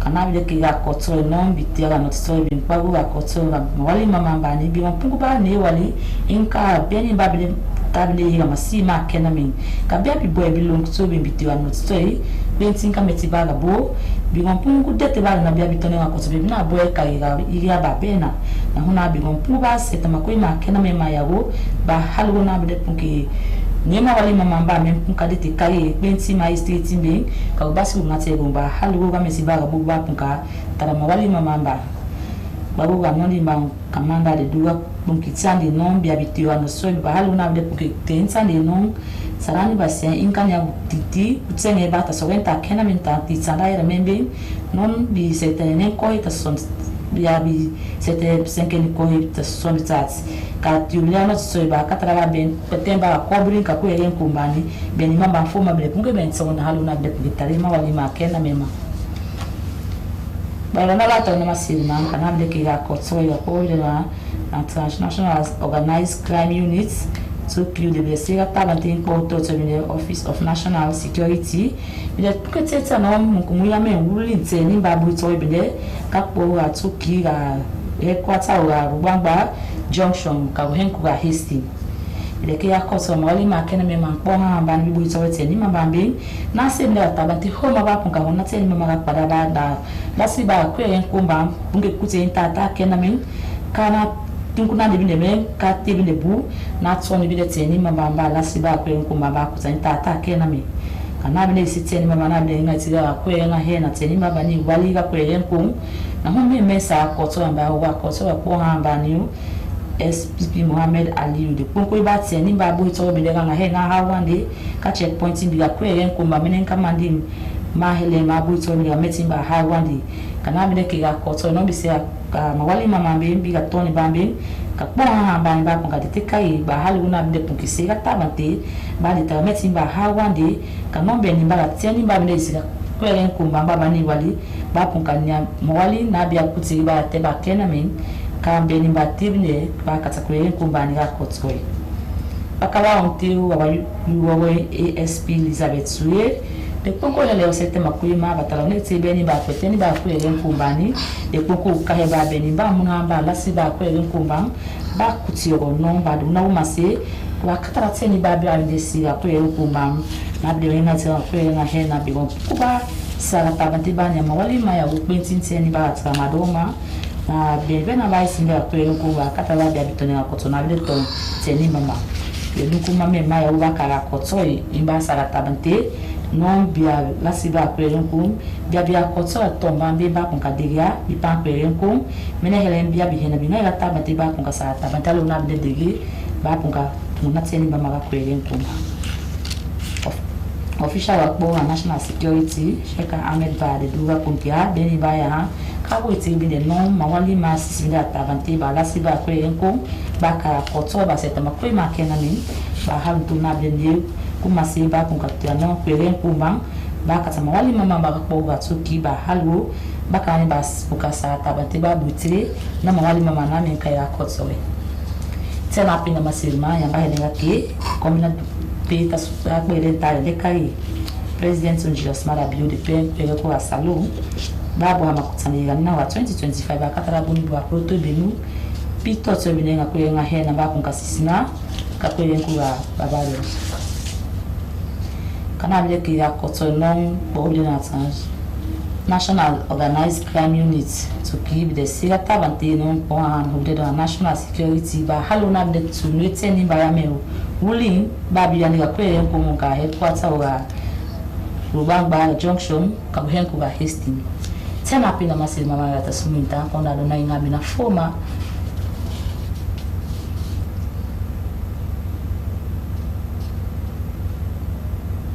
Slbc Television, this na the use with me, Catherine O'Connor, but first make a give na the big use. President Julius Mada Bio Freetown for attend the 2025 Sustainable Energy for All Global Forum na Barbados. And the security sector don't burn plenty illegal drug them where young people then they take. Now for the use proper one. President Julius Mada Bio left Salon for go attend the 2025 Sustainable Energy for All Global Forum where they may all na Barbados. Presidents go join other leaders in the world for talk about how they go push sustainable energy and solve the problem where it gets during a high-level meeting. Also, I expect President Bio for this statement, but Salon Energy Change and Green Growth Plan where they push for renewable energy and for reduce the oil people and believe from biomass and oil. Inside President Bio in speech, he been talk say in country don't get inside to idle power and solar energy within line with the feed Salon strategy and national development plan and global climate goal them. The forum where this meeting here so now the government of Barbados now they may Holland and we bring plenty head of states people them like the one the way they make law, the industry leader them they all join aid and join hand for see how them go solve the light business. President Bio in your pathway even go take down show say Salon and leadership and climate resilience day for sustainable energy development. And Parliament don't pass to law the Counter-Terrorism Act 2024.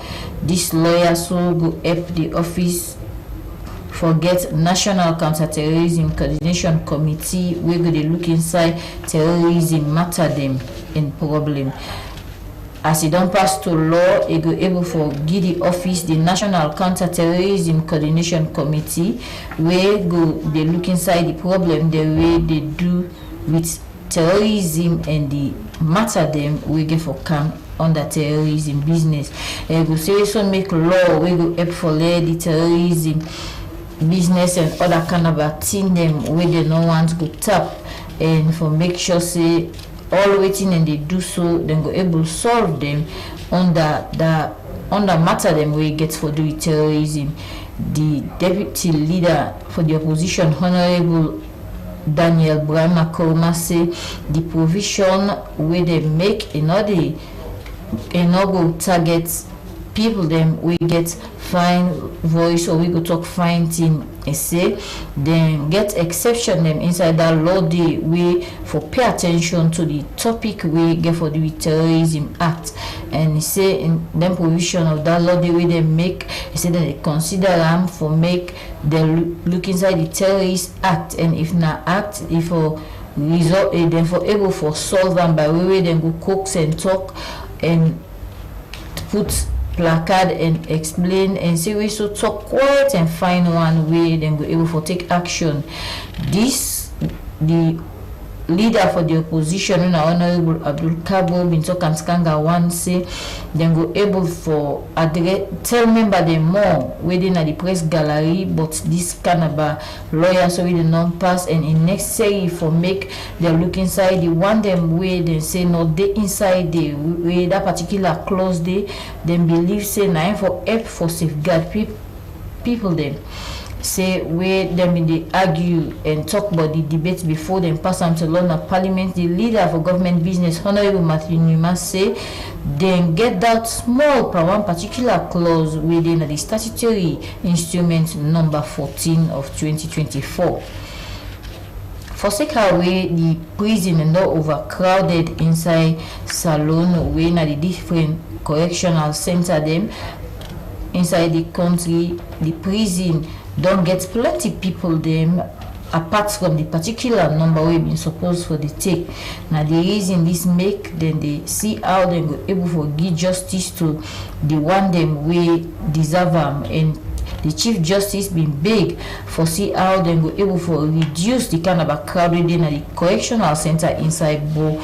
9 Justice Combat Commander been the big this big after we it been stopped na the Southern City Correctional Center where it be done commission the first sexual offense model court na that part day inside the country. The cell with them, this prison with them in bill now for 80 prisoner they no more, and the male correctional center na Bo right now don't get over 200 people them where they detained inside there. And according to them, they want the way they don't sentence with the remand not inside their number day.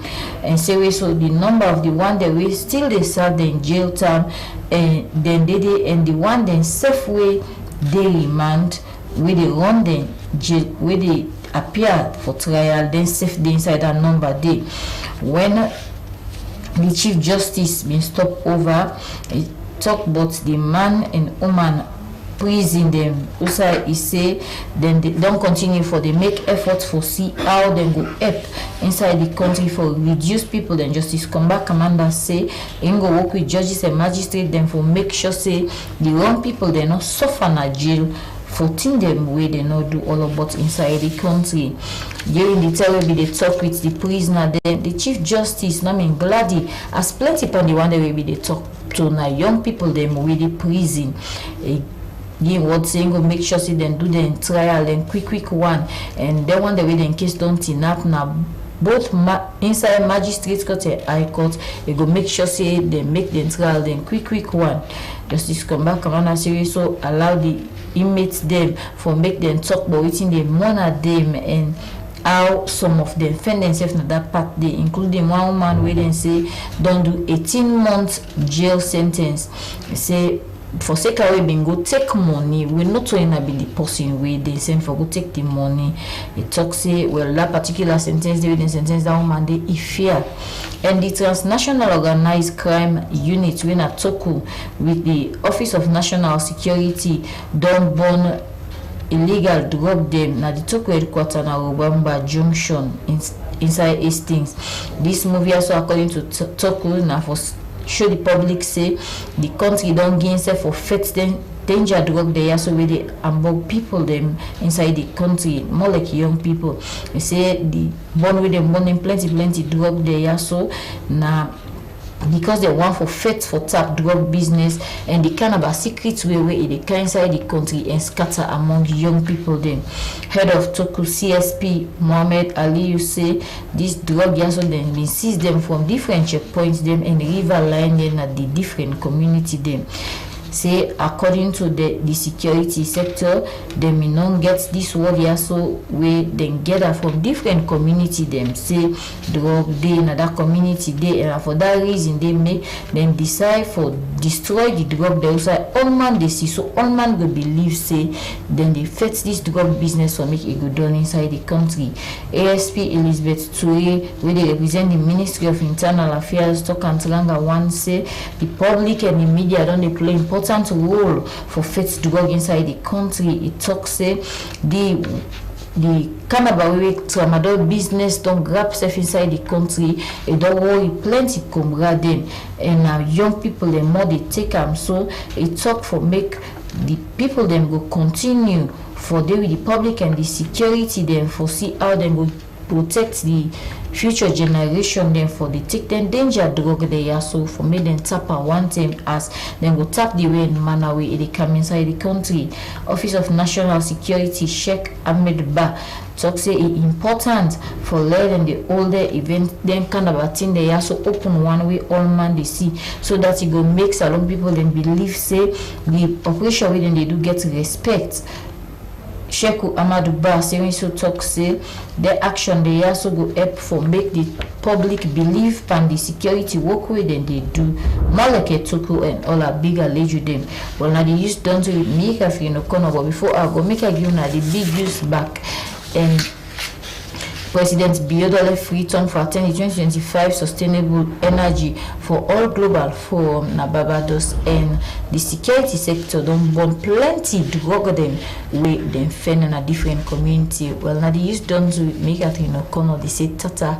I hope you get a lovely and a blessed day and continue for the look SLBC TV.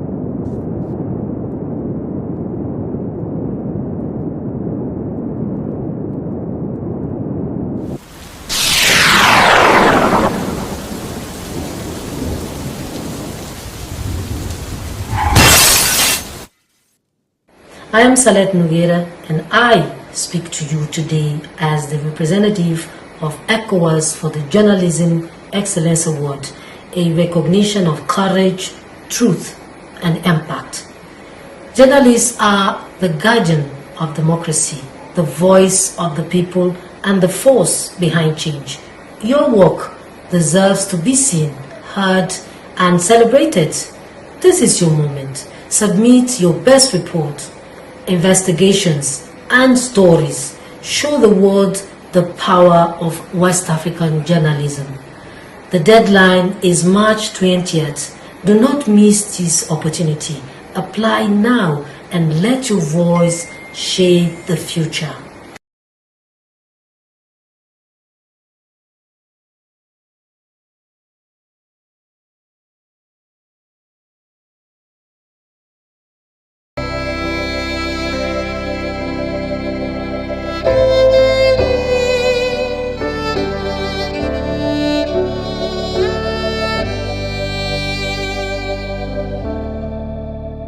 On a hill far away stood an old rugged cross, the emblem of suffering and shame. And I love that old cross where the dearest and best for a world of lost sinners was slain.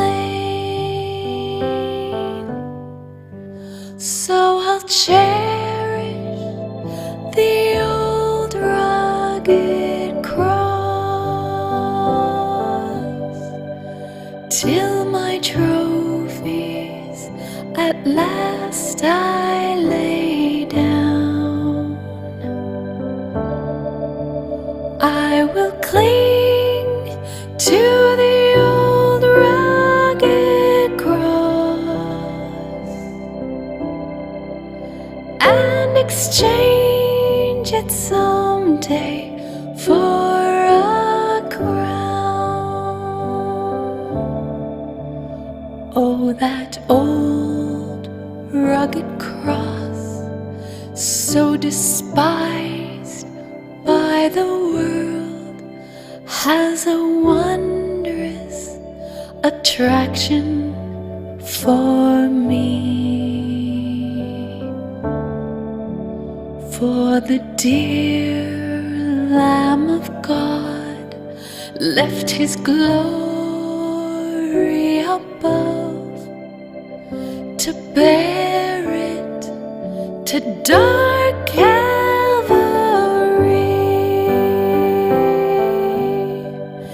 So I'll cherish the old rugged cross till my trophies at last I lay down. I will cling to the old rugged cross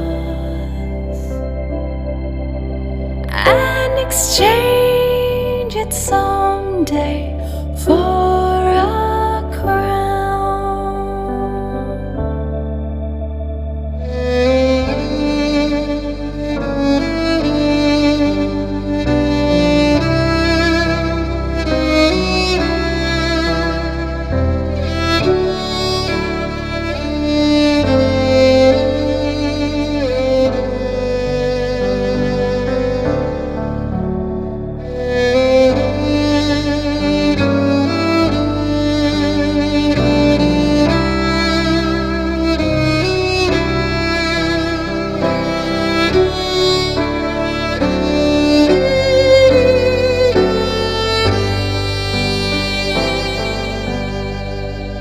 So I'll cherish the old rugged cross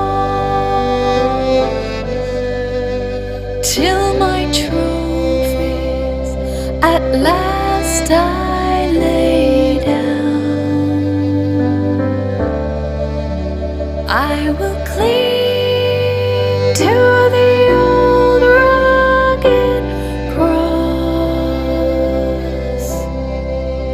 and exchange it someday for a crown.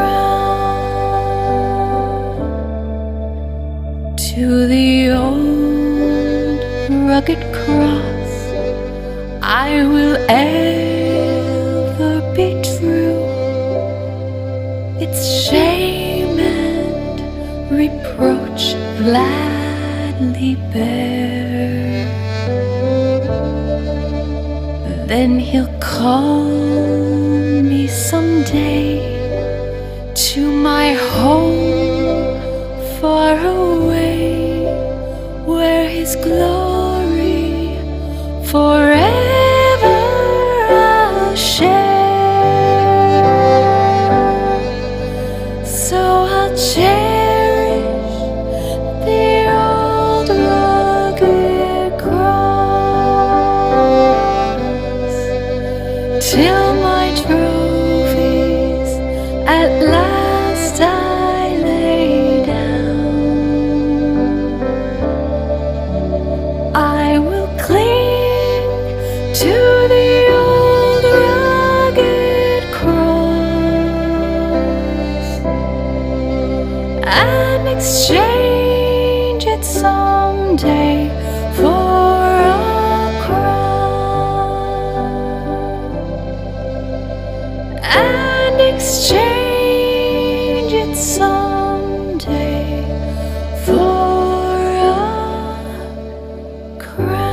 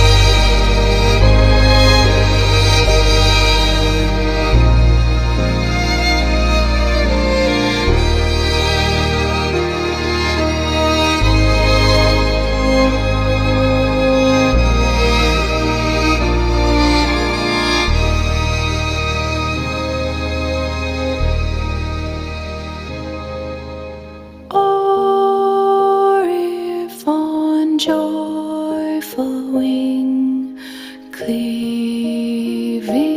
the sky. Sun, moon, and stars forgot. Upward I fly. Still my song shall be. Nearer, my God, to thee. Nearer, my God, to thee. Nearer to thee.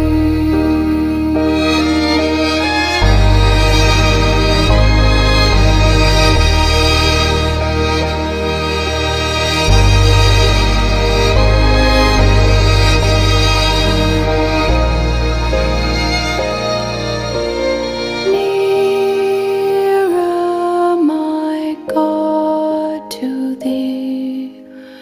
Nearer to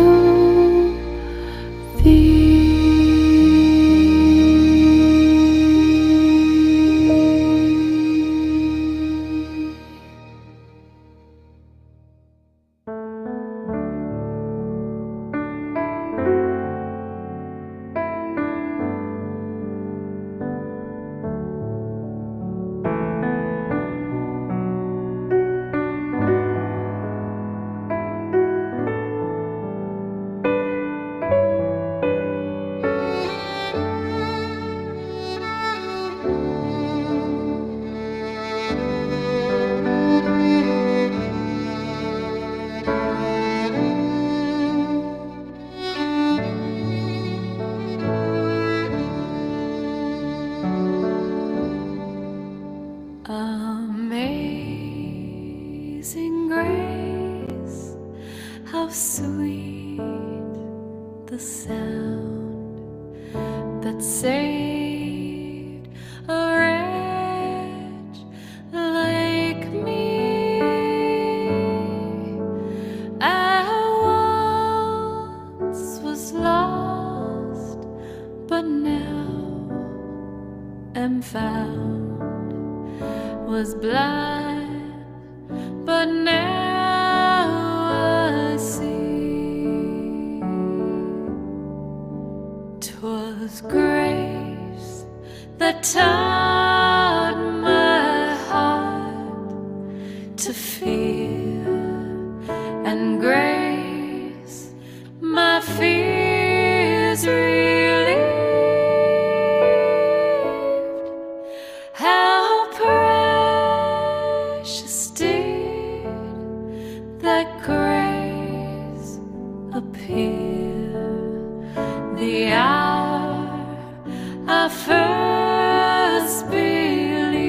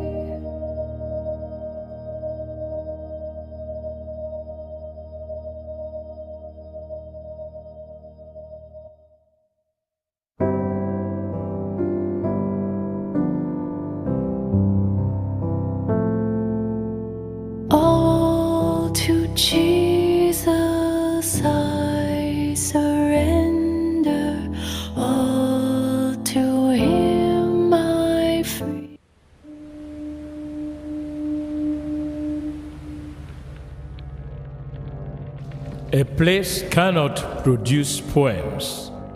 It can only not prevent them. And Freetown is good at that, for Freetown has its own sudden elegances. People are slow to leave it, quick to return. And there are others who come for a year or two and stay for a lifetime, sensing that they've found a city that is in the world, yet sufficiently on the edge of it to have a different resonance. Let me tell you something about this city. All of us, we're all just passing through, and we've all been here forever. Those who came, those who stayed, those who never returned. Tides turn, seasons change. We've waited and we've watched. But we've always been here. We've always listened, because there is a different resonance here. It comes from the river, and the land, and the sky. It's our place, all of us. This city belongs to everyone. And you know when it's your time. And it's our time. Listen, we are Freetown. The golden rules of Freetown. Don't pretend you're something that you're not. Don't go thinking you're better than anyone else, or that anyone else is better than you. Don't shout about it. Get on with it. We are Freetown. Freetown. Freetown. Yeah. We found our voice again. I'm from India.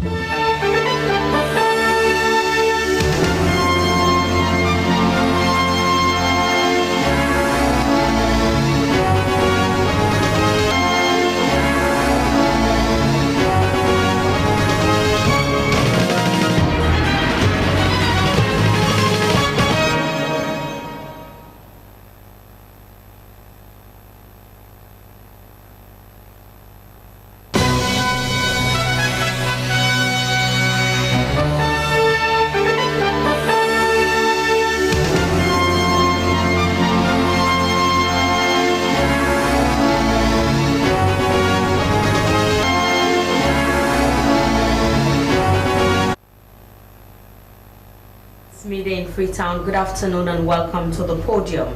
Our quote for today comes from former head of the Catholic Church, Pope Pius X, and it says, "To heal the breach between the rich and the poor, it is necessary to distinguish between justice and charity."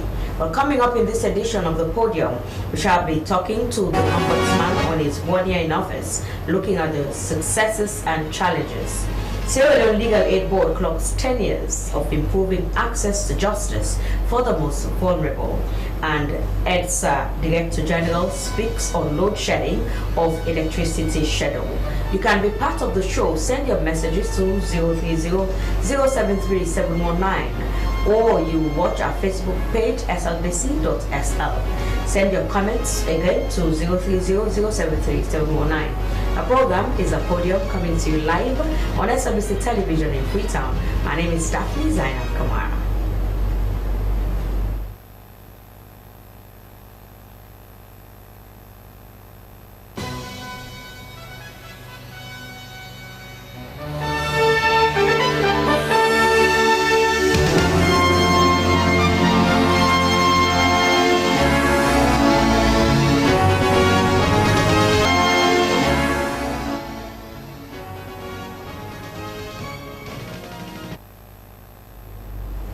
First on the podium this afternoon, the Ombudsman Tijan Ahmed Israel Jar Esquire has clocked 1 year in office. Until his appointment, Mr. Jar was the acting director of Legal Affairs and Board Secretariat at the National Social Security and Insurance Trust, NASIT.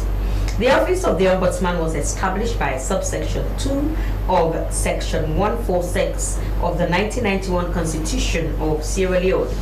The Office of the Ombudsman has a responsibility to investigate maladministration and injustices of ministries, departments, and agencies of government of Sierra Leone, higher education institutions of learning, among others. But how has it been so far? In the studio, I have with me the Ombudsman, Tijan Ahmed Izelja. Good afternoon, sir. Welcome to the podium. Good afternoon, and thanks for having me. So how has it been so far, 1 year since you took up office? Well, 1 year in office has been challenging, hectic, and experience learning. First of all, I want to thank God for His grace and His mercy for seeing me through this 1 year, and also for the opportunity to serve the people of Sierra Leone. I also want to thank the President for appointing me among several Sierra Leoneans more qualified probably than me. And so I am grateful for the opportunity. However, 1 year, as you have said, it's a very long time depending on what you have been doing, how you've been coping, and the thing. So first of all, let's talk about the Ombudsman's office. Like you just mentioned in your introductory lines, the Office of the Ombudsman was created by the Constitution. So it's a constitutional office. We are mandated to investigate maladministration and injustices that are meted out against members of the public or public sector workers, and they can bring that complaint to us whenever they have suffered any of those things. And so that's what the office was set up to do. But as you know, since 1997, when the law was passed, the office started full operation in 2001 when Justice Kawan was the Ombudsman. So since the days of Justice Kawan up to now, there have been, I think, 4 ombudsman. I am the 5th ombudsman in the country. So we have had chains, history of dealings in the office. So building upon their successes, we've recorded in my tenure, at least for this 1 year, I've recorded both successes and of course some challenges have been in the office. So we talk about the fact that Let's start with the successes. Oh, the successes, yes. So when I took up office, firstly, there was an interregnum of a year where there was no ombudsman. And you know, with public offices in this country, if there is no head, a lot of things will go amiss. And so when I came into office, my battle has been to establish administrative structures in the office, to establish accountability structures, to put staff on their toes, and to get people working so that the office will deliver on its mandate. That's number one. Number two, it has been an ongoing battle though. Number two, you know, for a very long time, I remember during the parliamentary session for approval of presidential appointees, I was among them, and speaker after speaker, members of parliament were criticizing or condemning the fact that the office of the ombudsman has been dormant over the years. Exactly, the office has been dormant over the years, and I believe it does not only has to do with leadership then, but the structures in place, the entity itself, the resources provided, and several other things were responsible for that. So they were not only admonishing me to ensure that the office continue to live up to its expectation, they put it on me that I should ensure that that is done. So when I came, as part of that drive to ensure that the office keeps up to its reputation, is relevant, and people know about it, I embarked on several courtesy visits to ministries, agencies, and departments to talk not only to the heads of these institutions, but as well as their staff and management team. So we had to visit most of them, and also I visited a lot of donor partners, because when I took up office, the complaint everywhere and there was, there's no money in this office. And believe me, several things, like I said, does not give the office subvention. Well, government does give the office subvention, but the subvention is very minimal. You understand? And the office was in very dismal condition when I took up office. Like I said, the vehicle I'm using now is over 15 years old. So there are so many things. You talk about equipment, and a lot of things were wrong, you know. But the Ministry of Finance did say they were giving subvention to the office. So what was happening to this money and this sort of thing? So that's something else I cannot explain. And of course, with that comes with staff low morale, you know, because of perhaps powerful structural leadership. Staff morale was very low, and you have a lot of things that were going wrong here. So for instance, I took up office, 4 or 5 staff were on study leave.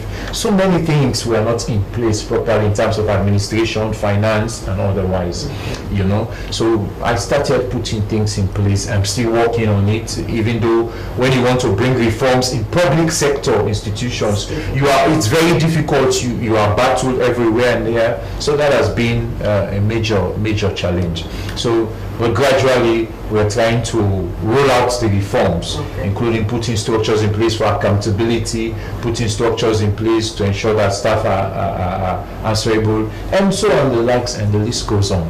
I also ensure, like I said, we try to build partnership with donor partners, because I remember from the files in the office, one of the pioneering organization that was mostly helping the ombudsman was UNDP.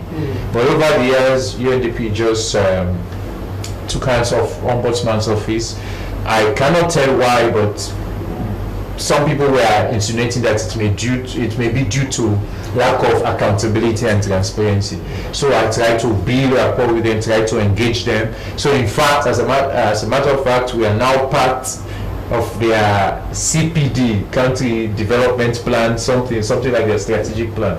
So we are beginning to position ourselves. So I visited a lot of high commissions, embassies, not only to familiarize with them, but also to garner support as well as resources. Some did render support, others did not, but they gave their promises, and others provided goodwill. So basically that's what I did.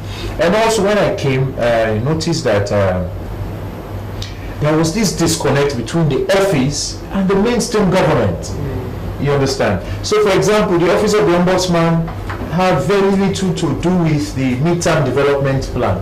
So I tried my level best to ensure that we do not only plug into the midterm development plan, we became part of their framework, so that we belong to one to ensure that we are accountable, to ensure that we partake in helping government achieve the midterm development goal, and to show prominently our role we play in ensuring that midterm development goal is implemented.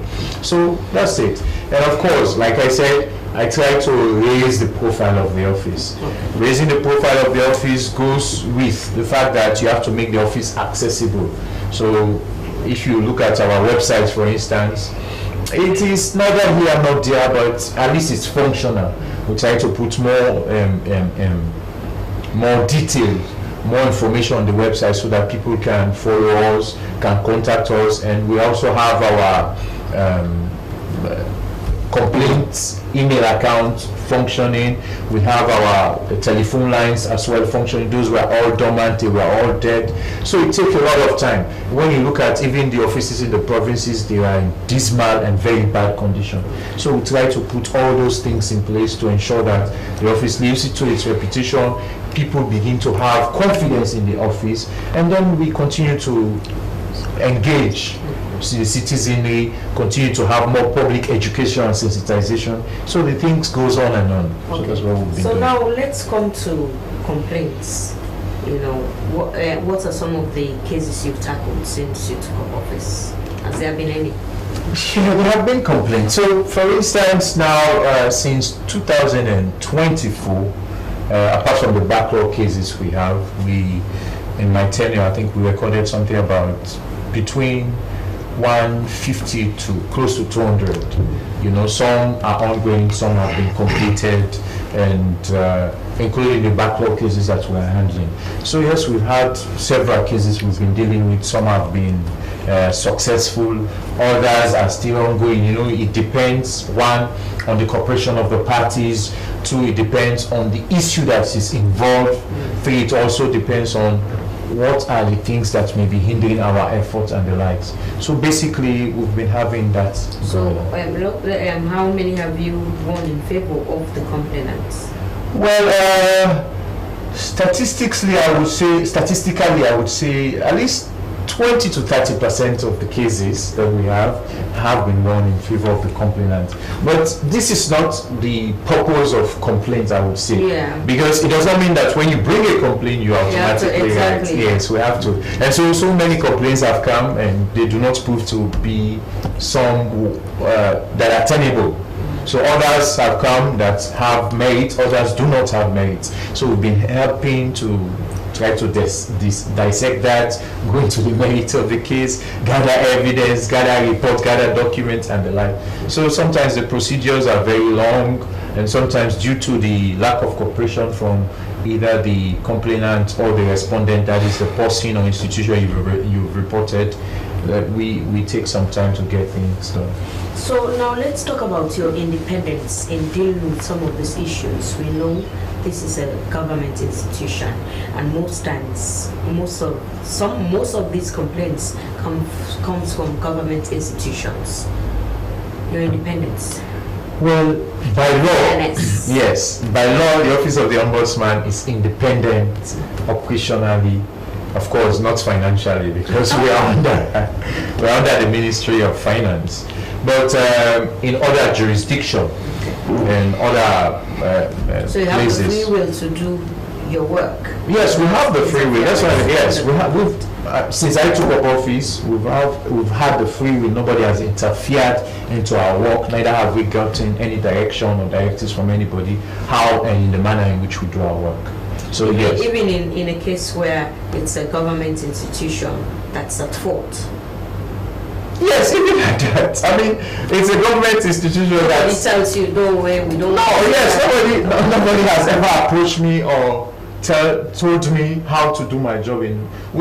That's why we have a law, we have a policy on how we should do our investigation and what we should investigate and what our mandates are. So people do not. That's why the Office of the Ombudsman is directly under the supervision of the Office of the President. Unfortunately, the Office of the Ombudsman does not have a board, which is a little bit problematic there. And so we don't need somebody to tell us what to do. We follow the law as it is and ensure that we do our work. With most accountability institutions, they have always maintained that accountability institutions should have their own budget, so that they can manage their finances. But due to the lack of funds, due to the inadequate resources provided, the office has in some way or the other not been able to deliver on its mandate and have starved in some aspect. I am grateful to the current Minister of Finance and the Financial Secretary. They have been at least helping us in a lot of ways to get things done and provide the finances. Though I will admit that the monies, the resources are coming are very small or meager. Okay. So as a young man taking up that office, which had been, like you said, dormant for years, and we know that piles of backlog of cases, and people would say, you take it to them, nothing will come out of it. So how would you ensure that some of these matters are dealt with expeditiously? Well, first of all, why do we engage the media? So I'm here today to talk about my office and 1 year. Yes. So. But we've not seen you after your appointment.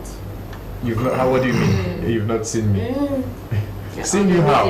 Apart from. Oh, okay. Yes, we have a PRO. Yes, we have a PRO who should be doing. We've not been seeing him. Yes, we understand, but we've been engaging social media. To come to media and it's like okay, also requires a lot of resources. But we've been engaging social media, which is now in vogue as well. But very soon we'll be having Ombudsman's Hour and other programs on both the national broadcaster as well as other radio stations. Okay. So yes, we are trying to ensure that people know about what we do. Okay. That's why we'll be engaging on we've started engaging on massive public awareness. So if you could recall, during last year, we visited a lot of MDAs to ensure that one, not only to build collaboration and cooperation with them, but also to raise awareness or sensitization about what we do.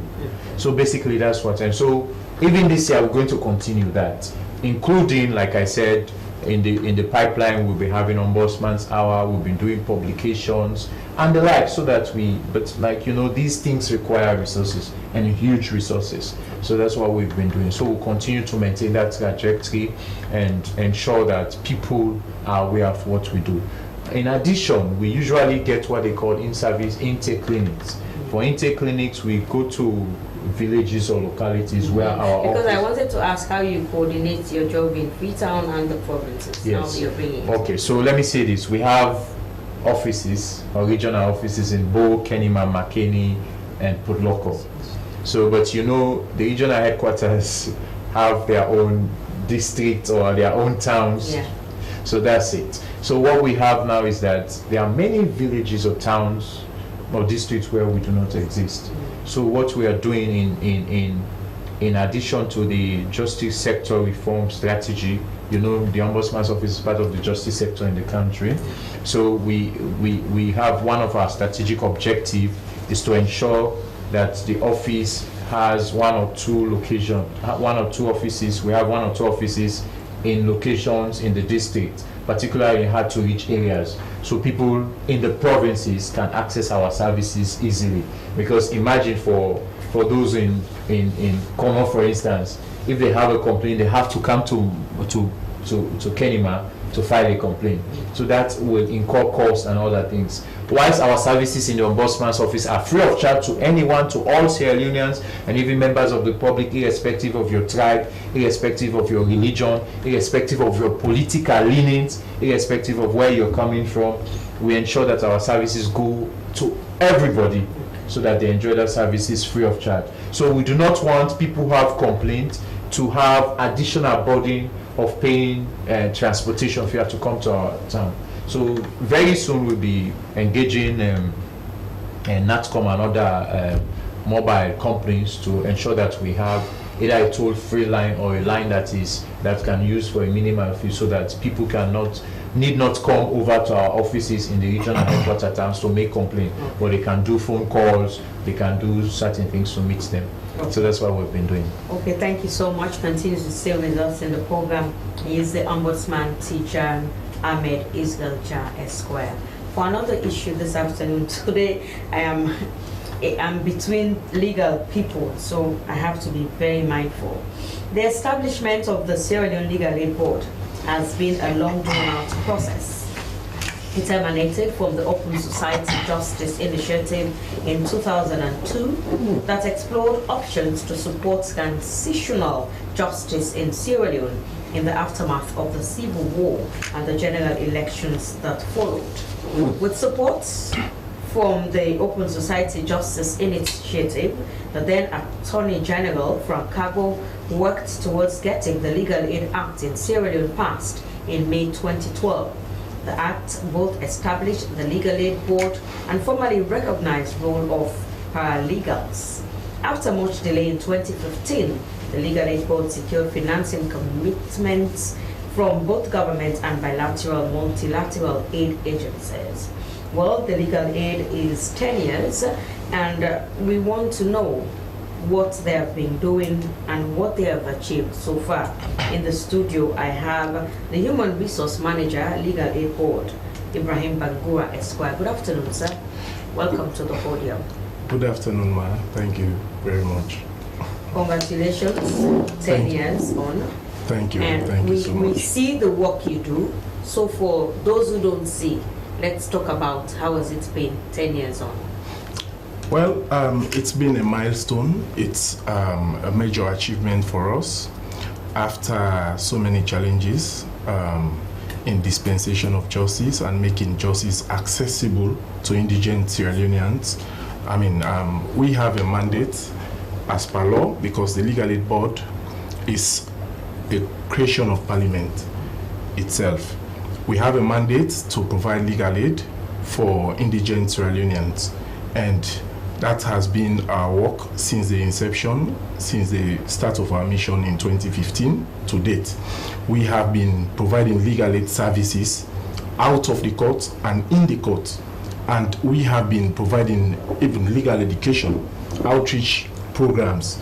We have been engaging community people, and then we have been educating them on the laws of this country, just so to make sure that they are informed about the law and they operate within the confines of the law. So it operates on the aspect of the fundamental human rights of citizens, into so far as fair trial is concerned, given the fact that the Legal Aid Board has been making legal representation for indigent accused persons who are in conflict with the law or who are before a court of law going through a trial. So what that means is this.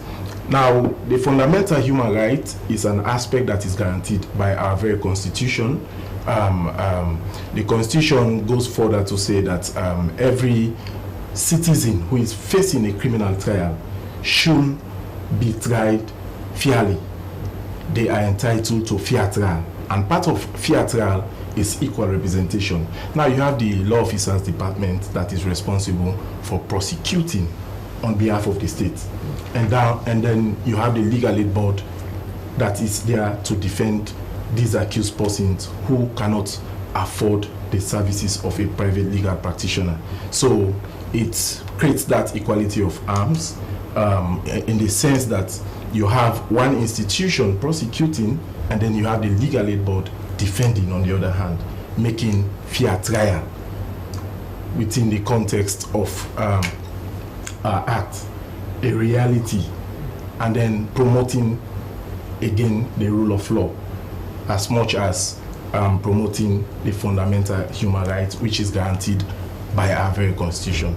Okay. So let's talk about accessibility to these people who this particular set of people you cater for.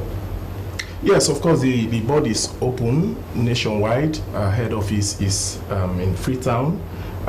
We are at Wilberforce Street currently.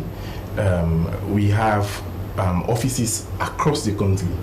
You have offices around the regions. You go to Bo, you go to Kenema, you go to McKinney, you go to Potloko, you go to Kono, Moyamba, all these places. Legal Aid Board operates there on a daily basis. We have our paralegals in all district headquarter towns. We have lawyers that are stationed in these places that I've mentioned, who on day-to-day basis take up matters and then make legal representation for indigent Sierra Leoneans. And then we have the ADR mechanism, the scheme, and the ADR is another scheme that we operate on that deal with matter outside the courtroom. On a first instance, for example, you have family matters, you have marital issues, property issues. They go to the ADR, and then they listen the parties, and then on the first instance, they give their opinion on the issues, and then they give their advice. And then if the parties are satisfied and if the ADR is met, it is successful, then it stops at that level. It helps to decongest the courtrooms. So, but they are dissatisfied, and then we, in our own estimation, we think that Mr. A is entitled to this, or Mr. A deserves this, and Mr. B is still insistent on the fact that no, I'm not satisfied as well. And then we assess both parties, which one is fit or suitable in our estimation to be accorded legal aid, then we'll make representation for that person. And then the other person eventually, who has more financial strength, will go out there for a private legal practitioner, and then the matter proceeds to court. Okay, so let's talk about your achievements, success cases so far. Yes, a lot of achievements over the years. Firstly, we deal with civil and criminal matters. You know, for the criminal, we always have the serious offenses more than the offenses which are, they are serious in the sense of seriousness, but they are not as serious as those other offenses.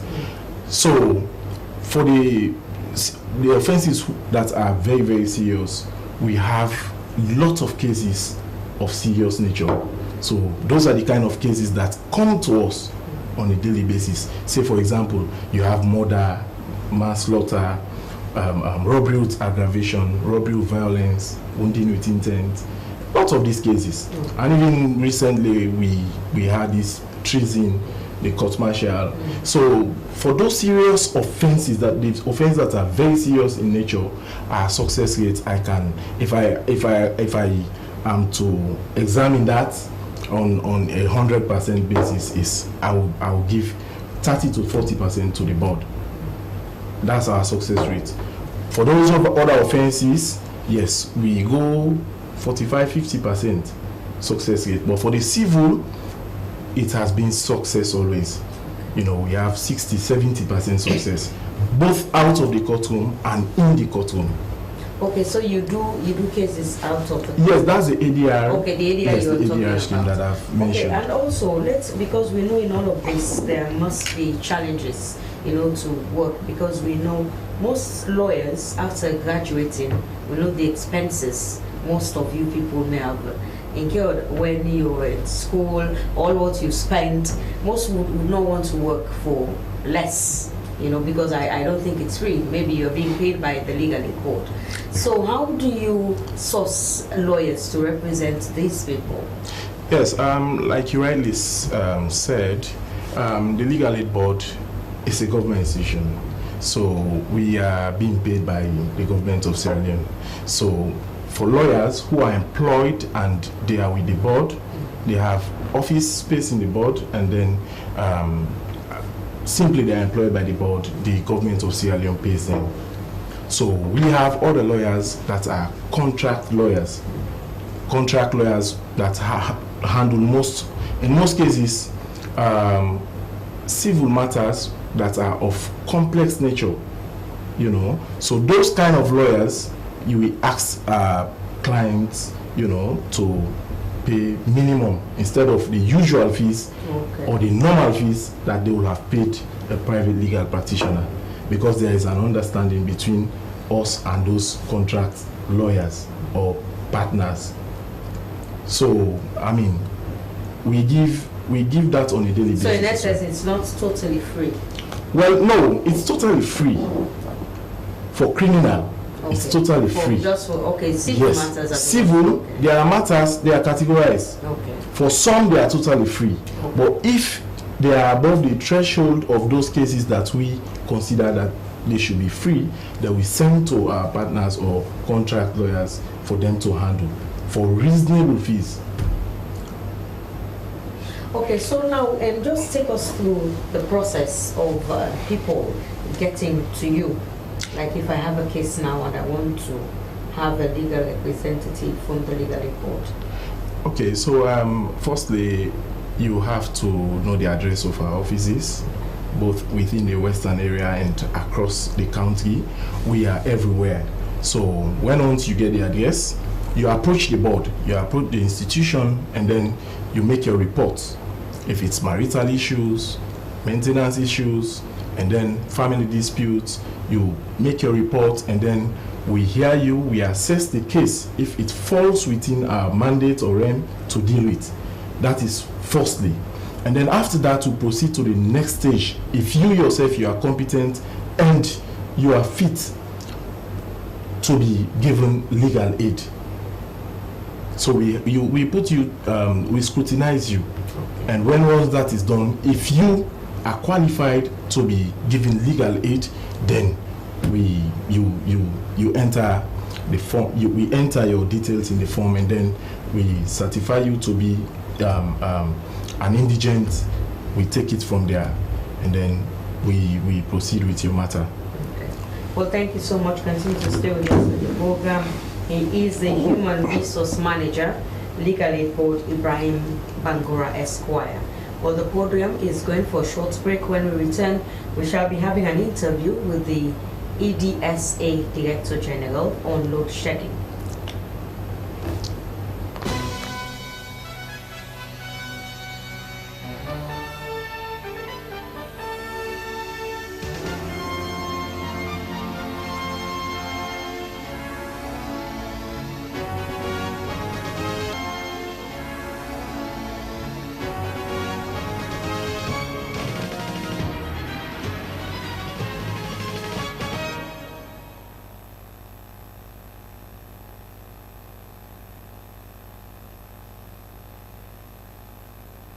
program is a podium coming to you live on Slbc Television in Freetown.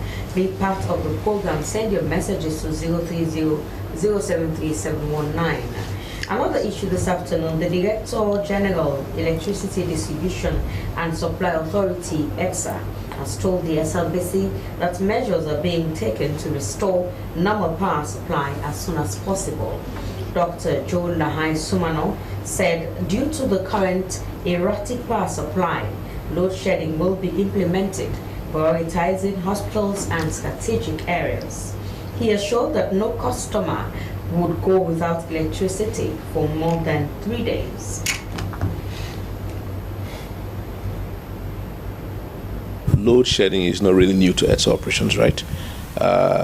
We normally engage in load shedding when there is a deficit between what is demanded by our customers and what's available to us. And unfortunately for now, the demand for power, in particular in Freetown, far outweighs what's available for us to supply. So naturally, that makes it necessary for us to do load shedding. Load shedding, briefly, is just a way of managing the available resources so at least everybody gets a piece of the pie. So the reason why we decided to share with the public is simply because sometimes there's lots of misinformation out there in terms of what the issues are. We believe that by bringing the public along, letting the public know what the issues are and what areas may be affected by load shedding and the duration, that will also help the public inform us when there are challenges. So the main idea here is to bring the public along the journey so we can all share in what the challenges are at EDSA, and hopefully by getting feedback from the public, we can make the services better for the people of Sierra Leone. We have received both good and not so good comments from the general public, but as an institution, we are taking that in good strides. We are reviewing all of the comments, and we are trying to see how we can enhance and improve on future publications of our load shedding plans. And bear in mind, load shedding is not static, right? It's going to be a fluid process. As the available power to us increases, that's going to affect the areas that will be affected by load shedding. It will also affect the duration of the shedding period. So my appeal to the public is to take this information in good faith, try to understand what it means, and the main idea here is to bring the public along so they can tell us what is going on in their areas, and we can then in turn take that information and make the services better. You bet there's going to be improvement. I mean, if we're going to be fair with ourselves, if you compare where we are today to where we were 6 years ago, we have done significantly better in terms of improving electricity. Access rates have gone up to over 35% now. Our peak demand in 2018 was about 54 megawatts. Peak demand now is way over 75 today, and even that's suppressed.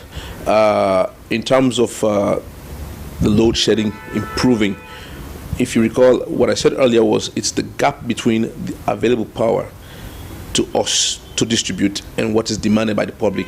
That's what's making it necessary for us to do the shedding. There are plans on the way to increase the amount of power being generated in the country. So once that happens and that extra power become available to us at EDSA to distribute, we will then in turn reduce not only the frequency of the shedding, but also the duration of the shedding. So it's a matter of us as a government doing the best we can to increase our generating capacity, which we are actively working on. And in the next month or so, you will hear that Makot would have increased its output from the solar plants there by an additional 15 megawatts. Again, so when that happens, that's extra power available to us that will allow us to reduce the number of areas that are being shedded and for how long. Also, as a government, we are working on repairing our Watchila machines at at Black Coal rather. Again, when that happens, there will be extra power available to us. So when all these additional powers are made available to EDSA to distribute, that is going to reduce not just the areas that are being shedded, but also the duration of the shedding.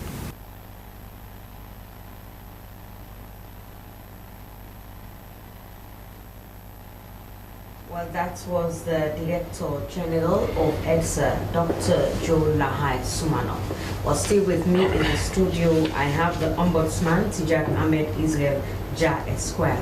Now, Mr. Ja, we know you took up this office a year, and let's talk about, have you gauged the public's perception of the office?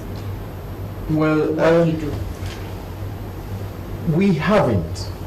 But one of the ways we believe that we can gauge the public's perception of what we do is known in the amount of cases we receive. Because obviously, first of all, you cannot claim your rights if you do not know them. So that's why we have been and continue to embark on public awareness raising of sensitization. So if the number of cases comes in, we would believe that people are becoming aware about what we do. Okay, that may not be the only determinant, but very soon we'll try to put structure in place to ensure that we gauge public perception about whether or not they have confidence in our services, or whether or not they feel that we can deliver on our mandate, or whether or not they feel that we are truly and independent. So those are things we'll try to put modalities in place to ensure that we gauge public perceptions in those directions. Okay, another thing that that people would love to know is, like, if I work for the SLBC and I make a report against the SLBC, the issue of if I win them, the issue of me getting back my job, do you ensure that? Because we know most times, these people are discriminated against. As long as you reported the institution, they do not want anything to do with you, and you just be out there. You will get the justice, but you will lose in the end. Well, let me say this. If your complaint to the Ombudsman's office is about unlawful dismissal or unlawful termination, and if we investigate that complaint and we discover that in fact, as you have complained, your termination or dismissal was indeed unlawful, of course we will, amongst other things, that you are reinstated. Yes, amongst other things, we recommend for your reinstatement. And like I said, I usually tell people that if you talk to 5 or 6 public servants in this country, or civil servants, 2 will tell you that they have come in contact with the Office of the Ombudsman, and the Office of the Ombudsman have assisted them. So that's why when you bring a complaint, we allow everybody to bring a complaint. Your complaint can be assessed whether it falls under our mandate or not. If it falls under our mandate, we have several things we do. If it doesn't fall under our mandate, so for example, we have referral partners, we have the Legal Aid Board, for instance, we have the Human Rights Commission, we have the Anti-Corruption Commission, we have the Ministry of Labor, and several other ministries and agencies of government. So for example, if you brought a complaint and the complaint does not fall under our mandate, for instance, if something that has to do with legal aid, we will refer you to legal aid. And because they have more resources and more office presence in the provinces, most of the time when a complaint goes to them, they send it to us. Okay. So that's how we have been working. So similarly, we want to move in that direction, where we also have offices in these regional headquarter towns, in the districts and some of the villages. And if the complaint falls under our mandate, we will give the respondent, that is the person you have come to complain on the institution, the opportunity to be heard. Okay. Because remember, the Office of the Ombudsman does not take sides. We are independent arbiter. Yeah. Okay? That's why during the course of investigation, the Office of the Ombudsman sits with the powers, rights, and privileges of that of a High Court judge. Okay. And we also have powers, for example, to summon the attendance of witness in front of us, to compel the production of documents, to put witnesses and the list goes on and on. And we use, with necessary modification, the rules of court, but not stick to censure as it is applying court. So we usually do that. So we will give the opportunity to the respondent to hear his own side, because of course that's what natural justice demands. So after you've given your own side, we will bring the reports to the complainant and say, this is what the respondent has answered. Do you have anything to say against this? So like my colleague here was saying, the law also empowers us to use ADR processes. He mentioned that ADR processes means alternative dispute resolution mechanisms. So we also, before we go to the formal part of investigation, we have the informal part. We conduct mediation, try to settle the dispute, put one or two parties together and try to settle the dispute between them, or we negotiate. Negotiation also comes in. So the easiest example I can cite is that, for example, if a particular staff has been working in an organization for years and then perhaps he did something and he was summarily dismissed, we can, depending on the gravity of the offense, we can talk to the head of that entity to reduce that summary dismissal to termination, so that at the end of the day that staff will go home with his terminal benefits. So that's just a picture of what negotiation can be. It can take various forms. And of course we have another tool called conciliation. With conciliation we try to bridge the gap between the belligerent parties by making peace. You know, sometimes it's not all about who is in the right or who is in the wrong, or who wants to win or who is not winning. It's about bringing people together, ensuring that they have a cordial working environment. They also ensure, by so doing, our intervention will cause the public entity or the institution to deliver on its mandate, and also have what they call effective public administration. Because, for example, the SLBC as a national broadcaster was set up to deliver a particular good to the people of Sierra Leone, that is, disseminate message information to the people. Well, so, on top of that. Exactly. So if, for example, as the presenter of Podium, if you are affected right now with maladministration and injustice, the DG cannot come and sit here and do it. So we'll ensure that each and every staff is in place to get the work going, so that the chain of public service delivery will not be affected. That's why the Office of the Ombudsman was created in the first place. And this is how relevant we are. If you go to every country, almost all countries have Office of the Ombudsman. They can have National Ombudsman's Office, they can have Ombudsman or Ombuds institution for other things like utilities, ETSA and EGT and GUMA, or housing or insurance. Even in the United Nations, they have the Ombudsman. So it's very strategic because it tries to ensure that people who cannot afford to go to court, people who want their matters resolved in the quickest possible time, they can resort to the Office of the Ombudsman, and we can give them justice within the quickest possible time, as opposed to the traditional court where we know that, like my brother was saying, litigation is very expensive. Had it not been for the presence of legal aid, but most people will never get access to justice, you know. And we know, of course, cases in court take very long. So we want to try to ensure that as an alternative to the court, we provide the people of Sierra Leone the justice that the case needs. And this is one thing I have to say, it's not the justice that you need. Because remember, when there is a conflict between two parties, there's always your side, the other party's side, and the truth. Yes. So we go into the merit of the case rather than what you are coming to explain to us. That's why we give every party the opportunity to explain their own side. If they want to produce documents to support their case, they can. If they want to produce witnesses to talk about their matters, they can. So that at the end of the day, everybody will be satisfied that justice was done and seen to be done. Okay. So basically, that's what we do. Okay, so another thing, you know, sometimes to prevent most of these that you have outlined, like maladministration and the like, and complaints, you know, making your work more, although we know that's what you're there for. What do you do in terms of educating institutions on their roles and responsibilities to prevent these problems? Okay, so that is very good. In fact, that's part of my strategy in the next months to come. Okay. Because very soon, not only will we be also visiting MDAs in trying to raise awareness about what we do and talking to their staff. Now, this time around, it's only staff members. Okay.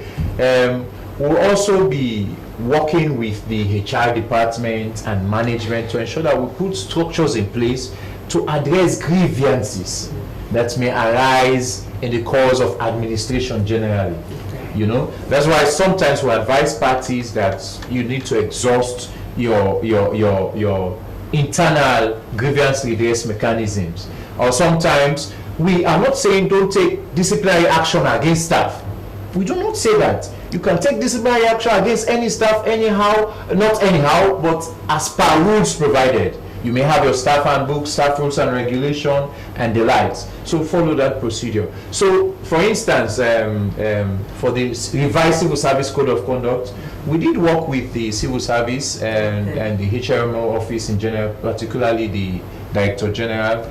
We made suggestions during the updating of the document. I remember I went to 2 or 3 workshops so that we can get our inputs there to ensure that whenever issues of maladministration and injustices have cropped up in public institutions, they can be dealt with in a way that is proper, so that at the end of the day, the workload that comes to the office of the ombudsman will be easy and easily dealt with. So yes, we are putting modalities in place to have prevention of maladministration and injustices. But as you know, with human beings, it's never enough. Yes, it's never enough. Okay, so as we round up, let's talk about your plans for the future. You've outlined one. One, yes. So immediate plans. Now we are working on our strategic plan to ensure that we get that. Number 2, we want to continue to collaborate and work with ministries, agencies, and departments of government. So we would want to meet, perhaps we're planning to meet with the ministers, the board chairs and their board members, and then of course permanent secretaries and their deputies. So we'll try to understand that we are collaborating as sister institution, not as enemies, because whenever you hear Office of the Ombudsman, somebody will close his doors, frown his or her face, and that sort of thing. So that's for the immediate plan. And also we're working towards getting perhaps a free toll line. I've started engagement with the Director General of NATCA on that, and very soon we'll approach the Minister of Communication and see whether we can have telecoms company on board to ensure that we get, so that it does not matter where you are, you would have access, which line you call to make a complaint to us. And even if our staff are not there, we'll ensure we get to you so that your complaint is passed through, so that at the end of the day, nobody goes home angry, or people will not have the culture of impunity. I do you this thing, you left by you both case. It's very rampant in our country. So these are the things we are working towards. And most importantly, like I said, we'll continue the public education and sensitization. I will continue to do our work, or else we would fail in our mandate. Okay, so finally, what do you do in cases where you've ruled in favor of a complainant or whosoever, and then if there is any means of compensation and it's not adhered to? Okay. What do you do?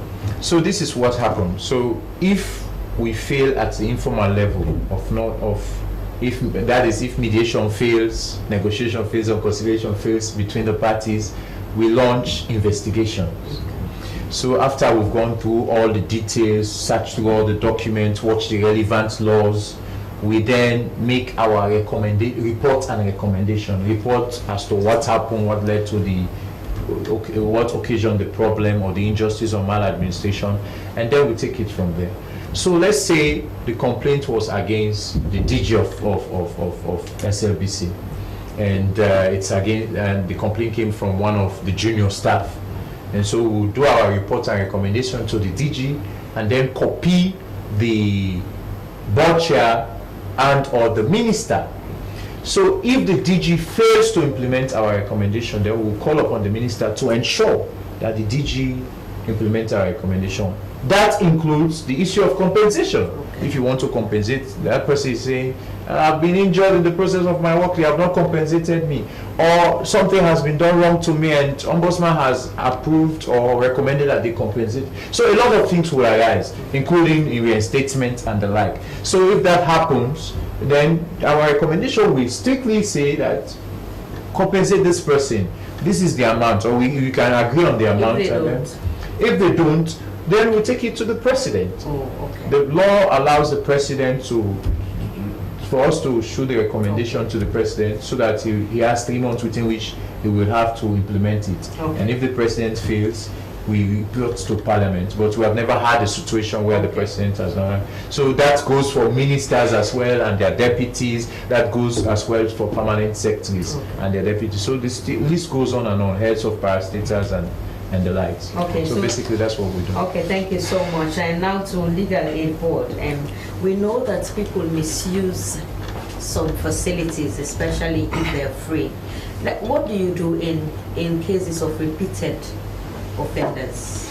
Yeah, well, given the number of clients that we have and the frequent demand or need for legal aid to indigent citizens, as per our own rule, we provide legal aid to an indigent Sierra Leonean once. Oh, just once. And after which we engage you, counsel you, and then tell you the importance of going back to society unharmed. I mean, as somebody who is not harmful, you know, the essence of, obeying the laws of our land so that you live peacefully with other peaceful citizens of this country. Okay, so as we close, what more would you love the public to know about Legal Aid Board? Yeah, of course, part of the success stories, we have paralegals who are across the country, and from time to time these paralegals visit remand homes, correctional facilities, and they help the lawyers often a time, and they also help to dispense justice, because these paralegals engage most of our clients, educate them. They meet with traditional authorities and then, engage them on outreach activities. So these people help the lawyers of the board, because we have about between 20-25, let's say little over 20-25 lawyers across the country, but then we have paralegals at around 59 to 60 across the country. So their own number, is more than the lawyers, but they work with us, to provide or to ensure that citizens have access to justice. And of course, our 10th anniversary celebration, which is right, on the pipeline now. By the way, electronically, the executive director has launched the celebration activities. So we're going to have series of activities. We have divided the year into two halves. You have the first half of the year, which is ongoing now, on to the end of May. We will be having activities like fitness match, gala. By the way, my brother, we're going to write them. We're going to invite them. They are going to play with us. And I think we've written to you. Okay. So we have 8 institutions that will be competing for this trophy, because the theme for our celebration is promoting the rule of law and access to justice. So the trophy, of course, will be labeled the rule of law and access to justice trophy. So being another, very important institution into as far as making access to justice,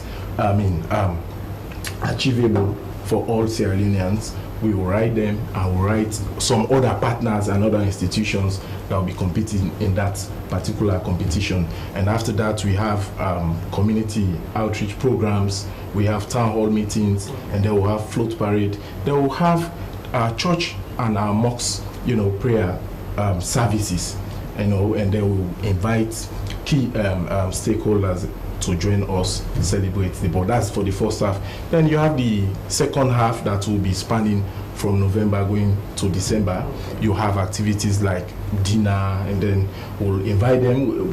He will see me in his office, And one important thing that he mentioned here is the issues of referral, which is another entry door into the board.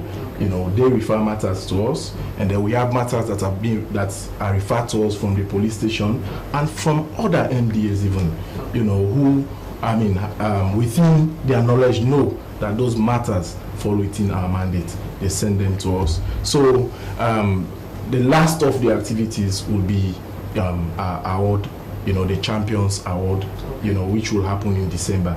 And by the way, my brother will be there, and of course we will extend our courtesies to you all. Okay. Well, thank you so much. That's how we end the podium for this afternoon.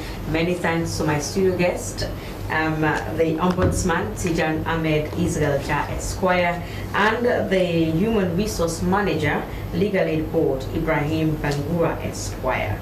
Our quote for today came from former head of the Catholic Church, Pope Pius X, and it says, to heal the breach between the rich and the poor, it is necessary to distinguish between justice and charity.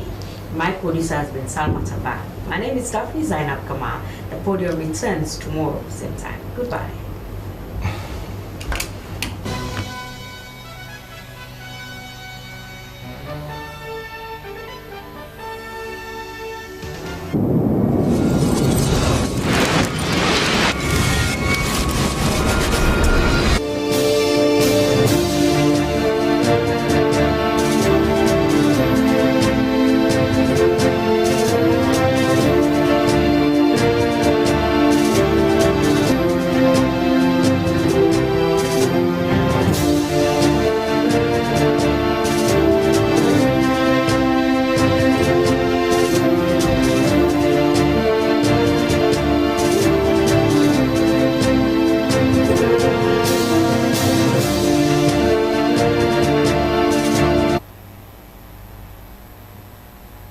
Welcome to News Brief. I am Aminata Fofana.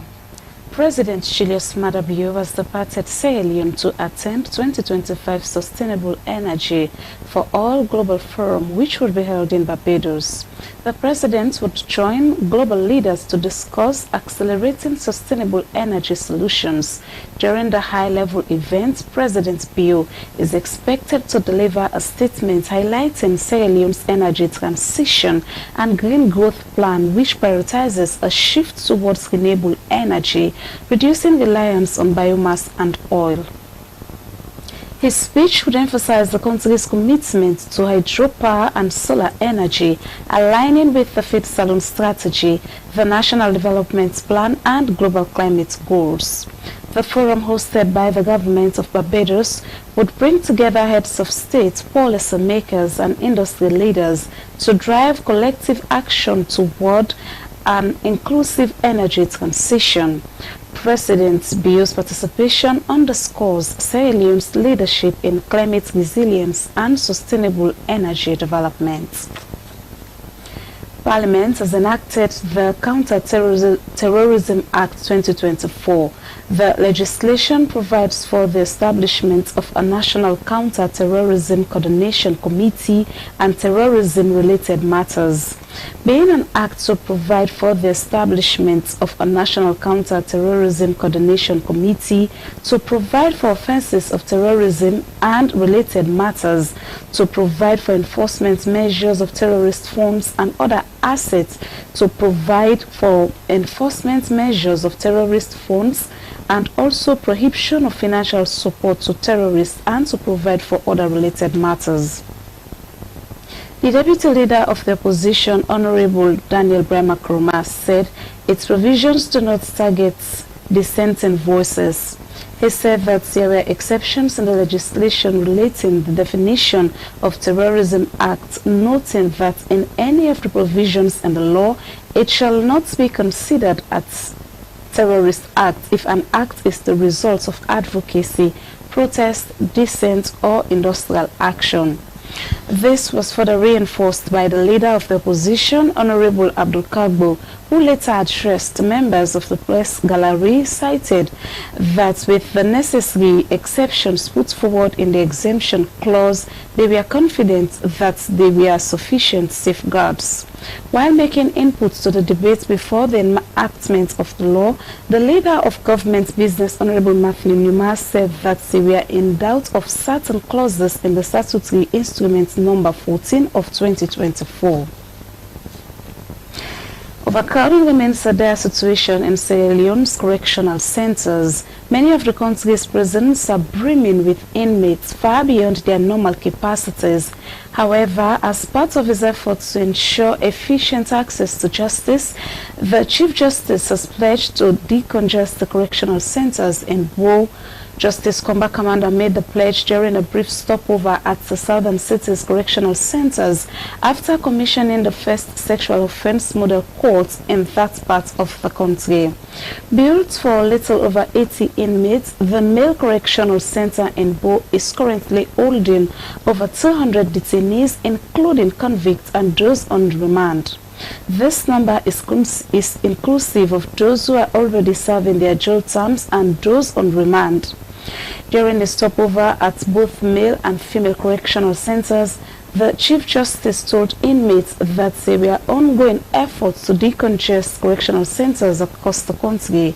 Justice Combat Commander said he was working with judges and magistrates to making sure that the wrong people were not left languishing in the prisons across the country. During his interaction with inmates, the Chief Justice was dismayed that the vast majority of the prison population in Bo was young people. He assured speedy trials of all those whose cases were pending in both magistrates and high courts in Bo. Justice Commander also allowed the inmates to share their concerns as well as inquire into status of some others, including a woman who is serving an 18-month sentence for obtaining money by false pretense. He remarked that the sentence was fair. And the transnational organization crime unit Toku with the Office of National Security have destroyed thousands of illegal drugs at the Toku headquarters at Rubangba Junction in Hastings. The move, according to Toku, was a public demonstration of the country's commitment to tackling the narcotics epidemic. The massive burning of piles of confiscated narcotics and pharmaceuticals were set to tackle drug abuse and trafficking in Sierra Leone. Head of Toku, CSP Mohamed Aliyu, said the trucks seized from various checkpoints and riverline communities. Achieving this, according to the security sector, has been through intelligence gathered from the various communities. For many, the destruction of the trucks was a symbol of transparency and public accountability. ASP Elizabeth Toure, representing the Ministry of Internal Affairs, emphasized the vital role the public and media play in supporting the national drug fight. She spoke passionately about the worrying rise of tramadol abuse among Sierra Leone's youth population. She urged for continued collaboration between the public and security sector to protect future generations from the dangers of substance misuse.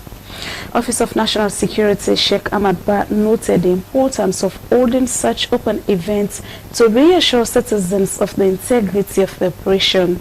He said the actions help to build public trust in the work of Toku and other stakeholders. That's all in the news. I'm Aminata Fofana. Thanks for watching.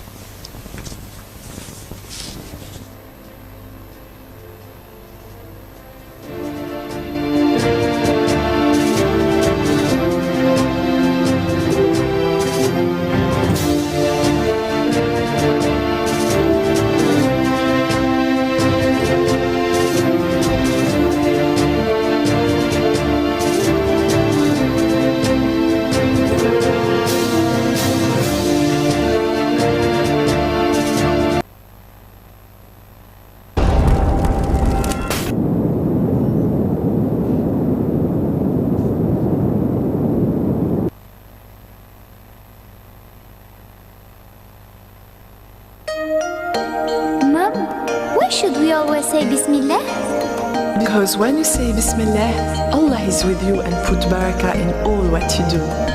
Bismillah, Bismillah, Bismillah, au nom d'Allah. Bismillah, Bismillah, in the name of Allah. I wake up every morning, say God is the unique. I'm hungry, I wash my hands, but before say Bismillah.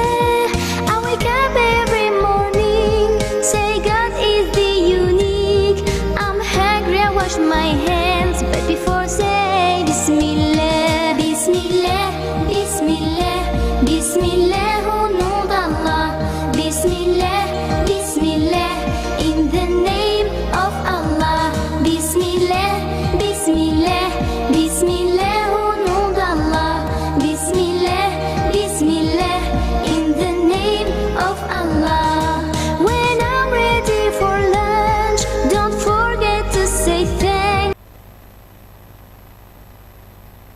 أعوذ بالله من الشيطان الرجيم بسم الله الرحمن الرحيم الحمد لله وبه نستعين أما بعد السلام عليكم ورحمة الله وبركاته.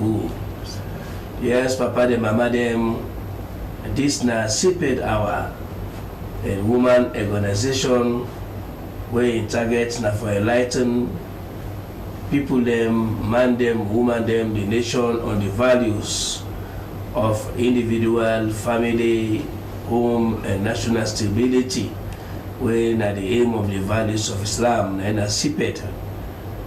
Inshallah, with me today, we get only one person. Unfortunately, the other two sisters them they get exams at the university, and they will come hopefully inshallah tomorrow similar time. We go there back by God's own power. What we can discuss today, very important issue on Ramadan. Now, we begin a graduate from Multimagai Technical University in the field of education. So inshallah, one column when Muhammad Amin Barry like tell people I do. Assalamu alaikum wa rahmatullahi wa barakatuh. Now ask Muhammad Amin, inshallah, lay recite for we key verses them where they help we will take for analyze and talk about the issue at hand. Bismillah. أعوذ بالله من الشيطان الرجيم يا أيها الذين آمنوا كتب عليكم الصيام كما كتب على الذين من قبلكم لعلكم تتقون أياما معدودات فمن كان منكم مريضا أو على سفر فعدة من أيام أخر وعلى الذين يتقونه فدية طعام مسكين فمن تطوع خيرا فهو خير له وأن تصوموا خير لكم إن كنتم تعلمون شهر رمضان الذي أنزل فيه القرآن هدى للناس وبينات من الهدى والفرقان فمن شهد منكم الشهر فليصم ومن كان مريضا أو على سفر فعدة من أيام أخر يريد الله بكم اليسر ولا يريد بكم العسر ولتكملوا عدة ولتكملوا عدة ولتكبروا الله على ما هداكم ولعلكم تشكرون صدق الله العظيم.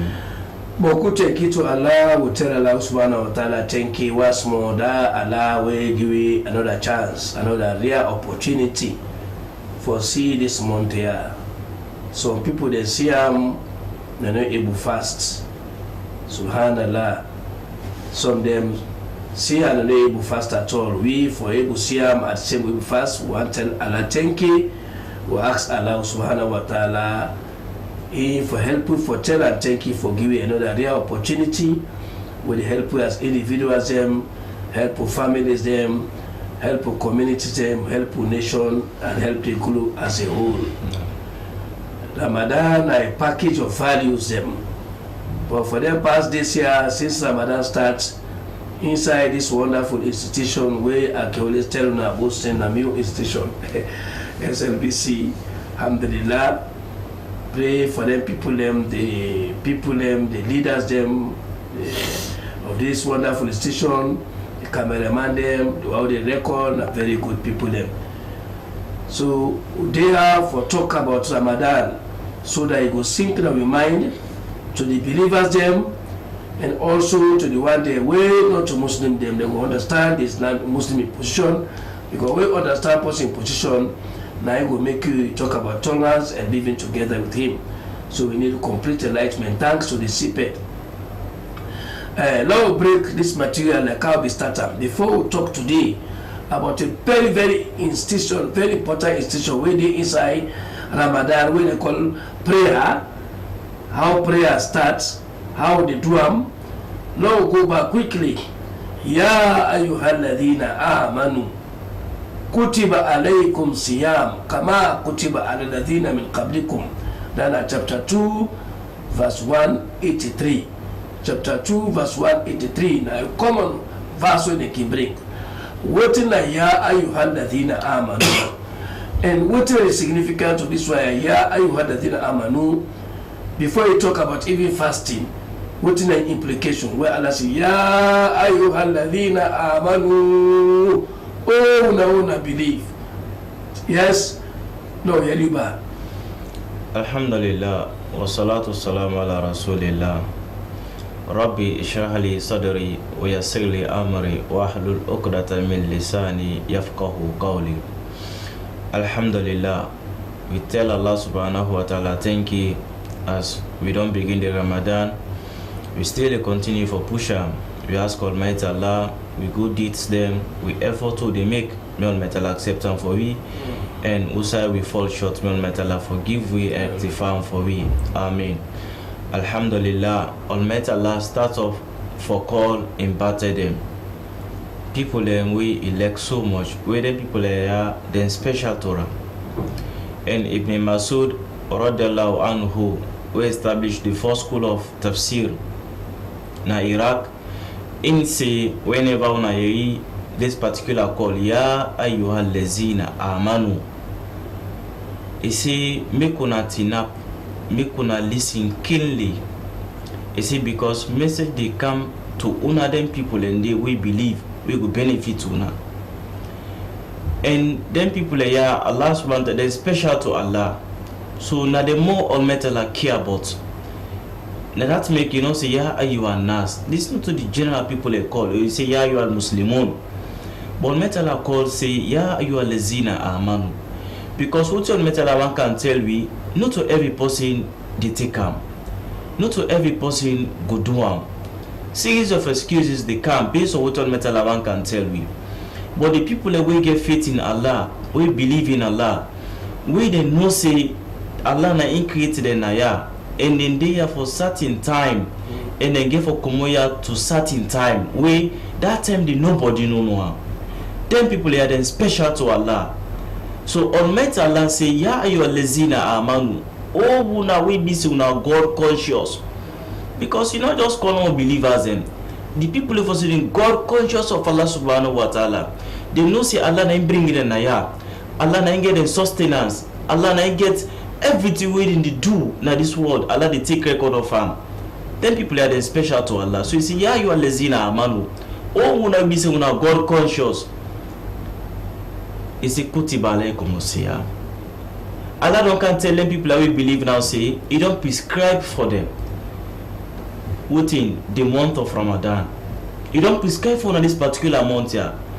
Then believers here they not get excuses.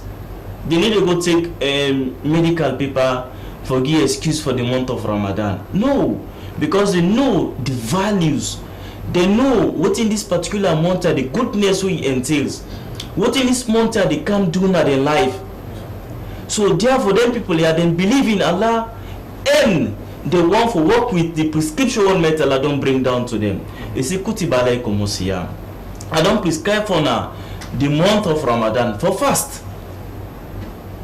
Allahu Akbar. Allah say, Kama kutiba alal lezina min qablikum. So for you see, not to the Prophet alayhi salam start this month, begin the issue of fasting.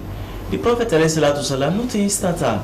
Prophet Musa alayhi salam, Prophet Jesus Christ alayhi salam, Prophet Dawood, Prophet Ibrahim alayhi salam, all them prophets they are. When they precede them, they are all them fast. Now, one matter Allah call the believers in Allah subhanahu wa ta'ala say inside Surah Al-Hashr. Allah subhanahu wa ta'ala say, Ya ayyuhal lezina amanu. He say, ittaqullaha. Oh, una we be say una God conscious. Una know una responsibility. Una know say una there to time bound. Just like how somebody in a university. You know, so you did it with, if in a degree to go do, you did it within 4 years or 5 years or 6 years based on the different causes. when people get from various universities. You know, see, did it within time bound. So ultimately, say, itakullaha, be God conscious, not only for fast, but you can't forget the taqwa of Allah inside the fast, way they fast, because secretly you can do alone. Nobody know they with you, but when you get the consciousness of Allah subhanahu wa ta'ala, you mindful of what you do. You phone and you get them. You deal with your phone. You can do anything you want to do with them. But when you're conscious of Allah, you know they watch what in the point you fast. When you're conscious of Allah subhanahu wa ta'ala, you know they look what in the weekend you fast or what in the weekend you iman. So therefore, Allah say, itakullaha, una be God conscious. Wa tanzul nafsul ma qaddamat li ghadin. Make every soul, every mortal man analyze yourself. Let for the analyze about people then. Let for put more to other people in your issue. Yourself within yourself, you get issue. We not able to rectify it. You get fault within yourself. We for work on. Rather for work on yourself, you work on other people in you. All you aim an objective. Now for the look at people in your own fault, you left your own fault where you get. And the Englishman say, he say, every person gets skeleton in a young cupboard. Work on yourself, analyze yourself. Now this one matter like they tell me, say if you left people and you focus on yourself, you will be a better person. One tell you boku chenki. Now come back to what you na do yeri una pikin talk when I mean Barry when I graduate na Miltimagai Technical University in education and sociology na they specialize. Alhamdulillah, I learned the Quran well. He say Ramadan na a call, na a mandate from a personality from Allah subhanahu wa ta'ala to a beloved one them. You call the bate, we all have the language day. To the people the way that the most valuable people in society, people the way elect, now what are they? The people of faith. Allah subhanahu wa ta'ala say, he say, una the people here will know the purpose of existence. For say life that transition. And una God one can talk to. The people they know say they get for pass. Now go they go, not to come they come. You don't make a prescription for them for fast for 29 or 30. It's normal. My prescription, which means if they come in so many problems, we allow subhanahu wa ta'ala know what is the solution for fast. He say, well, fasting not only is such a way prophet bring. Like how it be mandated to similar people the way God be like, people when they believe. You see, before when they believe, then prophet them, they believe. Jesus, alayhi salam, they believe. He fasted. Moses fasted. All the prophets they fasted study for come closer to God. Say so that when we get package of values them. So if somebody say fasting is about faith, it takes a lot of faith for mortal man for it. Stop for it, stop for drink, for sake of Allah. It take a lot of faith. It take a lot of faith. Mortal man for seafood, it gets self-control. So you say Ramadan about self-introspection for look at your life. All the 11 months, which I've been doing yesterday, it's about self-analysis. This all you tell me. It's about looking at yourself, not looking about others. Where did I go wrong? What I do when they give me problem? Na me I no control the foot, I no control me private, I no control me motor, I no control. I know people to eat, I know people to dress. Now every wahala for me. So Ramadan gives person opportunity. Decide other values of honesty, faithfulness, commitment, were unconsciously it is nurture the issue for love for others, eating together, the issue for hate, evil unconsciously. So Ramadan can say you can stop it that bad. You can stop for drinking, stop for smoke, stop for do bad. You have the ability. Say Ramadan. So but not go back still while analyze for we the next answer. Allah subhanahu wa ta'ala say ayaman ma'adudat. Yeah, ma'adudat. So kinda like I tell me Ramadan for everybody. This na issue we don't discuss, but good now hear again and again. Because everybody believe not true. But now everybody will believe now for fast. Would they exempt for fast? And what are the possible logical reasons them where they put for fast? What are the wisdom of Islam? For say some people like yes, na fine tea. But say no do. And what you get for do? No we that package back. And the second package we discuss na here. Now they go. As a good teacher, we all are teachers them. You get for before you go for a new topic, you will go back and reinforce it for topic. Tell me about this issue. Yeah, but I do that. Would I know when? Would I this? Would I this? Tell me what about. Everybody moving for fast. Alhamdulillah. First of all, let me know say Almighty Allah, He don't tell we inside the same verse. He say, Yuridullahu bikumul yusura, wala yuridu bikumul usura. Almighty Allah no want difficulty for una. Allah want easiness for una. Islam, the Prophet ﷺ tell me in one beautiful hadith inside Riyadus Salihin. He say Islam easy, simple religion. He say, but the person you can make bagbati, you want can total religion, you want to agbagba, pandidin. He say then it go turn load by you, it go heavy for you. Allah don't make it easy for me. First of all, let me know say we get 12 months. 12 months. Inside the 12 months, we eat 11 months. People they do what they want for do. Go inside they want for go. Any activity we want for engage, they engage partner for satisfy them desires them. Allah subhanahu wa ta'ala, He put 1 month inside the 12 months. He bring them for the ummah. Inside the ummah for the believers them. Inside the 1 month again, Almighty Allah give you a certain time where we fast for. The time, you know, say when I fast within 72 hours or when I fast continuously. Almighty Allah make a with the fast from 6, from 5 something to 7 when I break the fast. All this Almighty Allah want easiness for we. You don't want difficulty for we. So therefore, for any person now, we one can become an extremist, then make you know say the religion go heavy for it go difficult for her.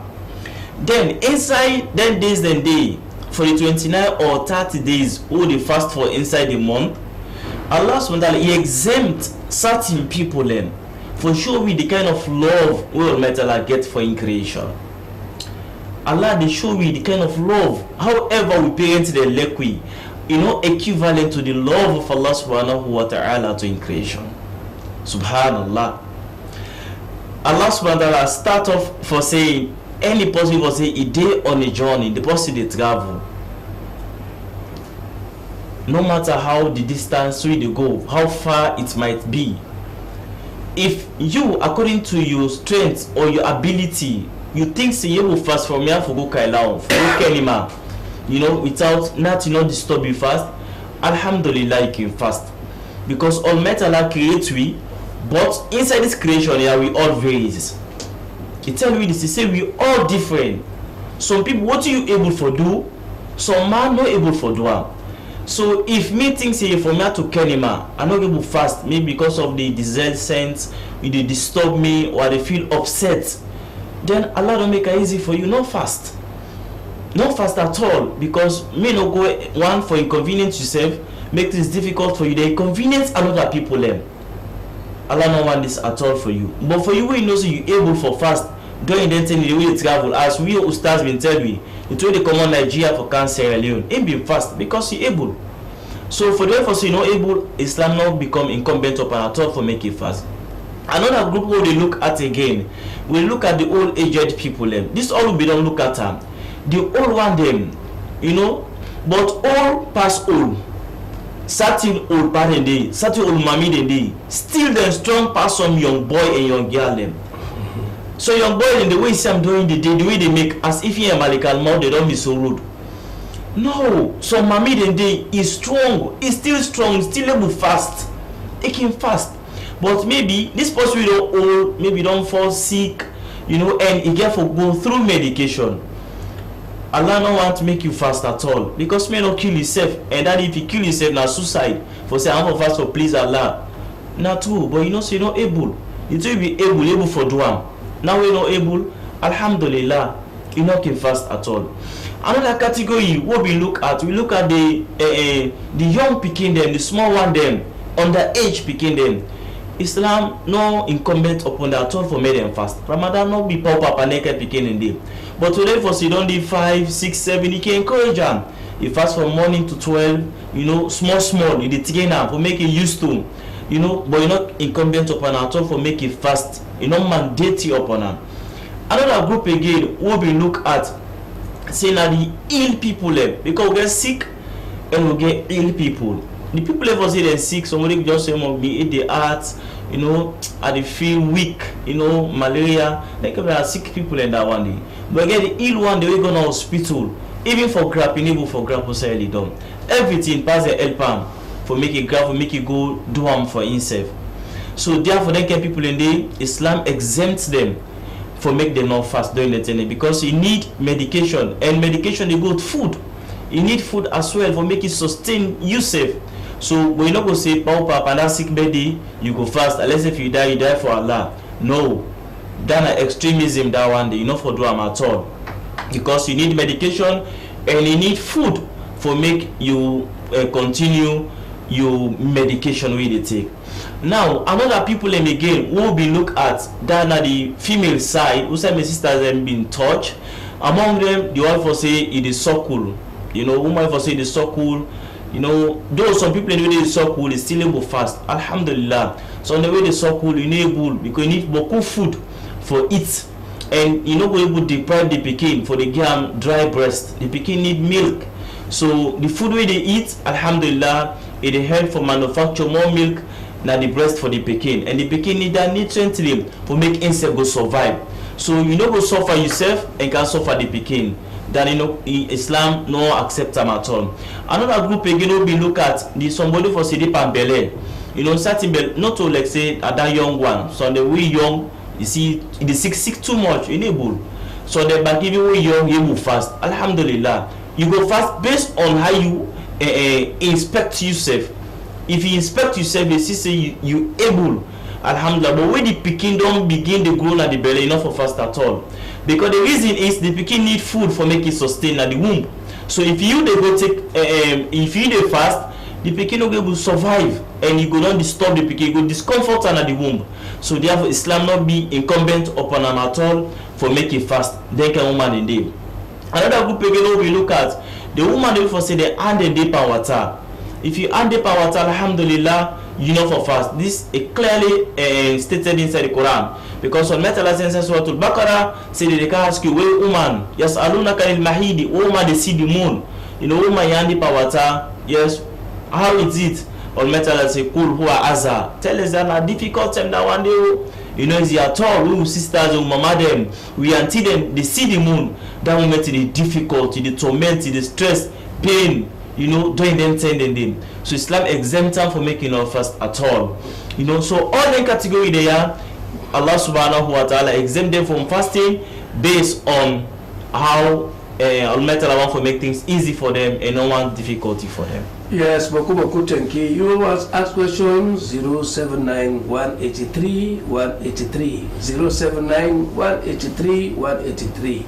You can text, or I don't know if it's just day, you can call by God and power. Get a message for try for answer you. When I do it now. One way this education is time for mention for say Islam and extremism not it together the enemy. Islam make Islam in religion very easy for person and understand the situation. God no want people to do things to the extreme, they call it ishraf. So they tell you this. So now for that you need to understand Islam the way I come, not to the way I think, otherwise it will blunder. Prophet say the Kairi this religion and they bring it easy for you, they don't make it become difficult for you. Except if you want to make it difficult for you, it go difficult for you. So now for that we don't see the mercy of Allah. Yes, they were not believers them. That woman get better a believer. That woman get menstruation a believer. That beginning a believer. Because believe not a prerogative of one person. So that person they travel a believer, this Ramadan here. But you know say we travel in the morning. You need medicine, you need food. Yes, they're not fast. You, the woman, yourself, the way you know, you get for need a lot of energy and food. The picky way is a belly. quite concerned about that because now they present you, they present the future. And then the future of the nation, not fast. Now the HBK, no, we don't make a comment for fast because they need again food. And you don't tell you for say the one they travel, will not say the one way in the order for travel, the driver, in a keke driver, all of this, you know, inky fast. Yeah, because now your profession. But that one when they travel, well, you know his situation. So inky fast for the whole agent, they're very important society. Therefore they get a lot of control for me because they know history, they know the environment more than the picking the way they come, we just work as it quick one, they cause problem. So the old people them not check, so we not go to them no because they commit suicide. So in brief, we don't fight for say we scholar, we brother, don't tell me the way our God is merciful. But not ask a question back, we go help you. We should take go ask. There are people that so when they fast. The woman with the menstruation, that woman with the pambele, that person will travel, that person will sick, the mother pass to take medicine, that kind of person, they waiting for do. In that for you don't know now, enough for make it well. Yes, if that woman they get for what you get for do, but I'm mentally, and after when the period pass, what the person get for do, let tell you back para side because one cap at the top be proper now. When good law they enforce what you don't talk, you know what I'm for anything over and over for understand. What did they for do? That's be part of the Ramadan. Alhamdulillah. Now let me know say first of all, inside this month of Ramadan, not a man for idle at all. No waste your time. The reason is the people in the barzak, the people in the grave. If they ask them now, subhanallah, if they ask them now, what do you wish for? Then go say we only wish for a day inside the month of Ramadan. Allahu Akbar. For telling the huge barakah with inside this particular month. And a lot of people in the day yesterday with we all did together, we all fast together, we all recite Quran together. A lot not meet up this particular month of Ramadan. Allahu Akbar. And who knows? Next year, would I get for meet up, would I not get for meet up? All this day in the kudrat of Allah subhanahu wa ta'ala. So therefore, no ideal time inside this particular month. All the category we will just mention, so Islam give them an option, we a very good option. For the aged, we not enable fast at all. Allah make say make you feed one person. Allah. Feed one green person. For a day we enable fast, feed one person until the month end by the will of Allah. Now for the woman they for say they pandi the andi pa water, you know, in the circle, midi pambele. Now let we know say uge zikrullah. The Prophet alayhi salatu wasalam say there are two words in the way light now with tongue, but then heavy in the scale of Allah subhanahu wa ta'ala. If I then two words no more you will talk, you earn much barakah from Allah subhanahu wa ta'ala. What are the words there? Subhanallah wa bihamdihi, subhanallah al-azim. If I don't want there no more, you will pambele, you see don't me talk call Allah. You know, talk to Allah, talk with Allah subhanahu wa ta'ala. That moment we pambele, that moment in a very critical condition. A lot of women when they lost their life, the time they give birth to we. A lot of women then get problem that their legs them, that them foot them, the time when they deliver them picking them. How many women then they today way because of picking, in not safe but the picking safe. Due to born picking. What are you save you from that problem in Allah subhanahu wa ta'ala? Talk to Allah inside this particular month. Sit down, left eye will talk. As for metal I say, no focus about people, focus on yourself. Sit down and talk to Allah subhanahu wa ta'ala. If not subhanallah, no you would make subhanallah, subhanallah, alhamdulillah, wa la ilaha illallah, Allahu akbar. Talk to Allah subhanahu wa ta'ala. Allah na who was Sami'u, that is going for saying that in the most hearing, you know you need talk to Ram, close to Allah, make zikrullah plenty one, zikrullah kathira, make boku zikrullah inside this particular month, because the reward of one zikrullah inside this month is not equivalent to any other zikr outside this particular month. So I want to go amass the goodness of this month of Ramadan. Today you meet some youth them sit down, then they play draft, then they play Ludo, they say they kill time. No, brothers, you are killing your iman. You are killing your fast. You didn't bug you fast, you weaken you fast. You weaken your iman. If you never strengthen your iman inside this particular month here, how are you going to strengthen your iman inside this particular month here again, brothers? So what did that people when for do? The woman, they are not the woman. This not lactating mother when they say they give or big. So this person they travel. What if for do? We don't know for say now if for make zikru, not true. But when Ramadan don't do, what if for do? If for pay the debt of the fasting and prayer or not? Now, after the month of Ramadan, all the belly woman, the woman with the circle, the woman for say yandi pawata, of course, in a very short time. So you go continue fast, but after the month of Ramadan, make all them people there know say they get debt to Allah. Therefore fast.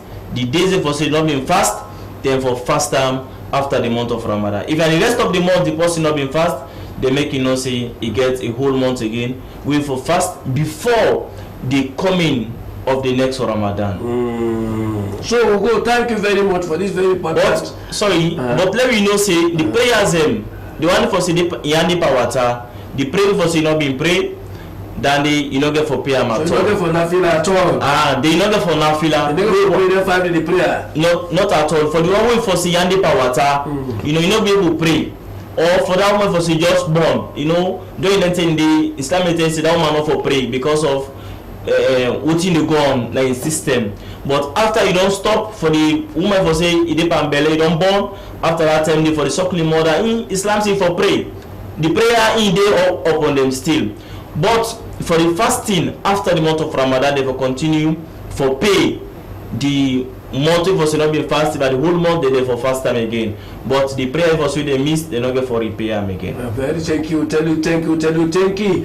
When I see now Islam is very merciful, it still say Islam no more idleness. They can only say an idle mind is a workshop of the devil. So keep on engaging spiritually in your life. Let's see how Allah they come to you. Because if you don't make Allah a paddy, Satan could be your paddy. And Satan be your paddy, you don't get worse paddy. If you don't get light, they by darkness. If you dey by darkness, look you to go and much under. But if you dey by light, look how they enjoy, how they work out in security. So now, so it day for mortal man. The more you come closer to God, the more you see spiritual calmness. The calmness of the mind, the calmness of the body. So we don't see those exempted from fasting in the month of Ramadan and what they for do any category of the day. This brings you to a very important topic where Allah subhanahu wa ta'ala say the month of Ramadan, the month where they reveal the Quran as a guidance for humanity. So Lord, go back first. Tell me how the Quran come. Whose age will the prophet be when the Quran come to them? Yes. And what is the Quran? Like tell me how Quran be it come. It can't know like how see until they bulk so give me the answer the first bar. So now people them who viewers them they will understand. So that we all go understand, we get confident. Because once we get confident by the Quran, we get confidence by everything. Alhamdulillah. First of all, we don't say the Quran in mean a book for say they read again and again and again. Now, this particular Quran we will see so today, it not become bulky to the Prophet alayhi salatu wasalam. It become on piecemeal. After night they come on to the Prophet alayhi salatu wasalam. Allah subhanahu wa ta'ala will send this Quran to Jibril alayhi salatu wasalam. Then Jibril they bring him to the Prophet Muhammad sallallahu alayhi wasallam. For the period of 23 years, it take the Prophet alayhi salatu wasalam the period of 23 years, 13 years the Mecca, 10 years the Medina, for make this Quran come to them. Now why make the Quran not become bulkily, as all metal say in the Quran, it say sabit bihi for adaka, so that this Quran will steady down the heart them. Allah made the Quran steady in your heart. But how the Quran will steady in your heart, we don't make the Quran you paddy. We don't make the Quran you paddy. Then other things will say they carry you away. And then can people and they Now the Almighty say umul khasirun. That people for say don't losses. And for any person for say he losses this dunya, you not go profit in the hereafter. Wallahi. Now Allah subhanahu wa ta'ala say again in chapter 59 verse 19. Allah subhanahu wa ta'ala they tell we about the people that wait for say they forget Allah subhanahu wa ta'ala. He say wala takunu kalazina nasullaha. Will not be like the one who say they forget Allah subhanahu wa ta'ala. Who are them people in people that will not grieve for learn Allah subhanahu wa ta'ala in book. The Ramadan or matter bring unto me for ask we who say you day we no grieve for learn Quran. What you day on we no want for learn Allah subhanahu wa ta'ala in book. Because at the month of the Quran, so may the Quran be your companion. Left other any other companion for now is not important. Make Allah subhanahu wa ta'ala your companion close to Allah. You get so many things them for tell Allah, and you get so many things them for tell Allah subhanahu wa ta'ala thank you for.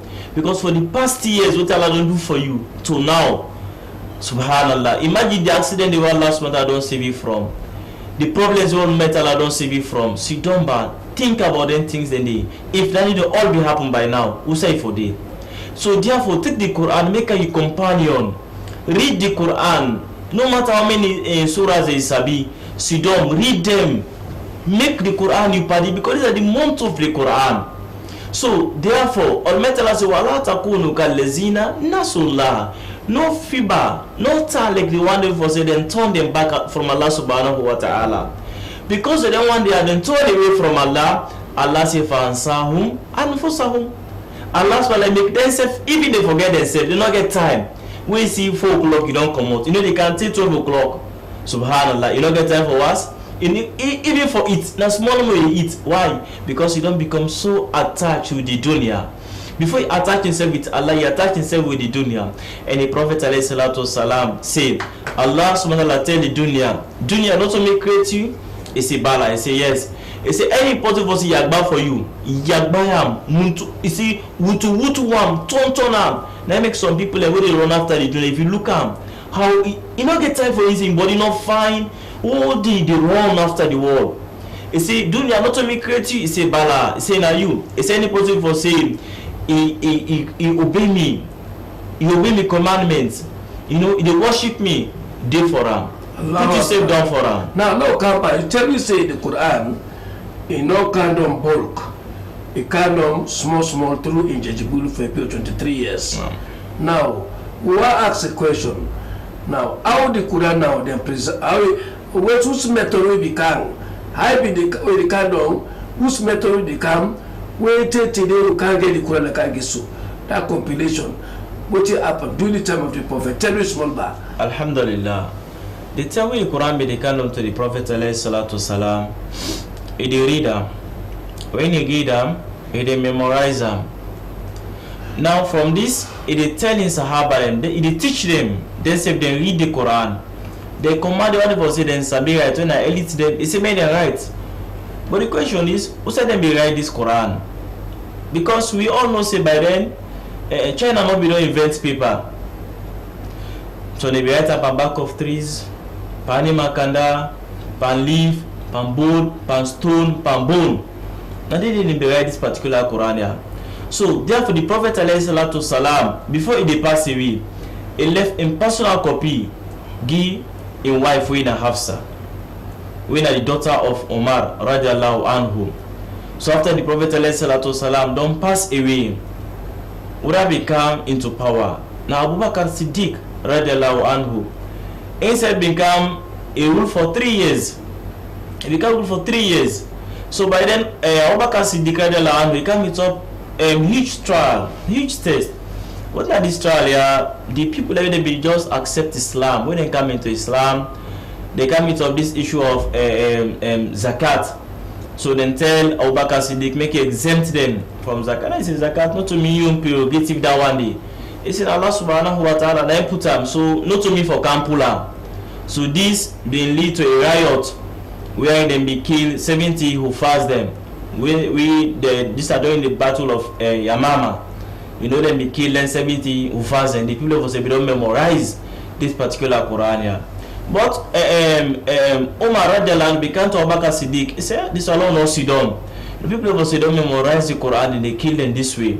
He say, let me set up a committee where we will collect within the Prophet and be done left, and we sign them with the right for them things then they may them bring them so that we will able to compile this particular Quran here. So they have a called Zaid ibn Thabit radiallahu anhu, when the Secretary General of the Prophet ﷺ.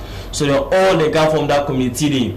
But Umar Abubakar Siddiq anhu, he not been ruled for long. That day he can pass away. So Umar been take over. He been there for 10 years. So the guy called the Secretary General. They begin for compile all them things and they. But during the 10 day again, Umar radiallahu anhu, instead can pass away. So Uthman bin Affan radiallahu anhu, we can inherit the power. We can take over now the mantle of leadership. He still form again another community. When they call this particular Secretary General here, we know Zaid ibn Thabit, call them. They can compile and finalize the issue of pronunciation. Because in that issue become it over the issue of pronunciation, how to pronounce the Quran. They want to pronounce exactly the kind of Prophet ﷺ been the pronounced and then like how it been left arm. So it become it up this particular one, and by then in come it up lock which China be not invent paper. So in be able to collect all in the and the person who compute the Prophet be left to Hafsa. It's guy for the compiler and then put them into book form. During the 10 day. So after they don't put into this book form and we bulking out so they see now they going to take all them half thing and they burn out. Now why make them be burning things then they? Because we don't want to make the Quran get first edition, second edition, no, like other books then they. So therefore they burning particular things then they. And now if you watch at the back cover of some Quran them, you say Birasmi Uthmaniya, that this will be compiled on Uthman radiallahu anhu. One tell you boku thank you well. You see, for that hope day now we own country. This now you to graduate from the technical university, Mitimaga Technical University, in the field of education, good sociology and education. So you see now you able to get a comparative knowledge. Now I tell you about the issue of the Quran for Sinai Bukwe, now for read again and again. For listen again and again, the more they eat that, the more they understand them, that the more they become ajaba, that the more they surprise you, that the more they give you material. They say the Quran not become in bulk, it become piecemeal. But two ways the way they preserve the Quran which are the Prophet. They say Prophet they memorize them, chapter, verse as they come, and so they teach other people them. Yes, at the end of the day, if I foresee beaucoup people memorize the Quran because probably they motivate them. So, but when Bakar come, they come with a challenge, the challenge of people where no one pays a cut, it lead to a battle, but that battle is 70 verse. Of course, never say, beaucoup people they really belong Quran, 1,000 they really have Quran. So, they try for see, let them put in the book form. But during the time of Usman now a problem of pronunciation of the Quran because the Quran be not complete as the Prophet. So luckily, China don't invent paper, and the Quran they put inside paper. They send that to all institutions in the world. Now so Islam military. Now for if you meet at the back of the page, you see they say Al Rasmi Usmaniya through the authority, through the work of Sender Usman. So now he gets that kind of opportunity that day. So briefly, we find for say we don't know so much about Ramadan from beginning to day. So by God in power, if Allah give the health, He give the will, give the chance, separate, continue the program tomorrow. But tomorrow work starts. Lord, look about prayer. But it starts first what they call prayer inside Islam. What is the benefit of prayer? We want to talk about the issue how to make al-wala. We want to talk with the demonstration how to make al-wala. Tell God take it to CPR, tell take it to SLBC. And remember that time they will bring the panda here. We also want to show how for us janaba. Muna carry way post on the uti we have utima if what janaba. Not to janaba nabu on a Kenema. Na janaba how for us janaba. But they can't know if in all that time they will give us janaba, not to man, husband and wife. By God in power, they will come to what prayer to do for you. It's how prayer come. whether na Saudi Arabia, Kenya, they are forming former terrorist city. Everywhere we say prayer by God in power. Man, tell Allah, thank you once more. Tell Shepherd Boku, thank you. Tell the Islamic branch Naya, thank you. The administration, thank you. We ask Allah for getting the word. We ask you back. Then you make a dua for prayer for me. Inshallah, make dua for me, for this wonderful station, for Shepherd, for everybody, for the minister himself. Inshallah, we give you this opportunity and help you also for pray for the country, the young man that Allah put them for the good life. Then they make them is a like you. And if you more, Bismillah. اللهم صل على محمد وعلى محمد وسلم كما صليت على ابراهيم وعلى ال ابراهيم انك حميد مجيد اللهم بارك على محمد وعلى كما باركت على ابراهيم وعلى ال ابراهيم في العالمين انك حميد مجيد ربنا لا تزغ قلوبنا بعد إذ هديتنا وهب لنا من لدنك رحمة وهب لنا من أمرنا رشدا اللهم لا سهل إلا ما جعلته سهلا وأنت تجعل الحزن إذا شئت سهلا اللهم لا سهل إلا ما جعلته سهلا وأنت تجعل الحزن not to make easy except to make easy and not to difficult but to make difficult Allah make things easy for me اللهم ربنا آتنا في الدنيا حسنة give me the goodness of this world and the hereafter وقنا عذاب النار وقنا عذاب القبر وقنا عذاب المسجد يا أرحم الراحمين ربنا أتمم لنا نورنا واغفر لنا إنك على كل شيء قدير لا حول ولا قوة إلا بالله العظيم سبحان ربك رب العزة عما يصفون والصلاة والسلام على المرسلين والحمد لله. Yes, Papa, me, the coordinator of this program here, tomorrow inshallah we'll get with Sister Ngudira, Dr. Ibrahim Saliu Kamara, acting dean of the Faculty of Education at the Milton Technical University, when I'm at Mameta, and me, the Chief Imam of Jami Jalil, the Central Mosque. And me, now also a member of SLBC. Nayadi, and a blessing for me. Salaam alaikum wa rahmatullahi wa barakatuh. All what you do. Bismillah, Bismillah, Bismillah, au nom d'Allah.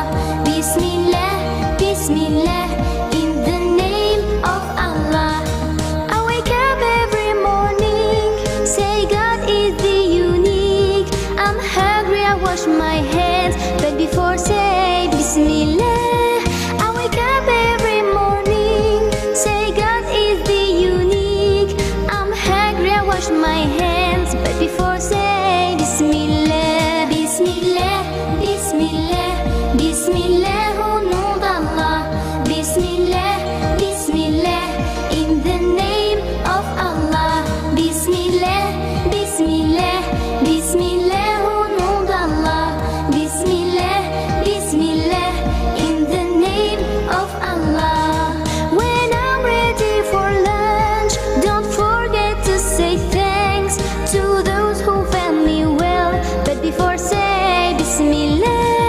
When I'm ready for lunch, don't forget to say thanks to those who fed me well, but before say Bismillah. Bismillah, Bismillah, Bismillah, au nom d'Allah.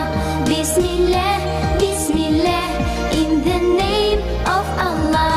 Bismillah, Bismillah, Bismillah, au nom d'Allah. Bismillah, Bismillah, in the name of Allah. And when school is over, I can play, it's super. Wait, I have to pray, but before say Bismillah. And when school is over, I can play, it's super. Wait, I have to pray, but before saying Bismillah. I don't like children who say Bismillah. I don't like children who say Bismillah. Don't forget, never forget Bismillah. Don't forget, never forget Bismillah. And when the night is dark, if you forget the dua of sleep, I would come in your dream when you forget Bismillah. أعوذ بالله من الشيطان الرجيم. أعوذ بالله من الشيطان الرجيم. And when the night is deep, I say the dua of sleep. I read a nice story, but before say Bismillah. And when the night is deep,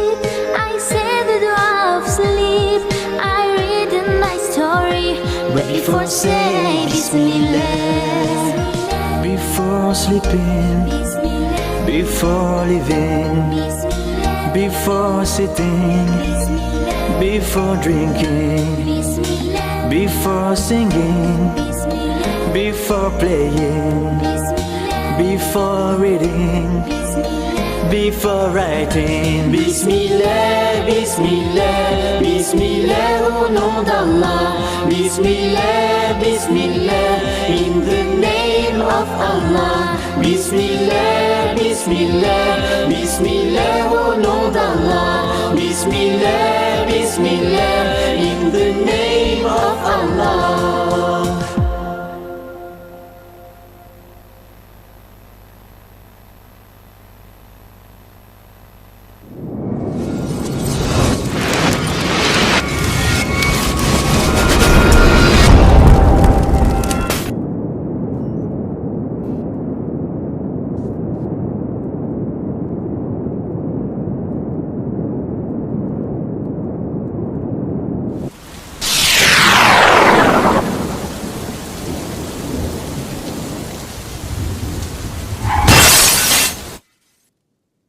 I am Salet Noguera, and I speak to you today as the representative of ECOWAS for the Journalism Excellence Award, a recognition of courage, truth, and impact. Journalists are the guardian of democracy, the voice of the people, and the force behind change. Your work deserves to be seen, heard, and celebrated. This is your moment. Submit your best report, investigations, and stories. Show the world the power of West African journalism.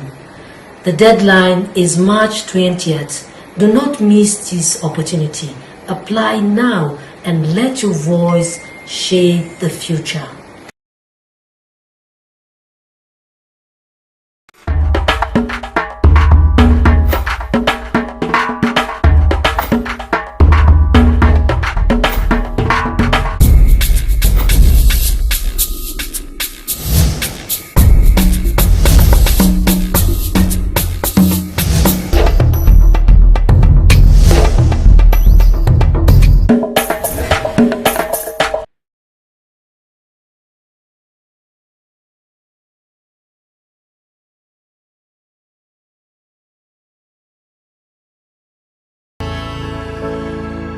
Blessed assurance,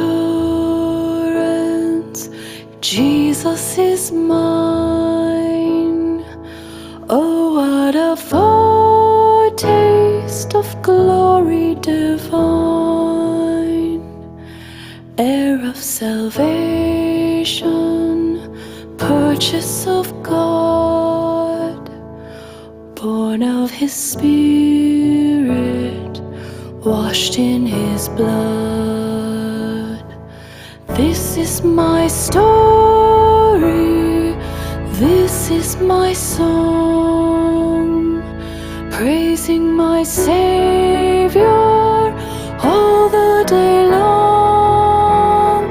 This is my story, this is my song, praising my Savior all the day long. Perfect submission, perfect delight, visions of rapture now burst on my sight. Angels descending bring from above echoes of mercy, whispers of love.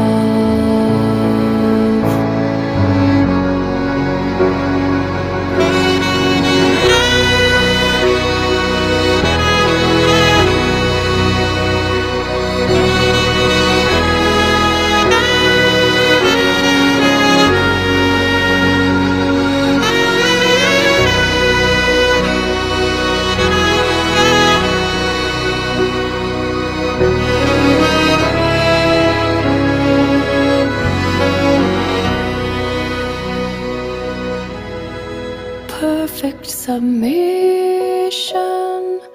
all is at rest.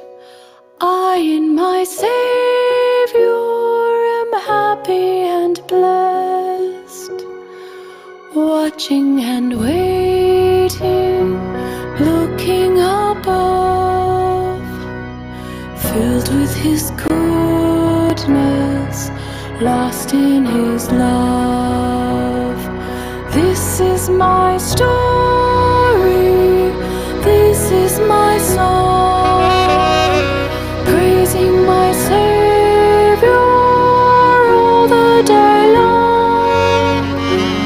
This is my story, this is my song, praising my Savior all the day long. This is my story, this is my song, praising my Savior all the day long. This is my story, this is my song, praising my Savior all the day long. Praising my Savior all the day long.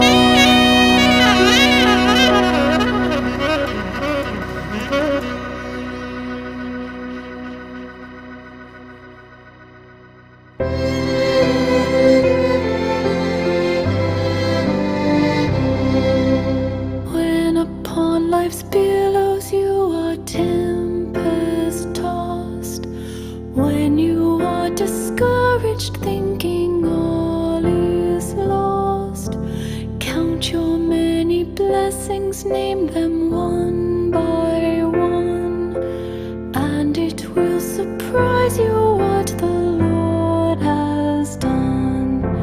Count your blessings, name them one by one. Count your blessings, see what God has done. Count your blessings, name them one by one. Count your many blessings, see what God has done. Are you ever burdened with a load of care? Does the cross seem heavy you are called to bear? Count your many blessings, every doubt will fly, and you will keep singing as the days go by. Count your blessings, name them one by one. Count your blessings, see what God has done. Count your blessings, name them one by one. Count your many blessings, see what God has done.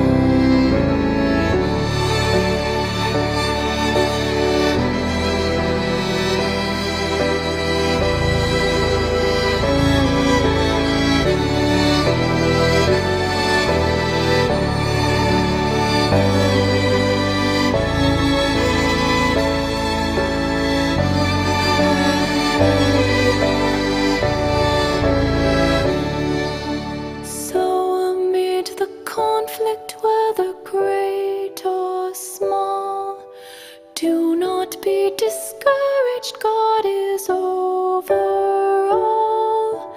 Count your many blessings, angels will attend, help and comfort give you to your journey's end. Count your blessings, name them one by one. Count your blessings, see what God has done. Count your blessings, name them one by one. Count your many blessings, see what God has done. Count your blessings, name them one by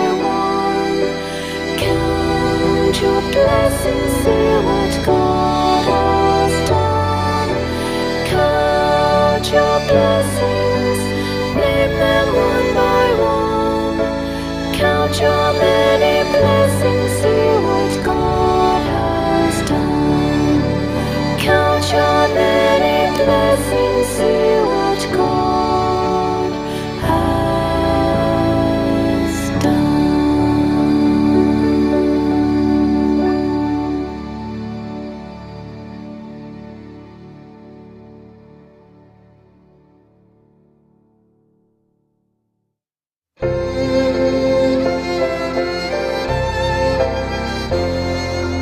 What a fellowship, what a joy divine, leaning on the everlasting arms.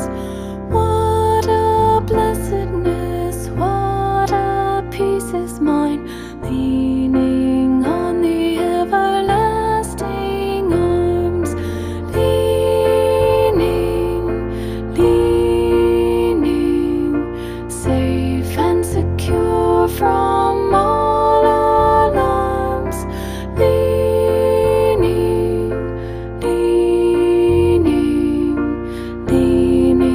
on the everlasting arms.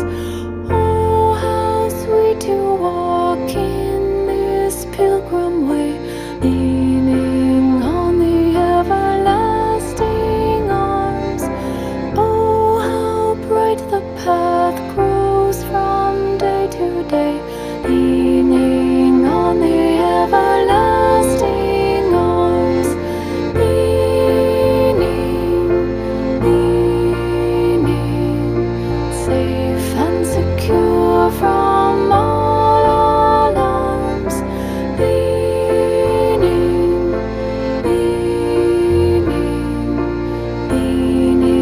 on the everlasting arms.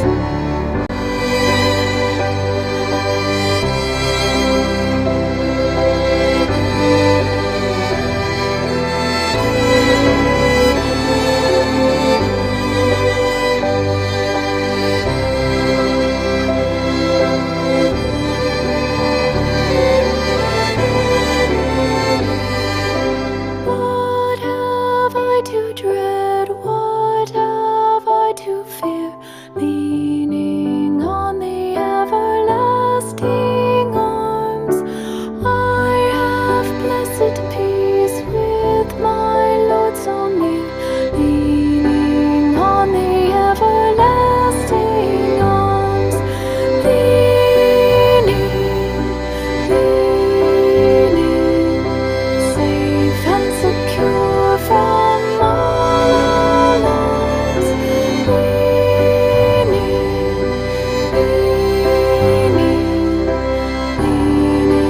on the everlasting arms. Leaning, safe and secure from all alarms. Leaning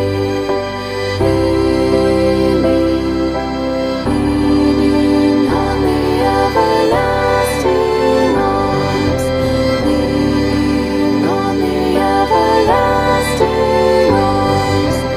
Leaning on the everlasting arms.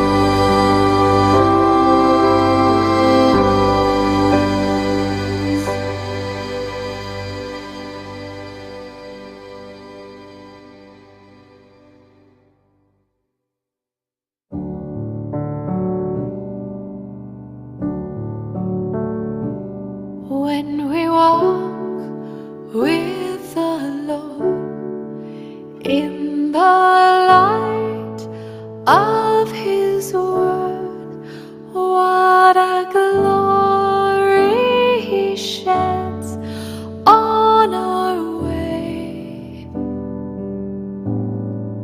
While we do His good will, He abides with us still, and with all who will trust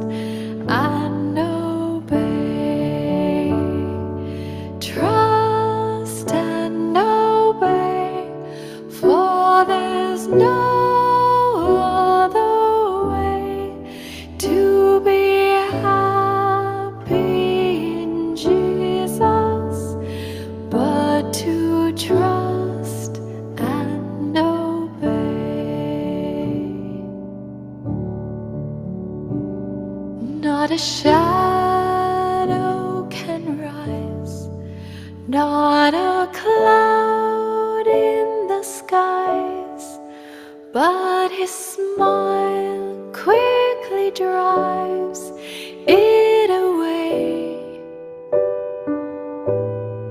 Not a doubt nor a fear, not a sigh nor a tear can abide while we trust and obey.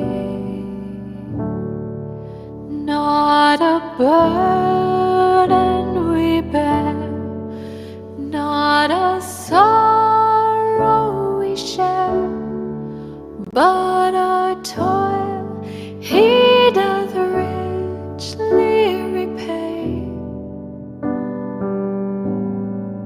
Not a grief nor a loss, not a frown nor a cross, but is blessed if we trust and obey. Trust and obey, for there's no other way to be happy in Jesus but to trust and obey.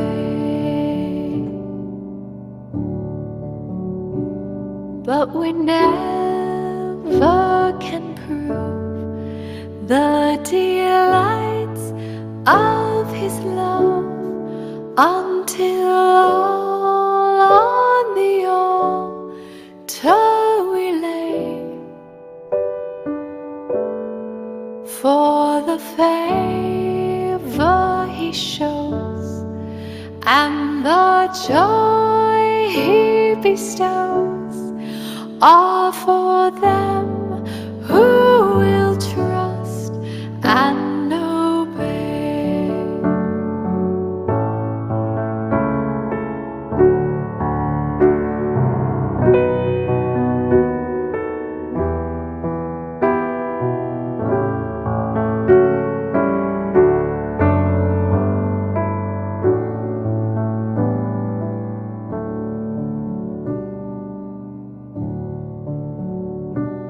Then in fellowship sweet we shall sit at his feet, or we'll walk by his side in the way.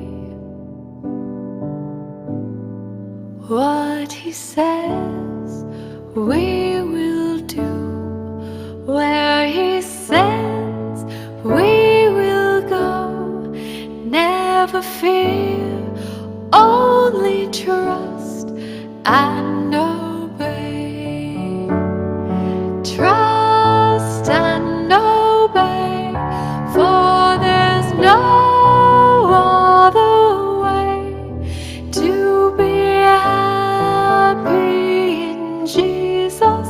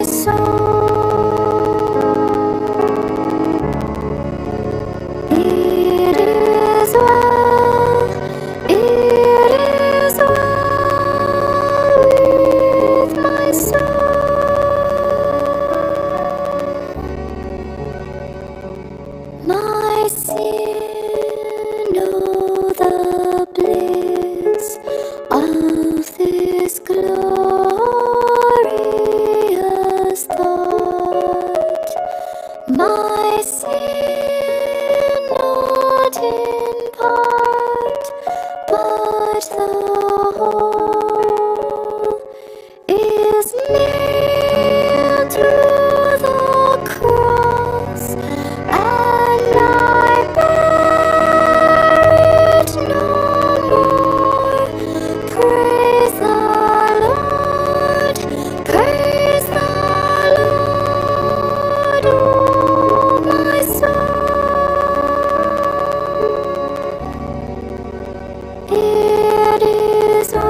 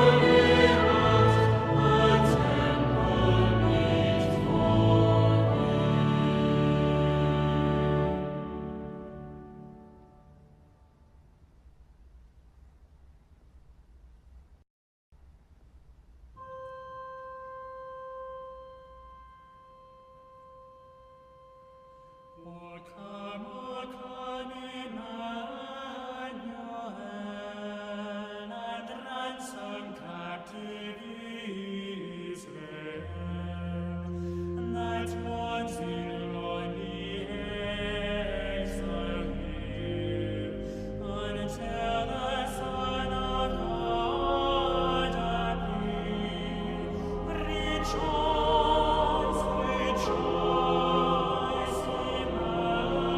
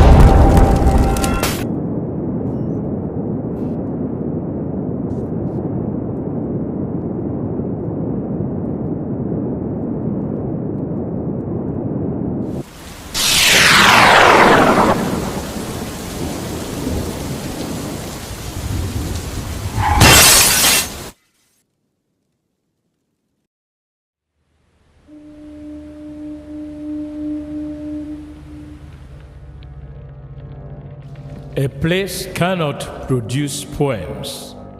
It can only not prevent them.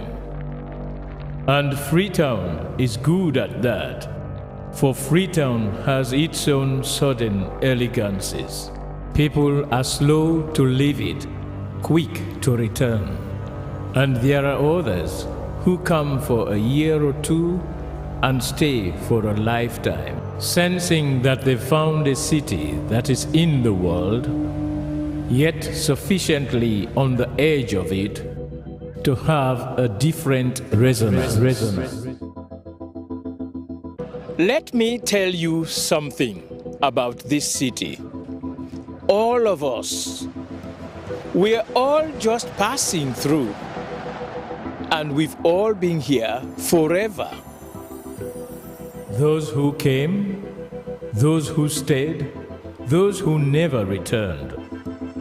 Tides turn, seasons change, we've waited and we've watched. But we've always been here. We've always listened, because there is a different resonance here. It comes from the river, and the land, and the sky. It's our place, all of us. This city belongs to everyone. And you know when it's your time. And it's our time. Listen, we are Freetown. The golden rules of Freetown. Don't pretend you're something that you're not. Don't go thinking you're better than anyone else, or that anyone else is better than you. Don't shout about it. Get on with it. We are Freetown. Freetown. Freetown. Yeah.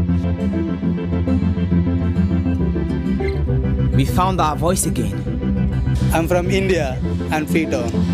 I'm from China and Freetown. I'm from the UK and Freetown. I am from Nigeria and Freetown.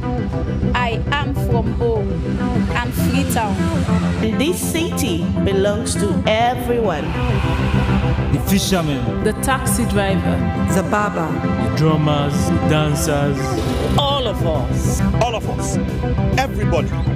We are Freetown. The past is ours. The future is ours. It's our time again. And this city belongs to everyone. The playwright. The greengrocer. The teacher. The dog. This space is ours. This light is ours. The beaches are ours. The rivers now we own. The roads are ours. The bridges now we own. We are Freetown. We are all visitors and we've all been here forever. We've got the mightiest river. And the biggest sky. And there's a resonance again. Freetown. Freetown. We are proud of this place.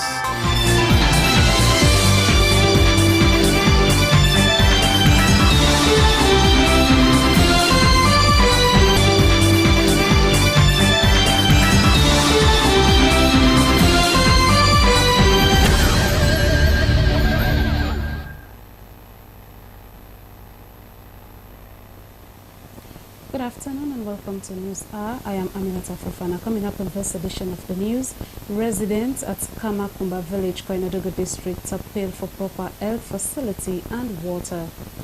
The security sector destroys thousands of illegal drug substances. And EDSA Sierra Leone Director General says measures have been taken to restore normal electricity. Now, these stories and more in the next 1 hour. Stay with us.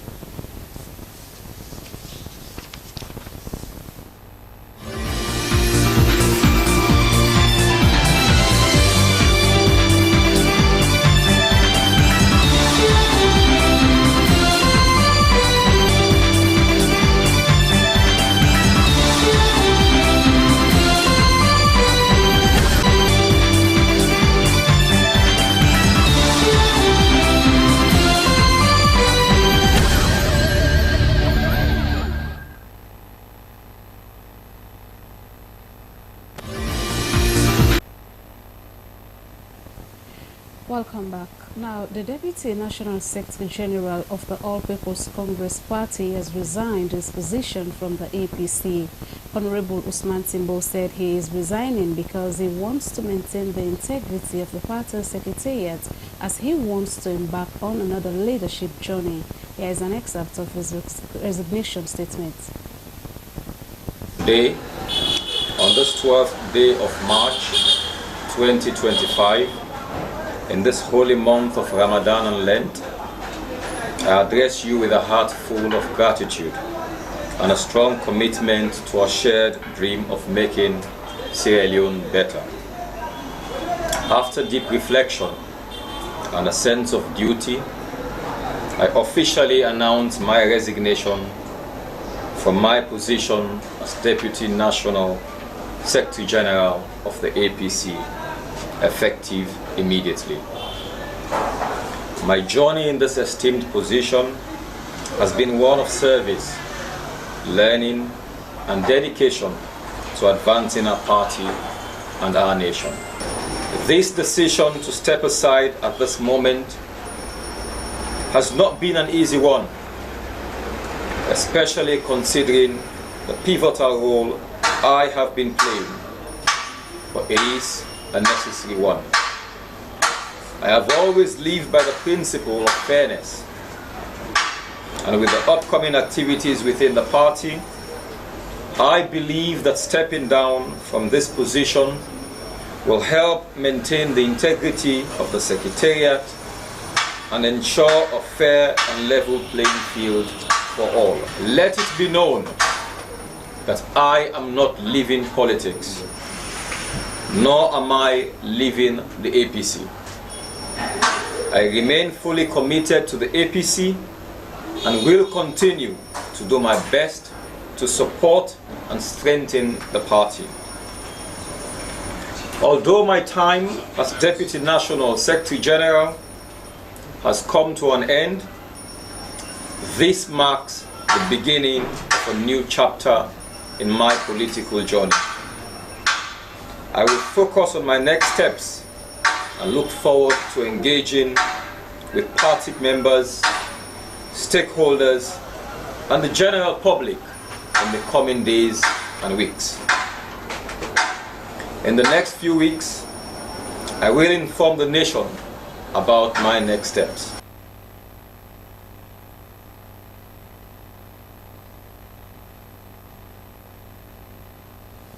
That was Honorable Timbo resigning his position there as Deputy National Secretary General.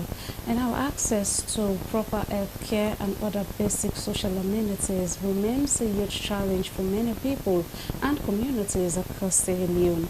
And it is especially difficult for rural communities where poverty sometimes even compounds the problem.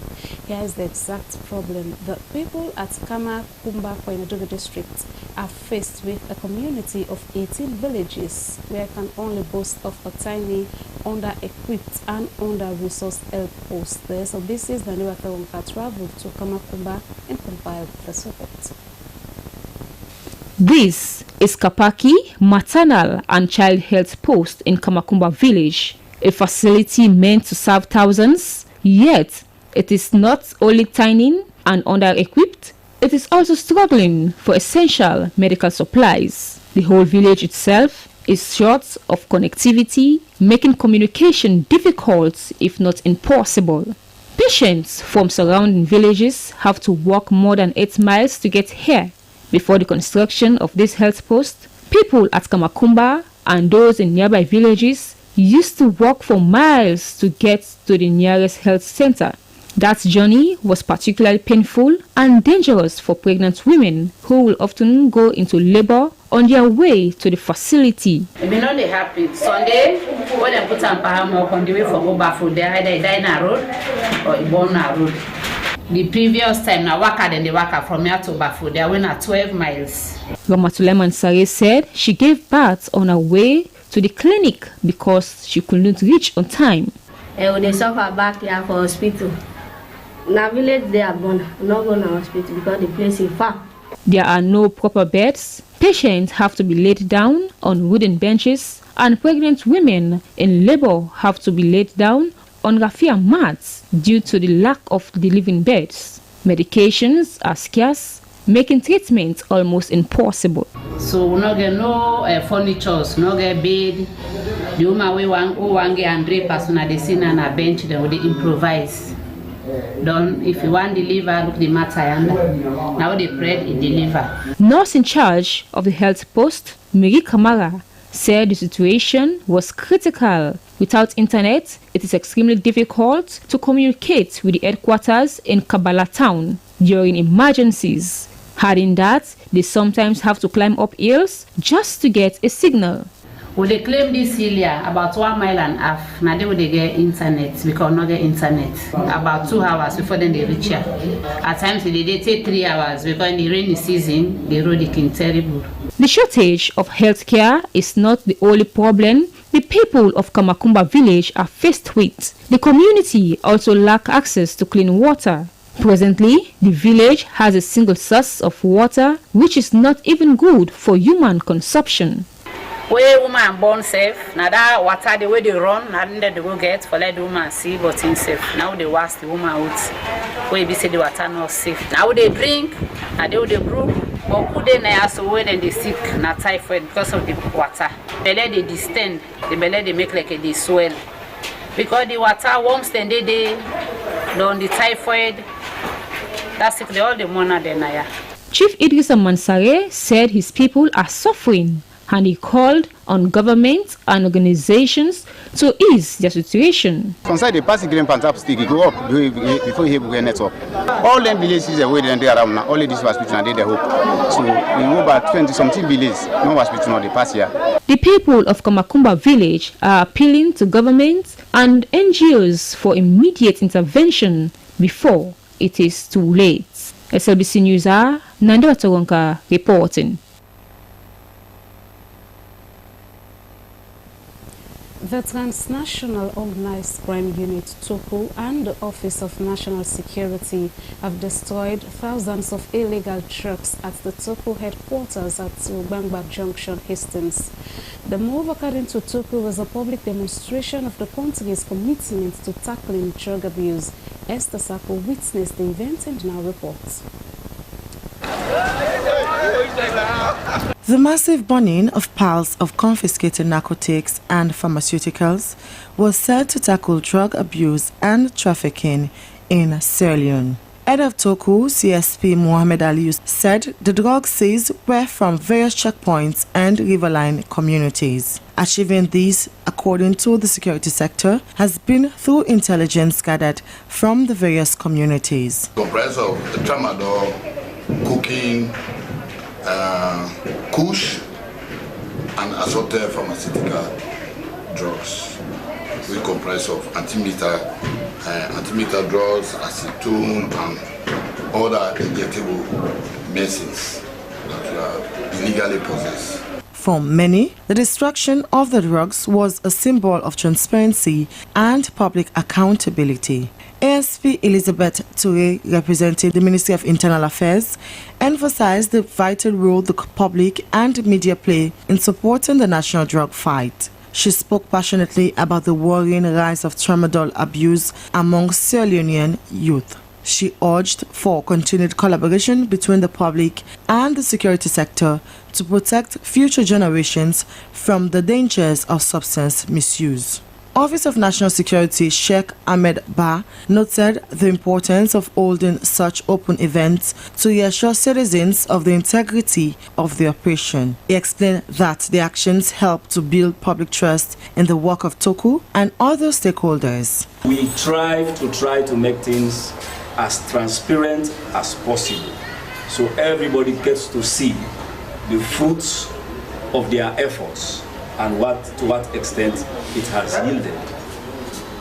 We are going to bring all the exhibits out of the stores where they are openly with the full coverage by the media.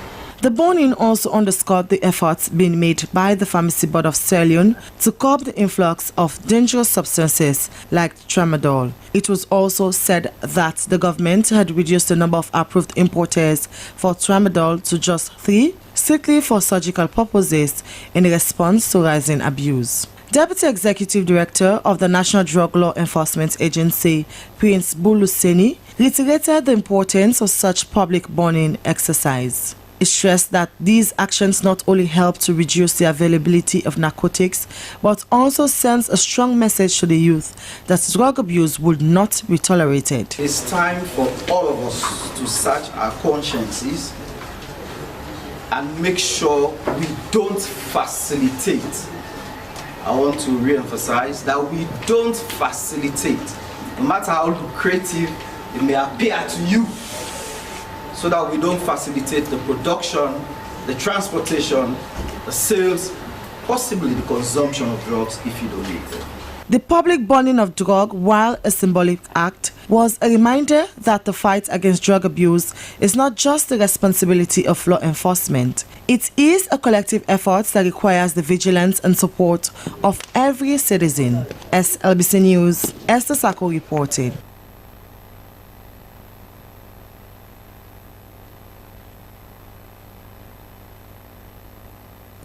The Director General, Electricity Distribution and Supply Authority, EDSA, has told the Slbc that measures are being taken to restore normal power supply as soon as possible.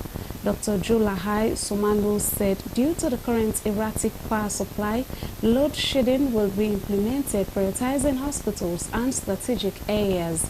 He assured that no customer would go without electricity for more than 3 days. Load shedding is not really new to EDSA operations, right? We normally engage in load shedding when there is a deficit between what is demanded by our customers and what's available to us. And unfortunately for now, the demand for power, in particular in Freetown, far outweighs what's available for us to supply.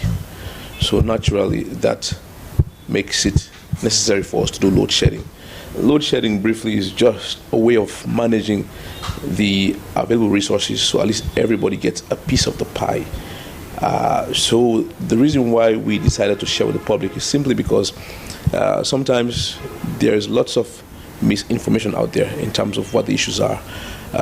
We believe that by bringing the public along, letting the public know what the issues are and what areas may be affected by load shedding and the duration, that will also help the public inform us when there are challenges. So the main idea here is to bring the public along the journey so we can all share in what the challenges are at EDSA, and hopefully by getting feedback from the public we can make the services better for the people of Sierra Leone. We have received both good and not so good comments from the general public, but as an institution we are taking that in good strides. We are reviewing all of the comments and we are trying to see how we can enhance and improve on future publications of our load shedding plans. And bear in mind, load shedding is not static, right? It's going to be a fluid process. As the available power to us increases, that's going to affect the areas that will be affected by load shedding. It will also affect the duration of the shedding period. So my appeal to the public is to take this information in good faith, try to understand what it means, and the main idea here is to bring the public along so they can tell us what is going on in their areas, and we can then in turn take that information and make the services better. You bet there's going to be improvement. I mean, if we're going to be fair with ourselves, if you compare where we are today to where we were 6 years ago, we have done significantly better in terms of improving electricity. Access rates have gone up to over 35% now. Our peak demand in 2018 was about 54 megawatts. Peak demand now is way over 75 today, and even that's suppressed.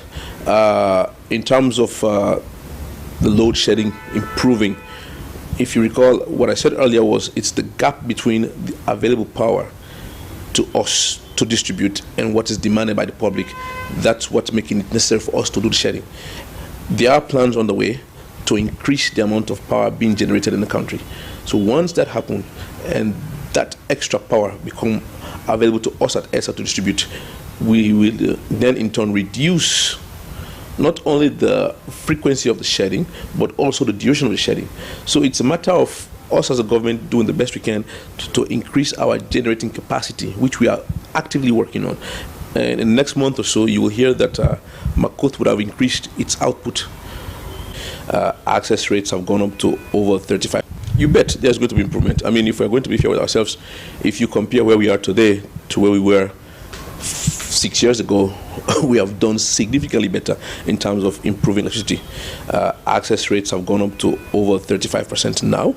Our peak demand in 2018 was about 54 megawatts.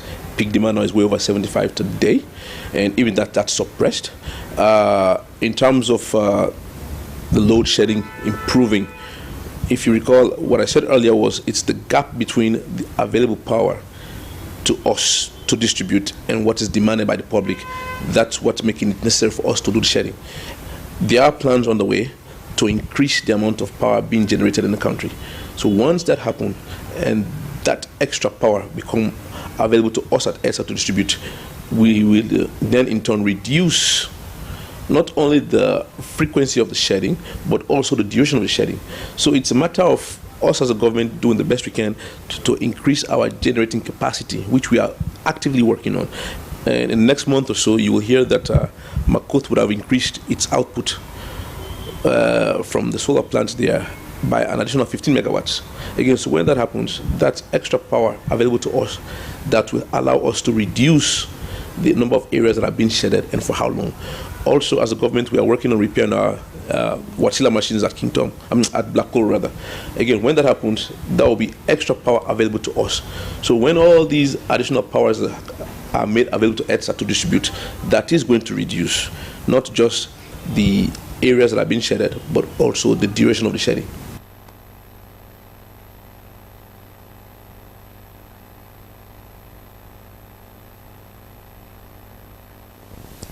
That was Dr. Jola Haisomano, Director General of the Electricity Distribution and Supply Authority, ETSA. Sorry. Now, overcrowding remains a dire situation in Sierra Leone's correctional centers. Many of the country's prisons are brimming with inmates far beyond their normal capacities. However, as part of his efforts to ensure efficient access to justice, the Chief Justice has pledged to decongest the Bo correctional centers. Justice Combat Commander made the pledge during a brief stopover at the Southern City's correctional centers after commissioning the first sexual offense model court in that part of the country. Suri Kamara traveled with the Chief Justice and compiled this report. Yes, I just came in now to see the capacity, to see what's the capacity and the number of people in there. Built for little over 80 inmates, the male correctional center in Bo is currently holding over 200 detainees, including convicts and those on remand. So remand? Yeah. It's 25. Yeah. They are appearing in the magistrate court. Yeah. When we say trial, they are the high court. Okay. This is the trial. 100. Yeah. 100. Okay. During his brief stopover at both the male and female correctional centers, the Chief Justice told inmates that there were ongoing efforts to decongest correctional centers across the country. Justice Combat Commander said he was working with judges and magistrates to making sure that the wrong people were not left languishing in prisons across the country. During his interaction with inmates, the Chief Justice was dismayed that the vast majority of the prison population in Bo is young people. He assured speedy trials of all those whose cases were pending in both the magistrates and high courts. We have to try again for letting the matter them go quick. Yeah. You know, the judge, I don't tell him. The magistrate himself no say from now cases and go fast. Because you know, for again, let person they didn't prison. Sometimes you know they will go court. Always go court. Then they adjourn them, bring come back. Now they don't find at all.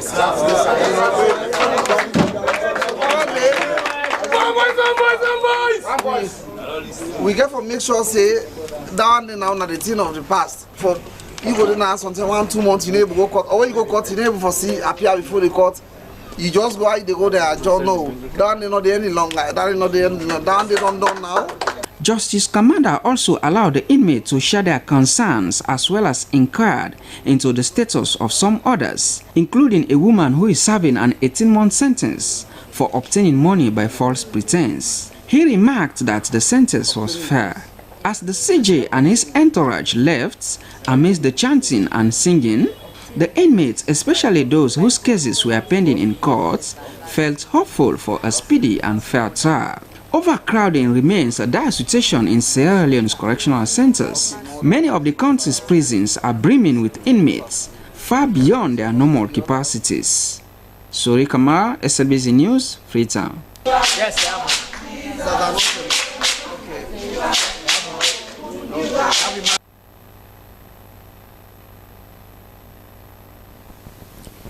Parliament has enacted the Counter-Terrorism Act 2024. The legislation provides for the establishment of a National Counter-Terrorism Coordination Committee and other terrorism-related matters. Our parliamentary correspondent, Dennis Fraser, reports. I report that the bill entitled the Counter-Terrorism Act 2024, having gone through the committee of the whole House, with amendments. The scene depicted Deputy Minister of Justice, Sabtu Elizabeth Sako, while reporting to the House through Mr. Speaker for the bill entitled the Counter-Terrorism Act 2024, having gone through the committee of the whole House, with amendments made and read for the third time and passed into law. It is an act to provide for the establishment of a National Counter-Terrorism Coordination Committee, to provide for offenses of terrorism and terrorism-related matters, to provide for enforcement measures of terrorist funds and other assets, to provide for the prohibition of financial support to terrorists, and also to provide for other related matters. The Deputy Leader of the Opposition, Honorable Daniel Brahma Kuruma, said its provisions do not target dissenting voices. He added that there were exceptions in the legislation relating to the definition of Terrorism Act, noting that in any provisions in the law, it shall not be considered as terrorist act if an act is the result of advocacy, protest, dissent, or industrial action. An act described in paragraphs A to H is the result of 1. Advocacy, 2. Protest, 3. Dissent, 4. Industrial action. And then there is a provision. The provision says, provided that a political, philosophical, ideological, racial, ethnic, religious, or any similar motive shall not be considered for any reason, including for the purpose of prosecution or extradition, to be a justifiable defense in respect of any offense of which the definition of Terrorist Act forms an integral part. This was further reinforced by the Leader of the Opposition, Honorable Abdul Kagbo, who later addressed members of the press gallery, citing that with the necessary exceptions put forward in the exemption clause, they were confident that these were sufficient safeguards. And as Parliament, we not go to pass this law if we not get the exemptions, because we need to get safeguards, so that then laws there they're not going to use them, arbitrarily for against the opposition. And as God could have it, then self-listen. Although the controversial Counter-Terrorism Act 2024, which had generated much attention from the public and many fears might threaten the fundamental civil rights of citizens, could criminalize free speech or labeling dissent as terrorism, but according to both the chairman of the Legislative Committee, Honorable Abdul Sulaiman Mari Conte, and the Leader of Government Business, Honorable Matthew Sanyuma, in consultation with the other side of the House, modifications were made in tandem with other West African models on counter-terrorism regulations and in consultation with the opposition. Meanwhile, the Minister of Local Government and Community Affairs, Tamba Lamina, has tabled the Freetown City Council Solid and Liquid Waste Collection Bylaws 2024.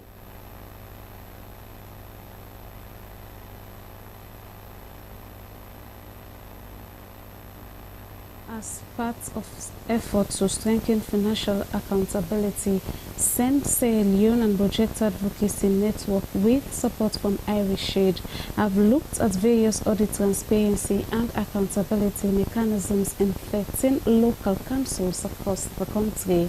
The survey identified transparency and accountability issues with proposed actions to address them in a position paper. Ibrahim Samura reports.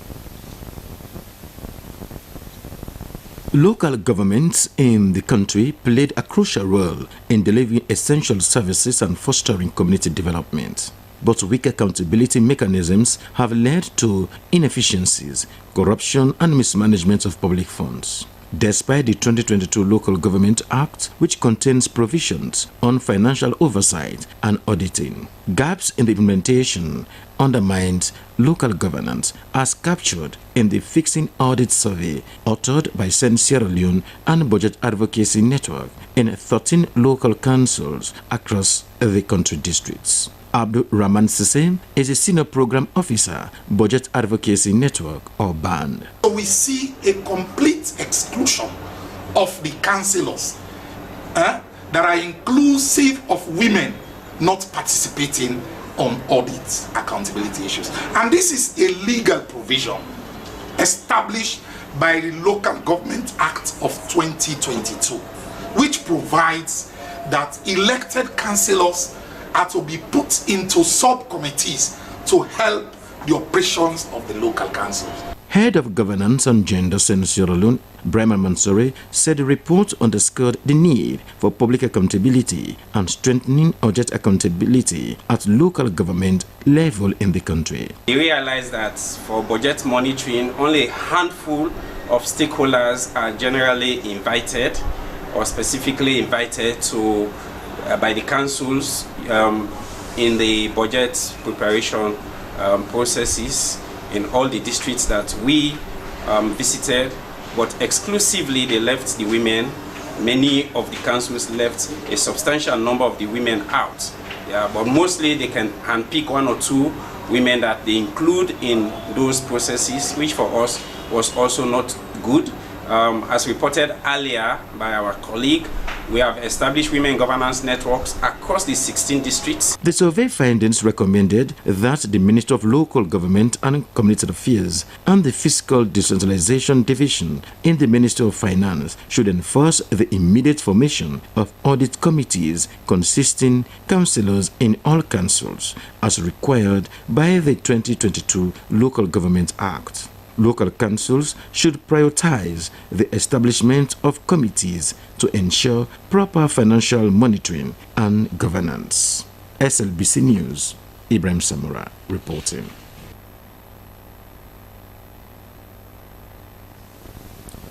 The NGO Action Aid Sierra Leone has presented its 2025 budget and annual plans to the Ministry of Planning and Economic Development and to its donor partners at an open information presentation ceremony held in Freetown.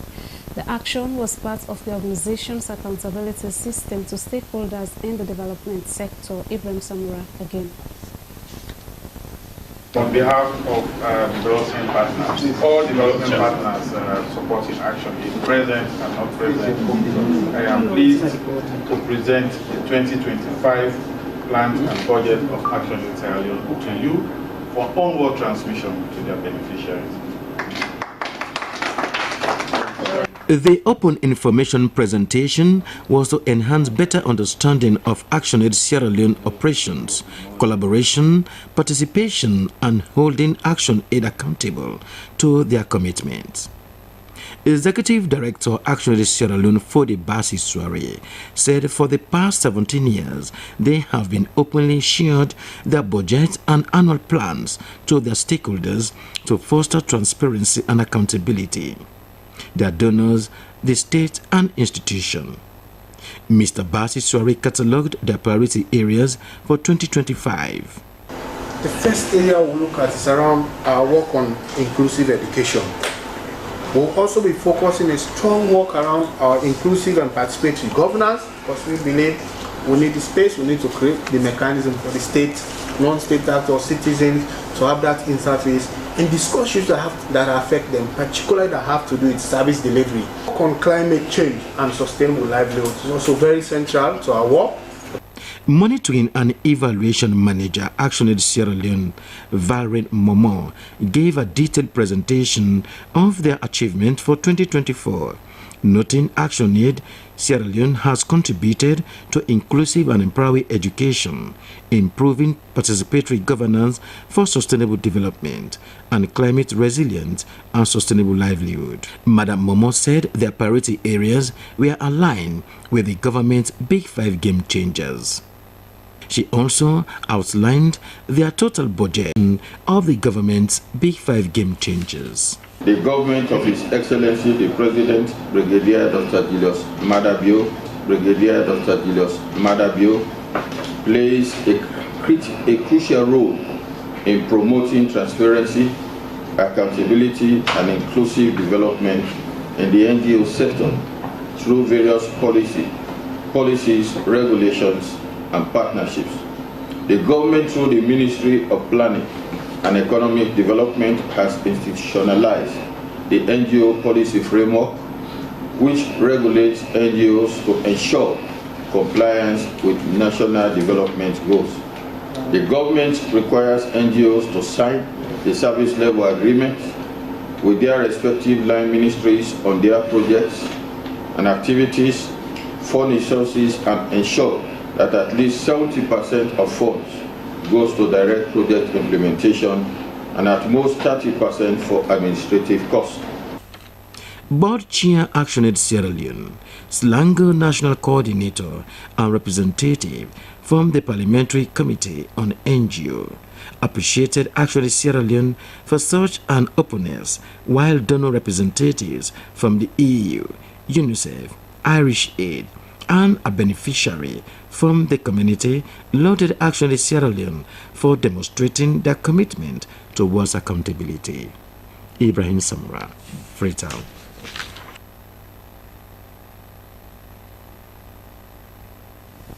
Mercy Ships has ended a day media briefing to showcase its ongoing medical mission in Sierra Leone. Since arriving in August 2023, the floating hospital has provided vital surgical interventions and care to numerous Sierra Leoneans. Abdul Kabir was at the briefing for the Slbc International Reports. The one-day media briefing was focused on the ship's surgical operations and patients' care. Country Director of Mercy Ships, Sandra Lako, emphasized their dedication to improving the health and well-being of the people of Sierra Leone. She stressed that they were committed to making a tangible difference through their medical expertise and compassionate care. We do plastic reconstructive surgery, and a lot of that is around people who have had burn injuries and then are not have a lot of scar tissue and maybe cannot straighten their limb, and so surgery is done to help release that to increase the function of the limb. We do orthopedic surgery to straighten children's legs. We do eye surgery, and that's primarily cataract surgery. And then we also do general surgery, and that's both for adults and for children. Beyond surgery, Mercy Ships is investing in Sierra Leone's long-term health care. Education, Training and Advocacy Director Susan Thomas highlighted their effort in training local medical practitioners, which includes intensive 2 to 6 weeks programs using the ship's Advanced Simulation Center. She noted that their goal was to empower Sierra Leonean medical professionals with the needed skills for sustainable healthcare solutions. We have nearly 300 day crew that are from Sierra Leone that have given their time and attention to come and serve with us here, and we couldn't do it without those people because we cannot house everybody that we need on the ship to be able to help run the ship in order to do our surgeries. A tour led by the hospital director provided insight into the ship's daily operations. She showcased the specialized surgical wards where patients and their siblings are accommodated. Nurses and other healthcare professionals, they might learn new technical skills, but they also learn a lot about other skills that are important, such as communication skills, team working skills, thinking about providing education for patients. So when we evaluate at the end of a placement, this is the sort of feedback we get from our Sierra Leonean colleagues. Captain Ian Lawrence shared his positive experience, noting the warm reception from the Sierra Leonean people. That also included the processing unit where staff discussed their critical role in maintaining hygiene and safety. In a significant development, it was announced that the hospital ship Global Mercy will remain in Sierra Leone until June 2026. Abdul Kabia, SLBC News, Freetown.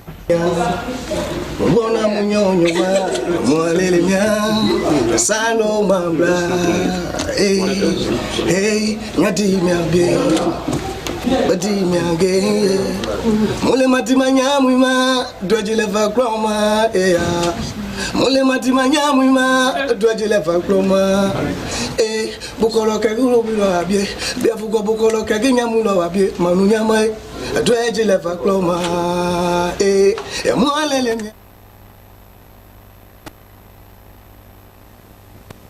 Mabaft village is one of the deprived communities in the Western Area rural districts, inhabited by persons living with disability. Most of the people in that community sleep in makeshift structures and find it difficult to get their basic amenities. During the International Women's Day, the Education and Development for Special Needs Children Sierra Leone traveled to the village alongside the Slbc Sulaiman Babature. I want to tell you this. Picking in disability where it gets no means say it come bad. This is Mabaft community, a village located in the Western Area Rural District. Some of its inhabitants are people living with disability occupying the camp in the village, though they work hard to make ends meet. These people still struggle due to lack of basic amenities like safe drinking water, health care, and secondary school, among others. Khadija Ruth Kagbo, a parent and founder of Voice of Women Network, called on government to invest in special needs schools and train teachers. He pledged her organization's support to see women and children living with disability are provided and cared for.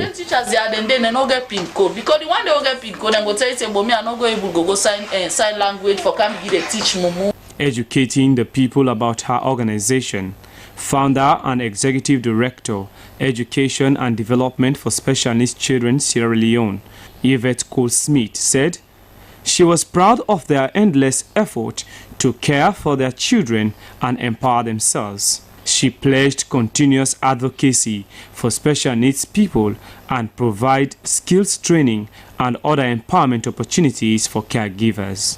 Operations Manager, One Family People, Samuel P.O.V. Macaulay, applauded Education and Development for Special Needs Children Sierra Leone for such a humanitarian move. Mr. Macaulay promised to help the community with learning and teaching materials.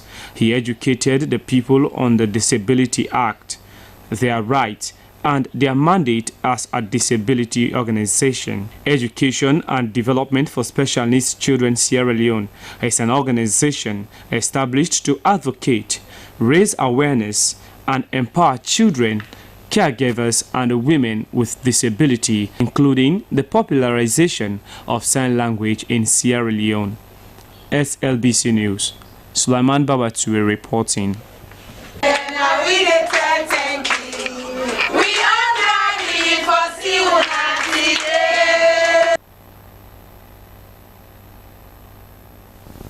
In adherence to one of the 5 pillars of Islam in the early month of Ramadan, which is Zakat or almsgiving, a humanitarian organization named Ishan Foundation in partnership with Hidayah Million Meals Project has embarked on a Ramadan food distribution exercise. The food distribution exercise was aimed at targeting 1 million people, both Muslims and non-Muslims. Emmanuel Samura has more details. In a store where over 1,000 bags of rice, gallons of edible oil and sugar to be distributed to people across the country. The gift from Isan Foundation and Idaya Million Meals Project is meant to target about 1 million vulnerable individuals, both Muslims and non-Muslims across the country. Some of the beneficiaries in the eastern part of Freetown commended the donors for the food, which they say would go a long way in ameliorating their food constraint, especially at a time when securing a single meal is a serious challenge in the country. This year Ramadan, Imona, but with this gesture we don't get, as persons living with disability, the Kenema we waiting Mona, we say Alhamdulillah. I would tell Allah thank you. Allah subhanahu wa ta'ala, we bless their family, they send this goodness out for, we're glad so much. So we appreciate for the good thing we don't get. Admin and field correspondent officer of Ishan Foundation, Mohamed Lamin Kabia, said the gesture was not just in adherence to giving alms during the month of Ramadan, but is part of their commitment to help their fellow countrymen in times of need. We respond rapidly to natural disaster outbreaks. We feed the poor, as you can see them all over the place, handicapped, orphans. As I can tell you, we have up to 6 orphanages. Interim Programs Manager of Isan Foundation, Sohi Ibrahim Kanu, said the organization has been around since after the war and they have been supporting vulnerable groups in diverse ways.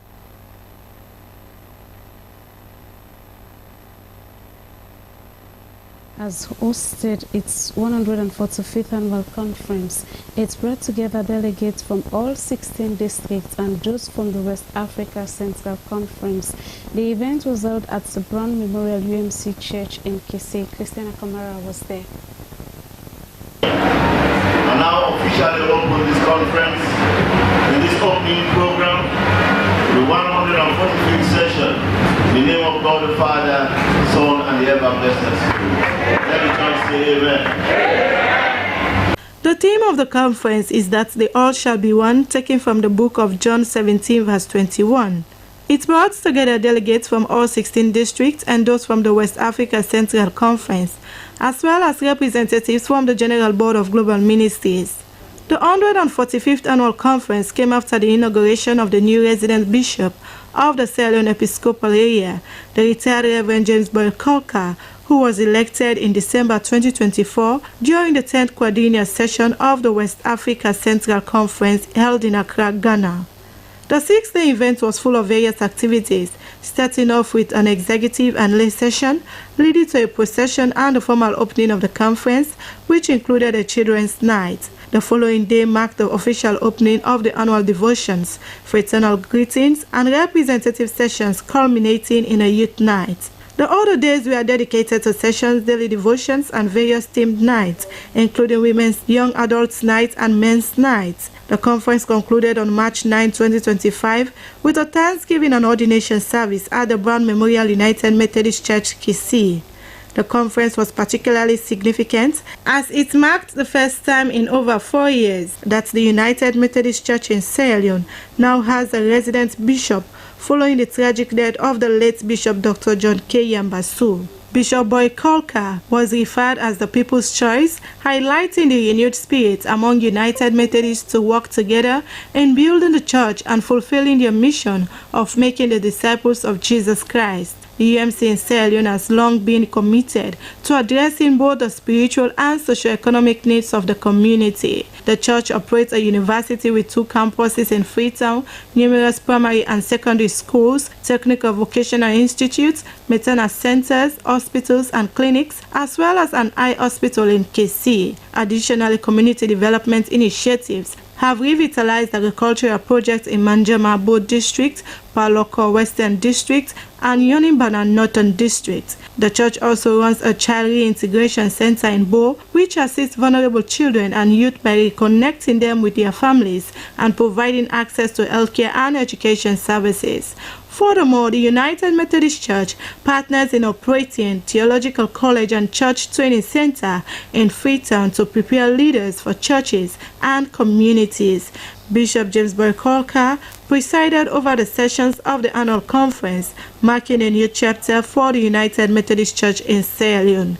SLBC News in Freetown, Christiana Kamara reporting.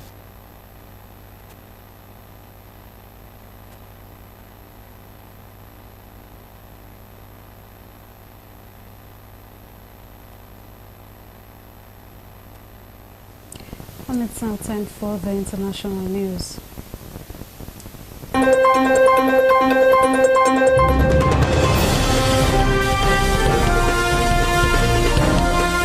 It's a very pleasant welcome to the International News Summary on News Hour for this hour. In this edition, 3 men have been killed in the Moscow region, in which is described as the largest drone attack in the Russia capital since the start of the full-scale war in Ukraine. A further 18 people, including 3 children, were injured, health officials told Russian media. Officials said all 3 men who died had been working at a distribution center when it was hit by drone debris in the village of Yam near Domodivogo airport. The Russian Defense Ministry said 337 drones were intercepted over Russia and 91 of them were shot down over Moscow region. The 3 men who died were aged 38, 43 and 50. One was working as a security guard, while the other 2 had just begun their shift at the Marathon Agricultural Distribution Center when it hit by a drone on Tuesday, according to the Moscow Regional Governor Andriy Vorovos. Moscow Mayor Sergei Sobyanin said 7 apartments were damaged in Ramashkoki, and he said it was the most massive drone attack that his region had seen. Armed militants in Pakistanese Balochistan region have attacked a train carrying hundreds of passengers and taken a number of hostages, military sources have told the BBC. The Baloch Liberation Army black fired at the Jaffa Express train as it traveled from Quetta to Peshawar. A statement from the separatist group said it had bombed the track before storming the train in a remote Tibet district. It claimed the train was under its control. Pakistani police told local reporters that at least 3 people, including the train driver, had been injured. Security forces have been sent to the scene, as well as helicopters to try to rescue hostages, police told the BBC. There were reports of intense firing at a train, a Balochistan government spokesperson told the local newspaper Dawn. A senior police officer said it remained stuck just before a tunnel surrounded by mountains, AFP news agency reports. Waters Railway controller Mohammed Kasif told the BBC to 400 to 450 passengers had been booked on the train. Officials have not confirmed how many they think have been taken hostage. Armed Islamists have stormed a hotel in the city of Baladwiya in central Somalia, and a siege is ongoing, police and witnesses have said. The attack by Al-Shabaab began with a car bomb exploding, followed by gunmen entering the hotel, leading to intense clashes with security forces. Police said at least 4 people had been killed, but witnesses told the BBC the death toll has risen to 10, with the security forces still battling the gunmen at the Kwara Hotel. Al-Shabaab, which is affiliated to Al-Qaeda, had been waging a brutal insurgency in Somalia for more than 2 decades. The raid on the hotel took place as politicians, security officials and traditional elders were meeting to discuss plans for an offensive against the group in central Somalia. Beledweyne is about 335 kilometers north of the capital Mogadishu and a strategic location in the campaign against Al-Shabaab. Police officer Ali Mahad said many of those in attendance had been rescued, the AFP News reports. A boat had capsized in southern western Congo and killed 25 people, many of them soccer players, authorities said on Monday. The players were returning from a match in Musi City in Mamabuni province on Sunday night when the vessel capsized on the Kwa River, and Alexis Mputu, the provincial spokesperson. Mputu suggested that the poor visibility at night may have been a factor. Deadly boat accidents are common in the Central African country. Late-night travel on overcrowded vessels are often blamed. Authorities have struggled to enforce maritime regulations. Congo's rivers are a major means of transport for its more than 100 million people, especially in remote areas where infrastructure is poor or non-existent. Hundreds have been killed in boat accidents in recent years as more people abandon the few available roads for wooden vessels packed with passengers and their goods. Well, that's all in the international news. Thank you so much for watching and goodbye.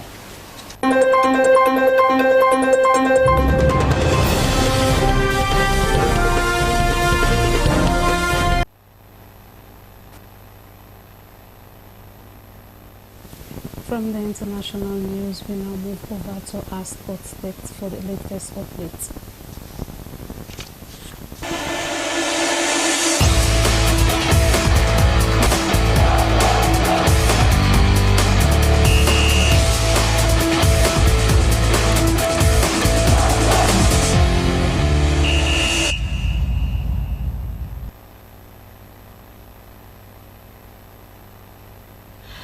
am Francis Bernard with the latest in sports in this edition of the news broadcast live on TV.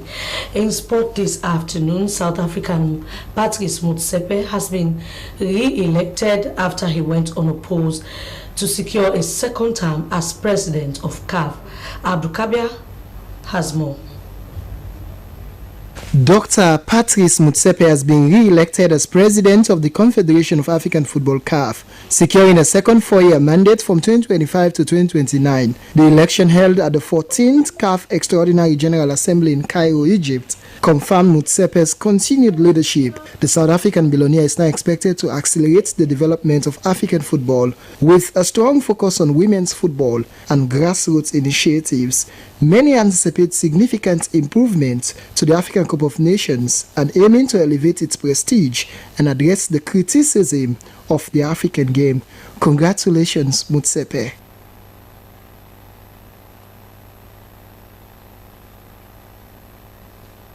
From that, former Sierra Leone Football Association SLFA president Aisha Johansson has failed in her bid for re-elections into the FIFA Council after obtaining the least votes in the elections held earlier today at the Confederation of African Football General Assembly in Cairo. Kanizat Ibrahim from Comoros clinched the seat with 30 votes, outpacing both Lindia Sikera with 13 votes and Aisha Johansson with 7 votes. The outcome marks a major setback for Sierra Leone's Johansson, who had served on FIFA's highest decision-making body since 2021 and was hoping to extend her tenure. Well, that's all we have time for in this edition of Sport Update on News Hour. I am Francis Bernard. Stay tuned for more sport stories in our 9 p.m. bulletin.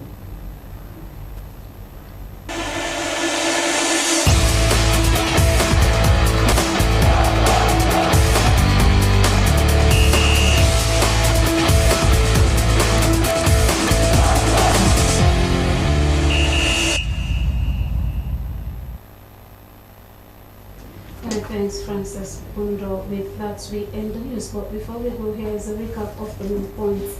Residents at Kamakumba, Koinadogo district have appealed to government and non-governmental organizations for proper healthcare facility and water. The community of 18 villages can only boast of a tiny, under-equipped health post and no good source of drinking water. The Transnational Organized Crime Unit and the Office of National Security have destroyed thousands of illegal trucks at the Toku headquarters at Ubamba Junction in Hastings. And the Director General Electricity Distribution and Supply Authority, Dr. Jola Haisumanu, has said that measures were being taken to restore normal power supply as soon as possible. That's all we can share in this edition of News Hour. I am Aminata Fofana. Thanks for watching. Stay tuned to Voice of the Sea.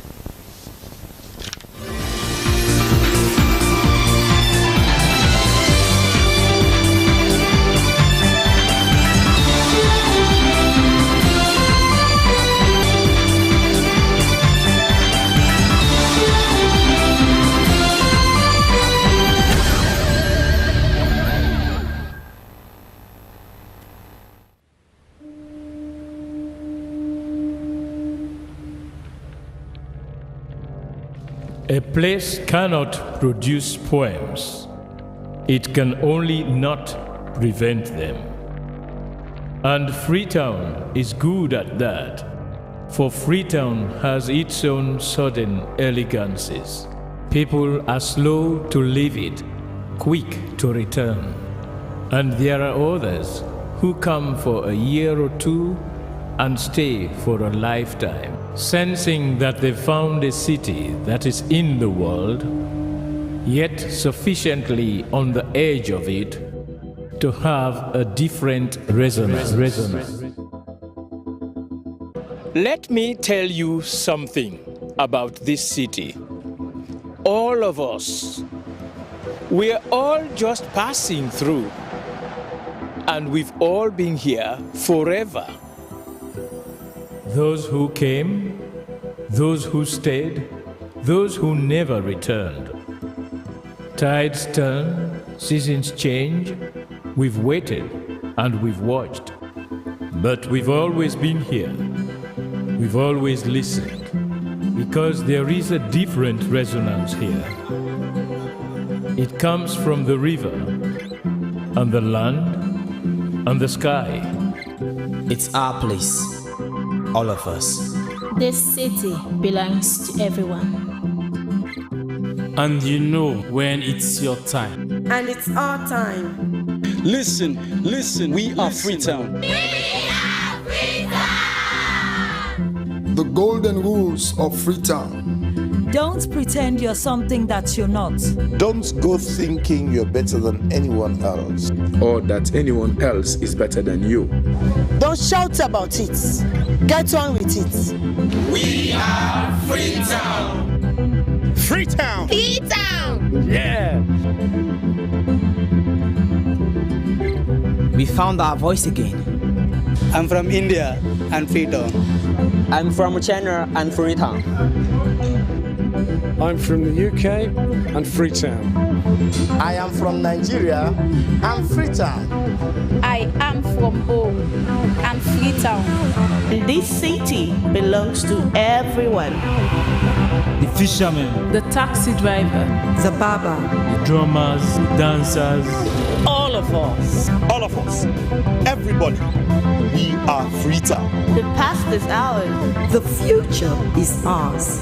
It's our time again. And this city belongs to everyone. The playwright, the greengrocer, The teacher, the dog.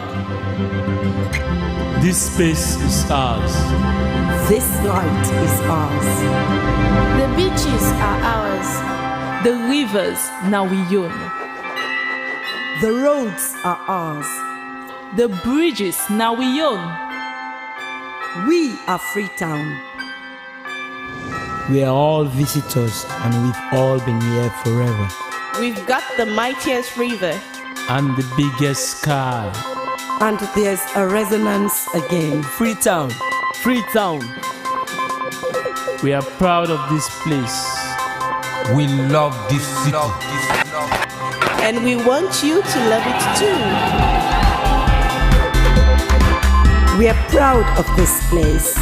Na pass we all dey pass like stranger dem, but we all don dey from there.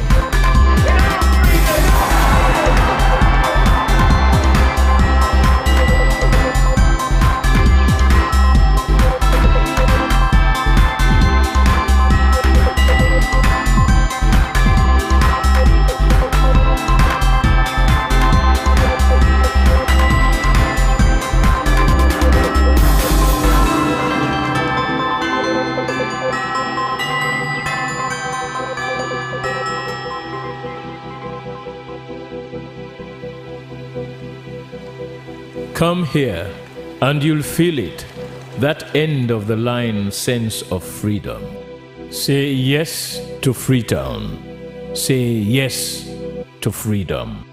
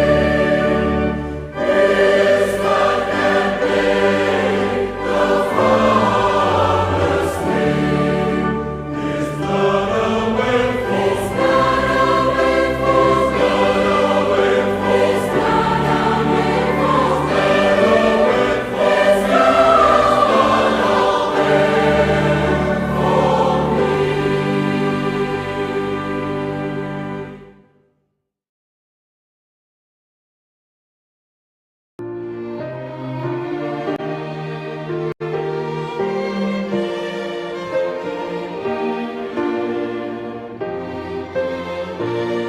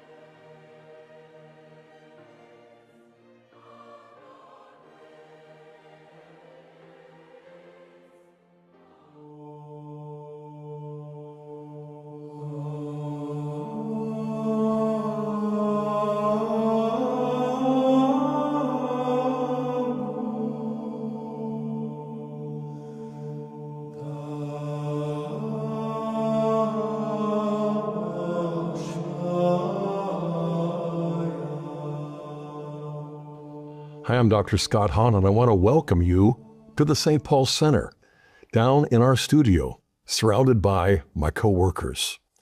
We're going to be spending some time together looking carefully at the 7 last sayings of Christ. Of course, they're scattered through the 4 Gospels, and we should be familiar with them as Catholics, as Christians. At the same time, I think we're aware of the fact that these are inexhaustibly deep, profound, and moving. These 7 last words of our Savior. I also want to introduce you to an 8-week series that we'll be doing together through Lent on these 7 sayings. Why 8 then?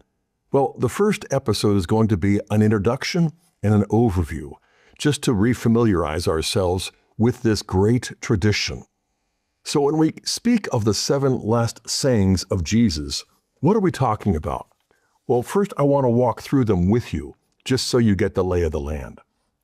First, from Luke 23:34, Father, forgive them, for they know not what they're doing.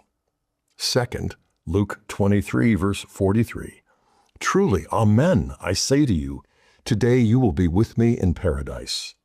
Third, in John 19, verses 26 and 27, behold your son, behold your mother. Fourth, from both Matthew 27:46 and Mark 15:34, my God, why have you forsaken me? Number 5, taken from John 19:28, I thirst. Number 6, from John 19, verse 30, it is finished. And finally, number 7, from Luke 23:46, Father, into your hands I commend my spirit. Now, I think we all recognize the fact that a person's final words prior to his death, or as death approaches, are generally regarded as having deep significance. Oftentimes, they reflect what is on the heart of that one who is dying.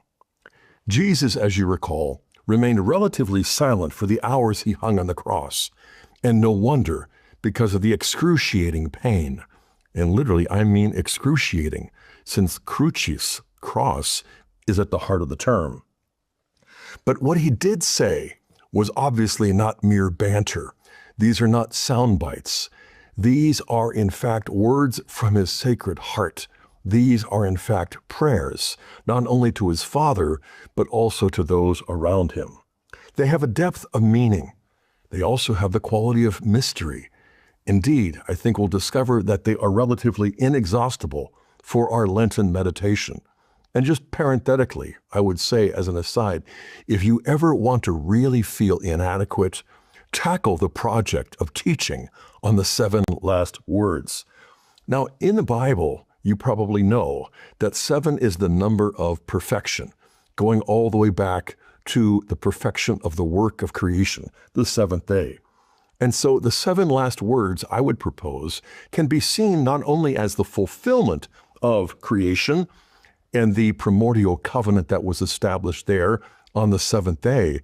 I would also suggest that we're looking now at the 7 last words as what triggers an entirely new creation and what fulfills and ratifies the new covenant. Now, let me just take a step back and look at the tradition that we have as Catholics in our church regarding this meditation, regarding this spiritual exercise. As you might recall, if you're familiar with the Venerable Fulton Sheen, this was a favorite of his, especially at St. Agnes in New York City, where he would preach on Good Friday. And he would preach all the way through all 7 last sayings. He did that for 58 years. Many of those meditations ended up in books. He has at least a dozen books on the 7 last words of Jesus. And it's an interesting thing because he'll compare the 7 last words to the 7 deadly sins, to the 7 petitions of the Our Father, to all sorts of other things as well. And so his successor, you might describe, Monsignor George Rutler, who also then preached on the 7 last words in New York City at St. Agnes, he compares the 7 last words to the 7 wonders of the ancient world, as well as the 7 ages of man. I'm not going to be doing any of that, but I would recommend all of that for your reading, for your own prayerful meditation. But I would say instead what I would do this year, since it is the Jubilee, declared by Pope Francis, 2025, all year. Since the Jubilee is rooted in the number 7 and the principle of the Sabbath, going back to creation, but also to the Exodus and to the 10 Commandments, and even the entrance into the Promised Land and the conquest of Jericho, the 7 days, the 7 trumpets blown on the 7th day, etc. I would like to suggest that these 7 last words of our Savior are ideal for us in the Jubilee to really dive into the freedom that we have as the children of God as a result of not only what Jesus did on the cross, but also what he said. Now, this tradition of ours is rooted in, the last 5 or 6 centuries. You go back to the time of the Reformation and even before, and you'll discover this was already becoming common on Good Friday, but there's evidence to suggest that it was also done throughout Lent. Now, you think of St. Robert Bellarmine, who wrote the meditations that we still have not only in print, but also in translation. And this is really valuable, even though it dates back to 1618. But this Jesuit, this saint, this doctor of the church, really laid the foundation for so much of what has followed since then. In the next century, a devout Catholic composer from Austria, Joseph Haydn, did it again. Only back in 1786, he turned the 7 last words into an orchestral performance. 10 years later, it became a choral performance of the 7 last words. You'll find many other examples of great writers, great thinkers, great composers who take this as a point of departure, who see this as their own inspiration. Now, when we think about those 7 last words, now that I've read them, I want to clarify a few things because those 7 last words of Jesus are not found in one place, not in one gospel. None of them have all of them. And so there's a certain distribution that's not quite even, but you have 3 from Luke. You have 3 from the Gospel of John. Luke has the 1st, 2nd, and 7th saying. John has the 3rd, the 5th, and the 6th. Well, what about Matthew or Mark? Well, the central saying, number 4, my God, why hast thou forsaken me? That is taken from the Gospel of Matthew and Mark, almost identical wording. It's also important to recognize that these are not random. Though we don't have any perfect proof of what the exact sequence is, we do have this pious tradition that basically orders them in the sequence that I read. And so we can see how they're closely bound. They are interconnected. They are mutually illuminating. As I said, they're not just sound bites. They're not just talking points. They're not just banter. No, crucifixion was far too excruciating for that to be the case. And I want to just pause for a moment and reflect with you upon what we know of crucifixion. Now, I would suggest that you read Dr. Pierre Barbet's classic work, A Doctor at Calvary. This French physician was also a surgeon, and it has stood the test of time, even though it's been in print now for decades. But he looks at this from the perspective of an expert medical surgeon. And so you see the depth of the meaning of excruciating. But it's not just modern science and medicine. You will see in antiquity certain figures, you'll hear their voices. So, for example, Seneca said way back in the 1st century, can anyone be found who would prefer wasting away in pain, dying limb by limb, or letting out his life drop by drop? He describes this as long drawn-out agony. You also have another statement from the 1st century Jewish historian Josephus. He said crucifixion is, quite simply, the most wretched of deaths. Origen, back in the 3rd century, described it as utterly vile, the vilest form of death. Quintilian actually describes what people witnessed over the course of decades in the Roman Empire. and that was frequently. They crucified the guilty. The most crowded roads are chosen where most people can see and be moved by this fear. And Cicero encourages his fellow Roman citizens not to even mention crucifixion because Roman citizens were not allowed to be crucified no matter how heinous their crimes were. So crucifixion was sort of invented by the Persians, but perfected by the Romans because it made death the most protracted agony. Crucified victims would sometimes be on the cross, not quite dead yet, for days. And there were no loincloths. And the pain was great, but you didn't lapse into shock. And that was also deliberate. And so how do you die? In the slowest way, gradually drowning in your own body fluids that collect in your stomach. How do you speak? Well, in Jesus' case, the only way he and the two thieves on either side could speak would be by hoisting themselves up on what? The nail driven through their feet. And so this is why I emphasize the fact that these are not throwaway lines that we hear from the lips of our Lord.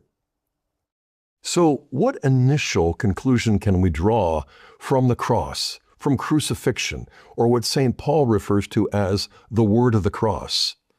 It's unthinkable. It's barbaric. It really does frighten us. And so St. Paul tells the Corinthians in 1 Corinthians 1, verses 18 through 25, "For the word of the cross is folly to those who are perishing, but to us who are being saved it is the power of God."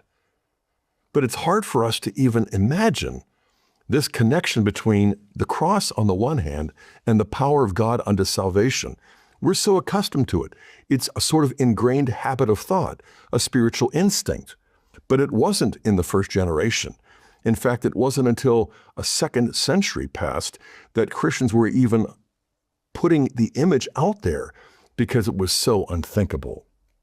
Paul goes on, "Has not God made foolish the wisdom of the world? For Jews demand signs, going back to Moses, who performed 10 of them. Greeks seek wisdom. You think of Sophia, philosophia, the love of wisdom. But we preach Christ crucified, a stumbling block to Jews and foolishness to Gentiles. But to those who are called both Jews and Greeks, Christ the power of God, Christ the wisdom of God.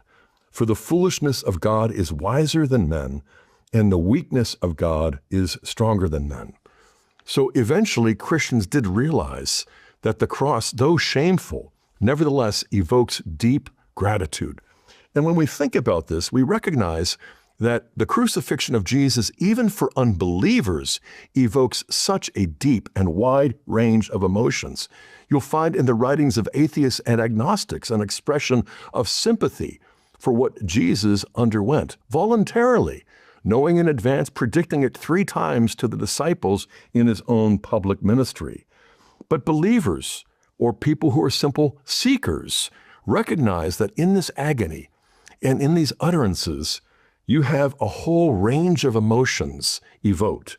Horror, of course, shock, and at the same time, sadness and sorrow. You have a sense of pity and wonder, awe. You also have a sense of shame.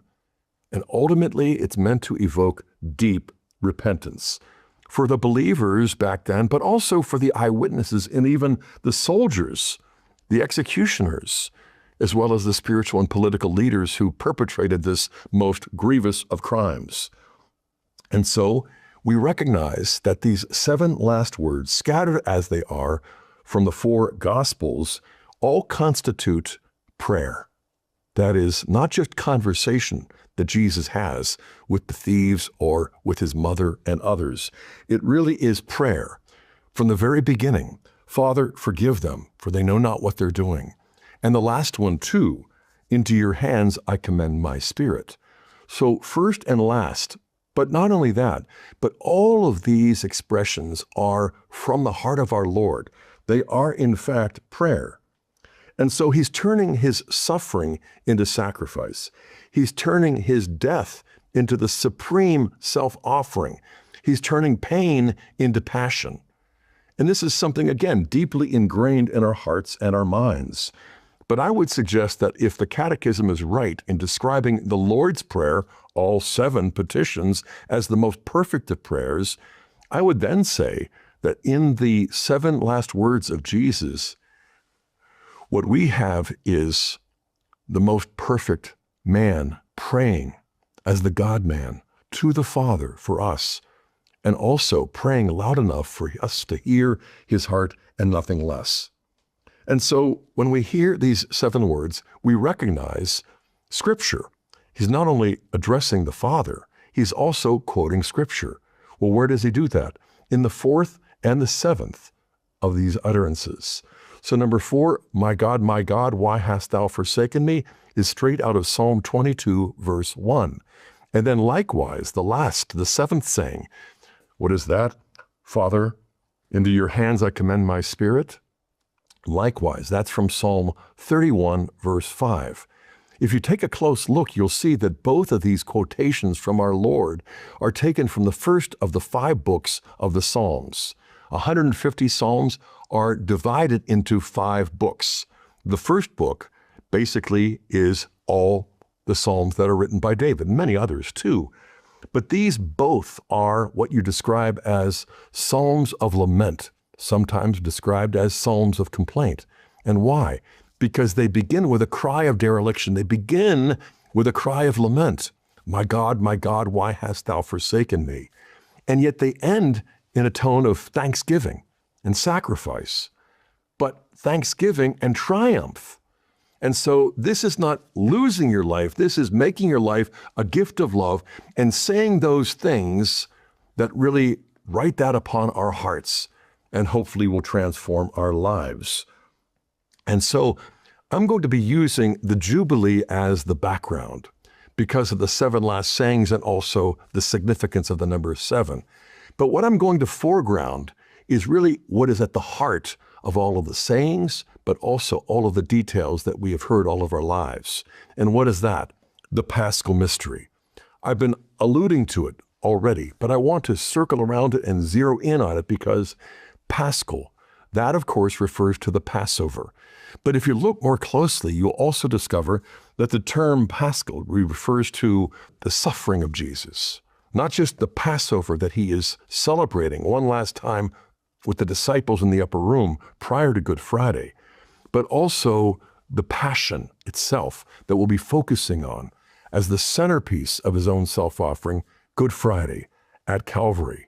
But the third aspect of the Paschal mystery evokes the passage of Israel out of bondage in Egypt into the presence of God at Mount Sinai. And that was just a foreshadowing. The reality of that, of course, is the body of Christ passing from this mortal coil of earthly life through his Son, just God pardoning us, just God pardoning us. It really is something more, and that is a paradisical invitation for us to enter into the presence of God, as we'll see. It's not just our forgiveness, our acquittal. It is nothing less than our adoption. Likewise, we're not just hearing this amazing word from the beloved Son of this merciful Judge. We're hearing the word of the Father as the Son is giving it to us. So I want you to dispel the notion that it is the Son who is merciful, whereas the Father is just and harsh. No, on the cross, you see the beloved Son imaging the Father perfectly. He is not appeasing the wrath of the first person, bearing the anger of the Father in his own body and his own soul. No, what we find is, in effect, the work of our redemption is not done by one of the 3 persons, but all 3, the Father, the Son, and the Holy Spirit. Together they share in this mission that Christ fulfills. And so we see not just a kingdom that will be ushered into, but a family. We'll also see that it's not just the Father who's forgiving us, it's also the Blessed Mother that we are receiving as our own. So while it elicits true sorrow, it should also evoke joy, everlasting joy, not just a human emotion, but the very joy of the God-man, who, for the joy set before him, endured the cross, despising the shame, and thus becomes the pioneer and perfecter of our salvation. Straight out of the book of Hebrews, chapter 12, this is what gives us hope, even in the midst of sorrow. And they're not at cross purposes, no pun intended.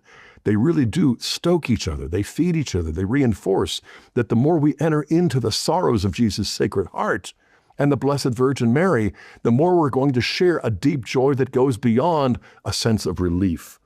And so this is not just justice being exercised by God the Father.